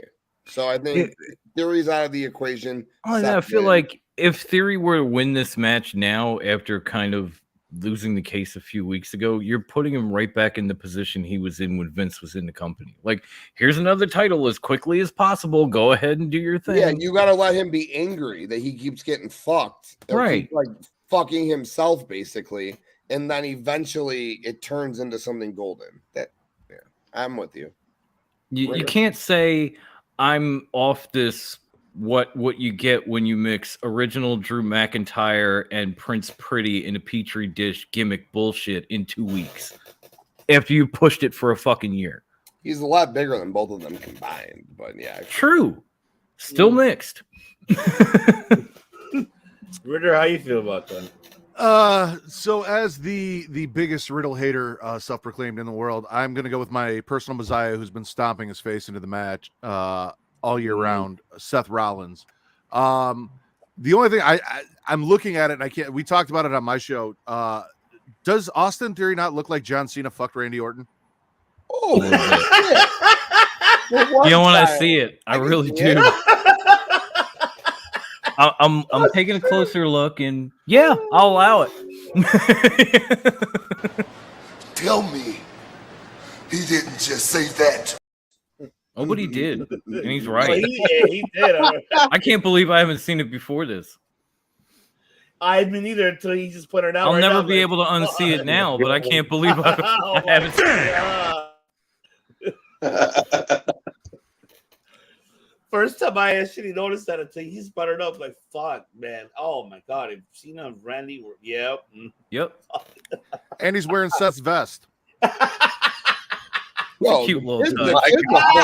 That kid is a stud. If he was on the other side, we'd be fucking marking out for him being the biggest guy over there. So, oh shit. Fuck, you're killing me. That's what I do. I know. That's why we love you. That's why we love you, because you have the #1 show in Pornhub, man. Nobody can stop that. That's right. That is right. All right, let's move on to the women's War Games. And here we go. So now we got Becky Lynch is not part of it. I know, Tim, you said in the chat, oh, what about Liv Morgan? I said, I wouldn't mind either. So, but we got our answer. Becky Lynch. So now Becky Lynch is involved. But the question is, who wins? Team Bianca? Team Bayley? DOM? What do you got? This is a good one. Like, if Damage Control wins, I feel like we're going to get Bayley and Bianca again. Because every time Bayley wins some kind of like non-title tag, whatever the fuck, she gets a title match and loses. I'm kind of over that shit. I want to go with Team Bianca, and I say this match leads us to Becky versus Bayley at WrestleMania. all right, but I know I'm not questionnaire here, but how the fuck do you get there? How do you get to Becky versus Bayley at WrestleMania? Like, maybe Becky gets the win over, Bayley gets salty. They start jumping her like they did take her out in the first place. It has nothing to do with the belt. Do they really need a belt? They're friggin' No. horsewomen. Justin and I talked about this earlier. Those two can wrestle at WrestleMania without the belt. I was just asking you how you get there. I was going to say, I seriously think they could wrestle without the belt because look who they are. Yeah, They're two of the four horsewomen. You don't need a belt. You need a ring. I thought that personally that Bayley should have taken the belt off of Bianca. Becky should have won the Royal Rumble, and it could have been Becky versus Bayley at WrestleMania. But that's not the question here, Justin. What do you got?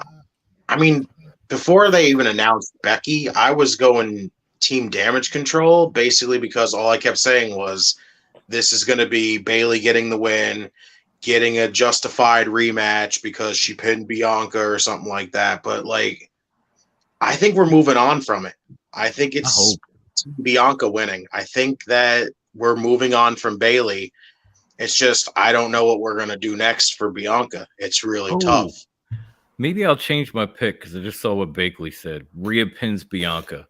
Team Damage. No, and I feel the same way, to be honest. I really feel the same. It's too early. I don't mean to shit on all of your parades for that, but that will happen. But it's too early. Rhea's involved. It is that was supposed to happen before Rhea got hurt. Phoenix still. How are you going to put Rhea in the title picture amongst all of that other What? shit?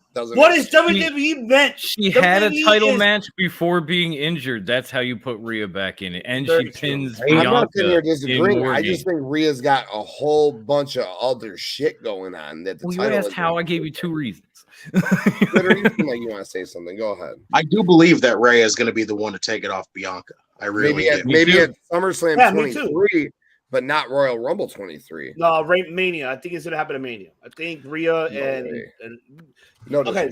Sorry, my bad. No, it's all good. Everybody has their own opinion. Everybody, it is what it is. Of but course, the reason why I say that because even though you're saying you're saying by Rumble and everything. Look, see, WWE is always likes to tell long storytelling booking, and this could be one of them because, mind you, you have these two women.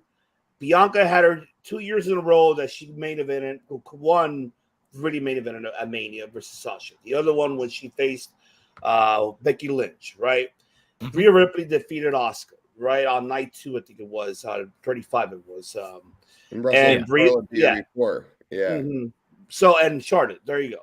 So now you have these two that came from NXT, who were the last two in the Royal Rumble.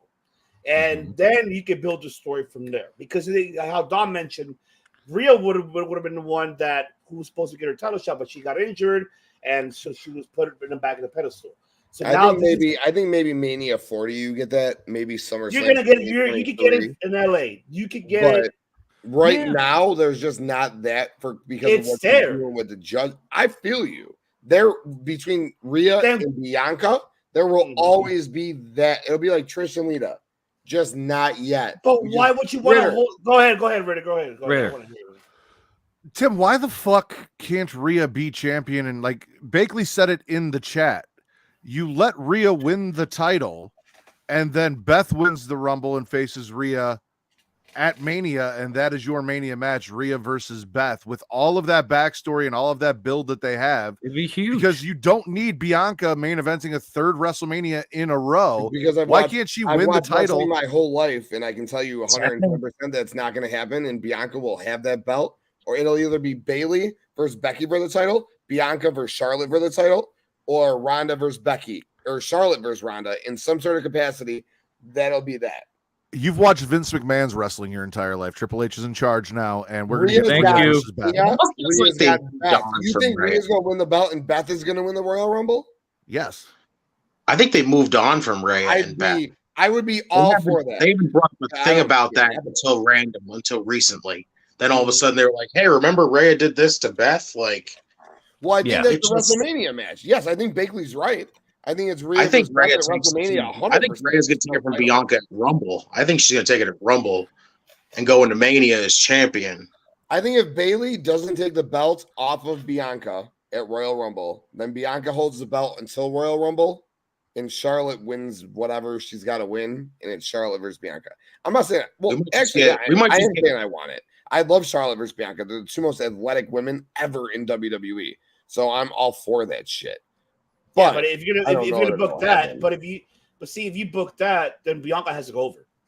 I don't want Charlotte to go over. I don't either. I don't You, either. in order to, but in it order could to, lead to a Bianca heel turn if Sasha or if Charlotte beats her, and then I also want Sasha to come. Yeah, but if you want to solidify Bianca's career, if you want to, you got to think about this too. If you want to solidify Bianca's career, mind you, as well, she's a homegrown talent in WWE because she's never been in independence or anywhere else. And the same with Charlotte, because Charlotte went straight towards with the Performance Center, homegrown talent as well, even though she has came from the loins of the we already know. But in order to solidify Bianca's career, if you want Charlotte and her at Mania, Bianca needs to go over. Now, if it's I don't disagree with you by any means. if it's Rhea, let's say Rhea, how Bakley said Rhea pins Bianca, that's how the story develops. It goes to Mania. Why wouldn't Paula Beck book that if you had two that you hired to go to NXT and have them to main event Mania? Yeah. You two NXT prospect women to main event Mania for the Raw Women's title. Why can't Ritter beat me to it by like a second. Like, this is Triple H's WWE, and these are his women. Yeah, I don't. If it happens, I will applaud it all day. But I still think that I see Get ready to numbers. clap, bruh. I understand numbers. Ronda versus Becky, Charlotte versus Bianca, Sasha coming back and winning the Rumble and challenging Ronda. That's where the money's at, dude. Not to me. Maybe not to us. From booking the 4 horsewomen in the main events of the women's matches for WrestleMania, Amen. Start putting other women in there. Thank you. Especially Becky and Charlotte. And the two biggest women, Becky and the Charlotte. two biggest women in WWE right now are Bianca and Rhea. Bianca because of this crazy title run, and Rhea because of the shit she's doing. Ronda will always be the biggest woman in WWE, not to us, but as long as she's there on paper, on the internet, clicks, what's important to them, she's the most important woman. Sucks. Right, but, Hate to say it, but that's the reason why she could wrestle a Shotzi on paper. Because it's also she does is going to get a click. It's also the reason she has the SmackDown belt while Bianca's holding Raw. Very true. That's a good point. That's what I'm saying. That Bianca's bigger. I'm just saying. There's a reason why she's wrestling in a relevant match at the pay-per-view. Like, she gets clicks. We'll put this blue title on her. Okay, Bianca, go. No matter what Ronda does, she's going to get the click because she's Ronda fucking Rousey. I'm not disagreeing. Oh no. I know you're not. I'm just saying. Like, or unless you have Ronda lose the belt and someone else will have it, and you can have Ronda, Shayna Baszler. Personally, I'm salty about this match for a couple of reasons. One, because why are you salty of this match? If you look at it on paper, it's bullshit that Becky's back. Because as badly as I wanted Becky back, look at it. Just look at the graphic. You got Bianca and Bayley, all right? That's supposed to be your main woman in the match, right? Bianca and Bayley are your headliners, right? And then you got the tag teams. You got Asuka and Alexa. You got Dakota and Io. Those are your tag teams. And then you got Mia and Rhea, who are head-to-head, and you're supposed to have someone on Nikki Cross's level. So like a Candice LeRae or a Liv Morgan, I guess. Well, yeah, but go back to SummerSlam. It is so unfair looking on paper at this match. On the left, it's not. It's not unfair. It's not that unfair, but it makes sense because go back to SummerSlam and when Bayley came back with Damage Control, who'd they come out on? Bianca and Becky. Right. Who'd they jump on Raw the day after? Becky. It's like your story's there for Bayley and Becky. It's right there. Becky was there from day one of Damage Control, and they took her out. So, of course, she's going to get in this match. See, Tim, I argued the same thing you did last week, except instead of Becky, I said it should be Tegan Nox, and your matchup should be Alexa Bliss and Nikki Cross, Asuka and Io, Tegan and Dakota, Bianca and Bayley. I've been asking for Tegan since I saw Damage Control form. I said whether Tegan's with them or against them, she's perfect. And this is a perfect spot, but I think they still have visa issues or some shit. And obviously, if they want the War Games to have the best graphics, the best videos, whatever, putting your biggest stars in the again, 10 women on Raw. Look at those 10 women. Tell me another women's division in the world that can compete to that. That's fucking ridiculous, dude. Someone's Look at gonna those say women. Impact. Look at those women. No one touches. I love Impact, but Bianca, Bayley, Io, Asuka. Come on, Rhea. Fuck. That's what and not only that, you have Io experience with the War Games, Dakota as well. You have Bianca as well and Rhea. You've never been in it. Alexa never been in it. Asuka never been in it. Becky never been in it. Nor Bayley. So I mean, this is going to be very interesting to see how this is going to be pulled off. I think it's going to be. I'm really excited for this one because I want to see how you're going to do this. Like the ones that have not competed in that War Games. That's what I'm really curious how they're going to perform and compared to the other women that has that experience in the War Games. Even though it's different from NXT to a main roster crowd, but this is something new for all of them. And I think for the NXT, stars that were in the War Games, they're gonna help at least the main roster women. Hey, this is how you do it. This is how you can sell for that pay-per-view. So I mean for the PLE, excuse me. But I'm looking forward. It's still pay-per-view to me, but yeah. Ritter, who do you got, man? I mean, we haven't got to you yet. Damage Control. the Bianca side, it's so stacked, and I feel like if Damage Control doesn't get the win here, or at least their team, it's just really crushing for everything that they've been doing. With like all they've been doing is taking L's, and you're really another loss, especially in War Games, is really just going to completely deplete that whole any momentum that group has, because that's all they've done is lose outside of winning the tag team titles. Like Bailey's just taking L's left and right. I think the heels need to win this. Yeah. Mm-hmm. Any final thoughts before we move on to the main event? Anybody else want to give it a take? No. All right. Now we get to Devin's. If he's still here, because I know we've been here for quite some time, but I know the tribal chief. But yes, the Bloodline versus, of course, Brawling Brutes and KO. That's your main event. And I think when they first announced the War Games, all of us, I'm pretty sure, said Bloodline has to be involved. And I'm glad that they are, and it makes a lot of sense. And we already know where this story is going with, especially with Sammy. I heard you earlier, Tim and Justin, and I totally agree with you guys. I'm with you guys 100%. But here's the one thing I would say. I would say Bloodline wins, but Sammy takes the pin away from Roman. Roman damages his opponent, and then Sammy crawls over, gets the pin, and Roman be looking at him like, what? What? Pin? This should have been me. You know I'm going with this, Jay. You know, and that's how the animosity starts. Right there. It's having Sammy taking the win instead of Roman, because Roman's the one that gets the Superman punch or the spear, and then Sammy crawls and gets the win for the team. But Roman is the one; he's your tribal chief. He's the one that needs to be the one up top and getting the win for the Bloodline. But you're gonna have Sammy to do it, and then that's how your animosity starts between Sammy and the Bloodline, and then it goes from there. I think I would love to see that happen. But I'm going with Bloodline here. But I want Sammy to get that win. And the question is, who's gonna pin?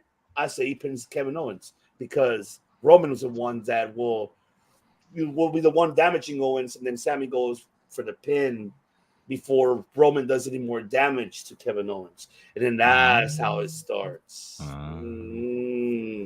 Not bad. That's how I'll book it. Not bad. That's how I'll book it. DOM, go ahead, man. I'm gonna say the Bloodline wins, and I'm gonna bring up something that we were discussing on our live stream. I think the Bloodline wins because in the craziest move in Survivor Series history, KO screws Team Brutes and walks off with Sammy in the Bloodline. And from there, now all of a sudden Kevin's the new Sammy, but Sammy and Kevin are working to kind of like take the Bloodline out from the inside. You got some really good drugs over there in South Philly, huh? I'm good.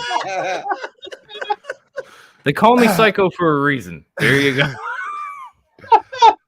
I am 100% with Bakley. I'm going Team Brawling Brutes. I think that there is going to be a moment where Jay wants Sammy to take out Kevin, and Sammy hesitates, and Jay ends up getting caught, getting pinned. Sammy doesn't break it up after, especially everything we saw tonight with, the discussion between them, Jay overhearing it, and this is going to lead to the Bloodline finally turning on Sammy and issues between them. I have friends who think that we're getting Roman versus Jay, and Roman's going to be the one ousted. I'm not in that.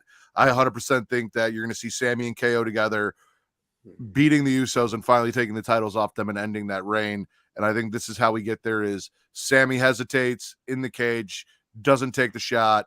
KO takes out Jay, gets the win, and cracks just start crumbling going forward.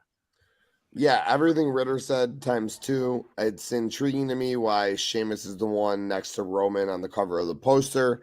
Plus, the first couple of weeks in the build to this made it seem like it was going to be Sheamus versus Roman. I bet my left ball it's going to be Roman versus KO at Royal Rumble.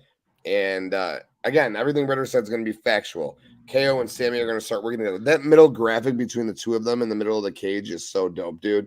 Sammy and Kevin right there. That's so cool. Love that. When Solo and Ridge throw blows at each other, they're both so big. It's fucking like War Daddy and Hobbs. It gets me excited. Fucking gets me worked up inside. I get a little titillated. My juices get fucking going.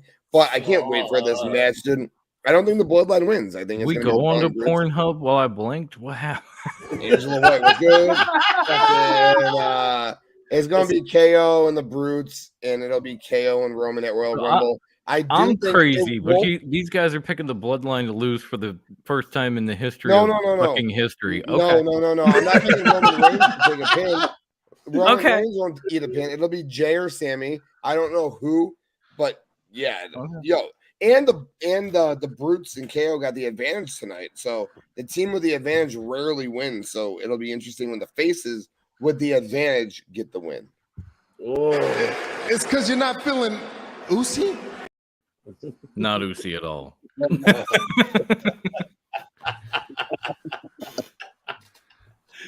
Shane, man, the floor is yours, brother. I got the Brawling Brutes. I think this whole Jay and Sammy thing is going to come into play. It's going to come into play. There's just, especially after what happened on SmackDown, yes, there is a lot of tension there, and it's just going to keep building up, and that's what's going to screw the Bloodline out of this match. It's going to happen. This is going to also, I honestly believe, set up Roman's next opponent here. This is going to be it right here. And Justin, doesn't this have to start like the Bloodline's demise period? Like they've run, not like they've run their course, but come WrestleMania, they've run their course. Uso's going to lose the tag titles to KO and Sami Zayn. Roman's going to lose the title to probably Cody. And who the hell is at this point anymore with that? Maybe Solo beats Gunther at SummerSlam, but like the main that'll be awesome course of the Bloodline, they're about to lose what's important to them.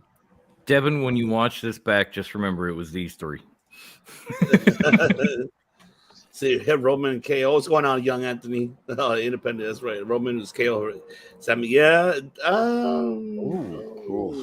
like that too. Maybe unintentionally cost him the match. Yep, and then man, I'm excited for all Survivor Series. To be honest, I like the fact that Paul Levesque is really booking it like an NXT. You mentioned earlier, Dom, on your show, and Tim as well. You guys mentioned that it's just 5 matches. Hopefully, they might add a 6. I'm excited. I mean, are you? I don't know how you guys feel. I mean, are you excited for this Survivor Series? I mean, Ritter, I'm excited. I'm hard. I'm half-masked.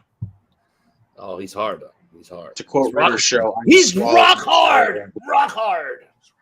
Justin's swallowing. Already. Preemptive swallow is always a good. There better not be any Triple H's. No spitting. Hell no. Yeah, that could be the case, man. Damn. That I'm excited. I'm really excited, man. Oh man, but there you fucking have it, ladies and gentlemen. Almost 4 hours of great fucking content because of these gentlemen right here. I love it though. Wow. You know what? It's been a week. It's been almost a week for me that I haven't been on the shows, since last week. So, finally back on here. But I want to first thank all of you guys. Thank you very, very much for making this exciting. And man, it's been a blast. Ritter, finally get to see you in person. Love the show that you do, my brother, man. You fucking kill it. Absolutely. You fucking kill it. I do hear it. And fuck. Yeah. You got a lot to say, my brother, but I love it though. I love it. Oh, I do, man. Justin as well, man. You Bakley, sorry, man. He's the one with IQ more than you, bro. I don't know. Bakley, we call Bakley Mr. News, but I think Justin might know. His IQ might be. Oh man, there we go. I couldn't take Bakley versus Justin head to head in an. We need to have a debate with that. We hey, Like we just pop questions and keep total. It keeps there scores. You go. We should make a questionnaire for these two, or make like a family feud for them. There you go. Dom knows how to make family feud. That'll be interesting to see between Justin and Bakley. Oh, that'll be something interesting. Oh, the podcast family feud. If Justin and Bakley are going head to head, I need to be in the middle of that. I'll judge. Special referee. Special referee. We're gonna call it right down the middle, Daddy. He's stuck between two gingers. Like, what the fuck? It is on my bucket list. Ginger sandwich. It's on mine too, right there. Number 8. If I can help you fill up your bucket list, then why the fuck not?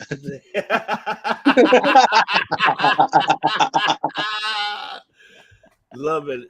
TK, always phenomenal to have you, brother. I appreciate you very much. But, round robin, let everybody know where can they catch everyone. So I'll start off with the DOM.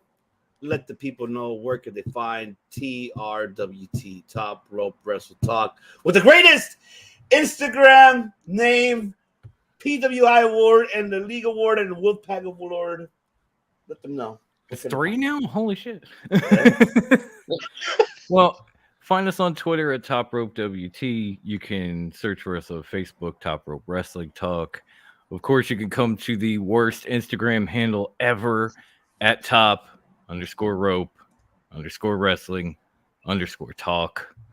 Fuck you, Bruce. What the hell were you smoking that day? That's all.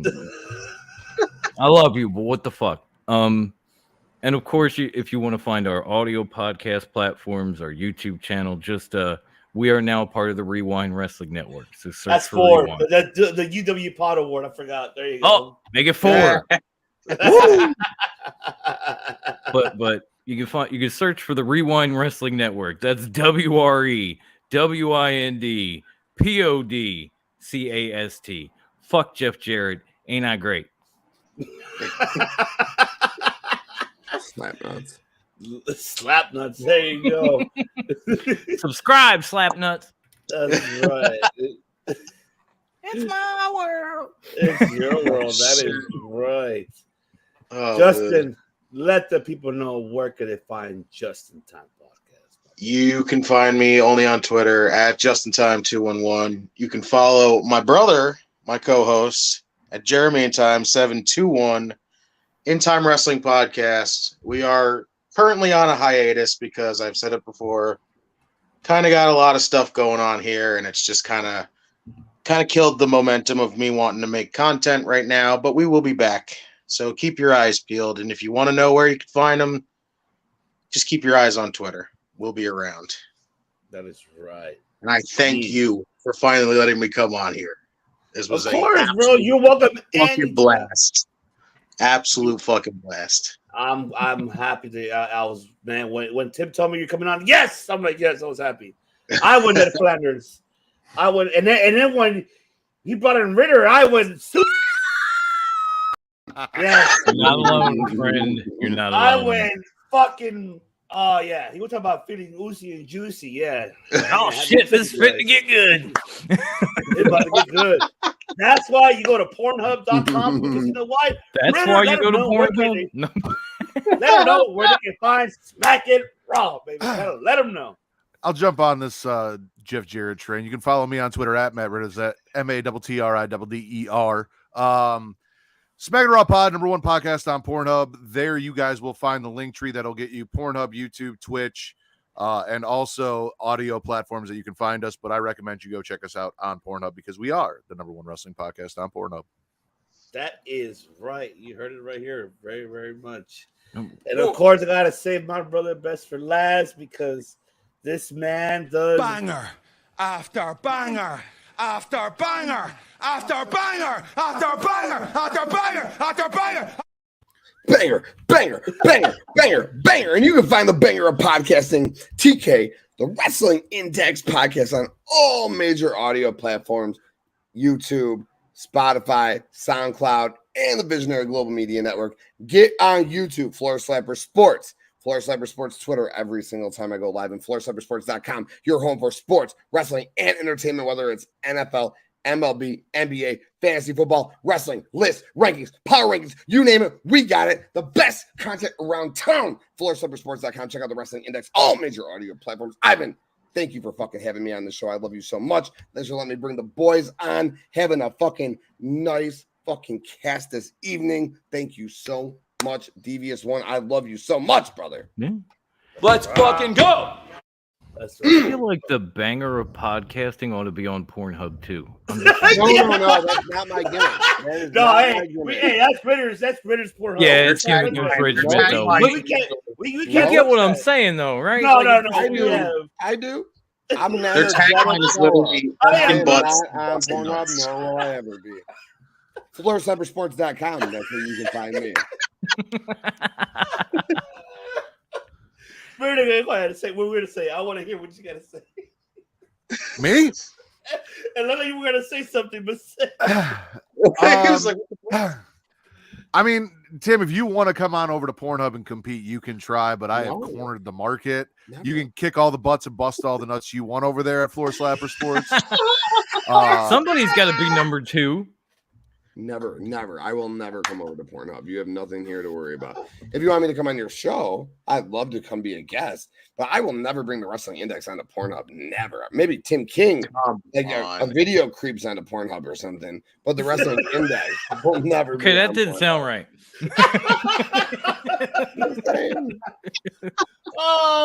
Always be king of all media, by the way. Always be busting nuts. Oh, to this day. To this day,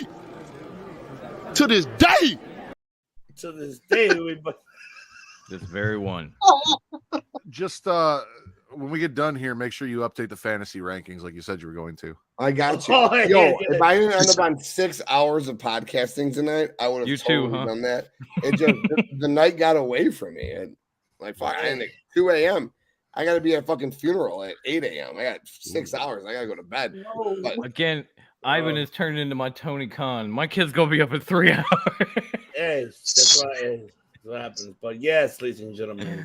Wait, what was the last comment? Let's see. Oh, there's a reason why we.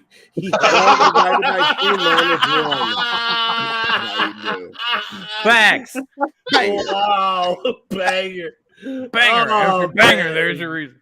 There you go. Autobots, transform and roll out. That is right, because we fucking nerd out for that shit every time. Come on, if you're 40 over 40, of course, we grew up with Transformers. Hell yeah, that's just me. But yeah, well there, man. Don't forget to subscribe to Mi Familia here. Follow them. I'll put in the description right below. Follow them on all their channels, especially the #1 podcast on Pornhub.com. And that is Smacking Raw, ladies and gentlemen, because he's smacking raw.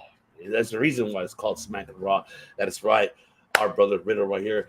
And of course, the TK, the Banger Podcasting. And of course, the man with the IQ that Bakley should be watching out for. That is Mr. In time, just in time. Just the man. And the DOM. That's right. The Psycho Philly TRWT. Telling you guys that all of us here don't just do podcasting. We all fucking make history. Catch you on the next one, folks. Must bid you adieu, a goodbye, mwah, and good night. Oh my God, it's so great. Bang! Yes!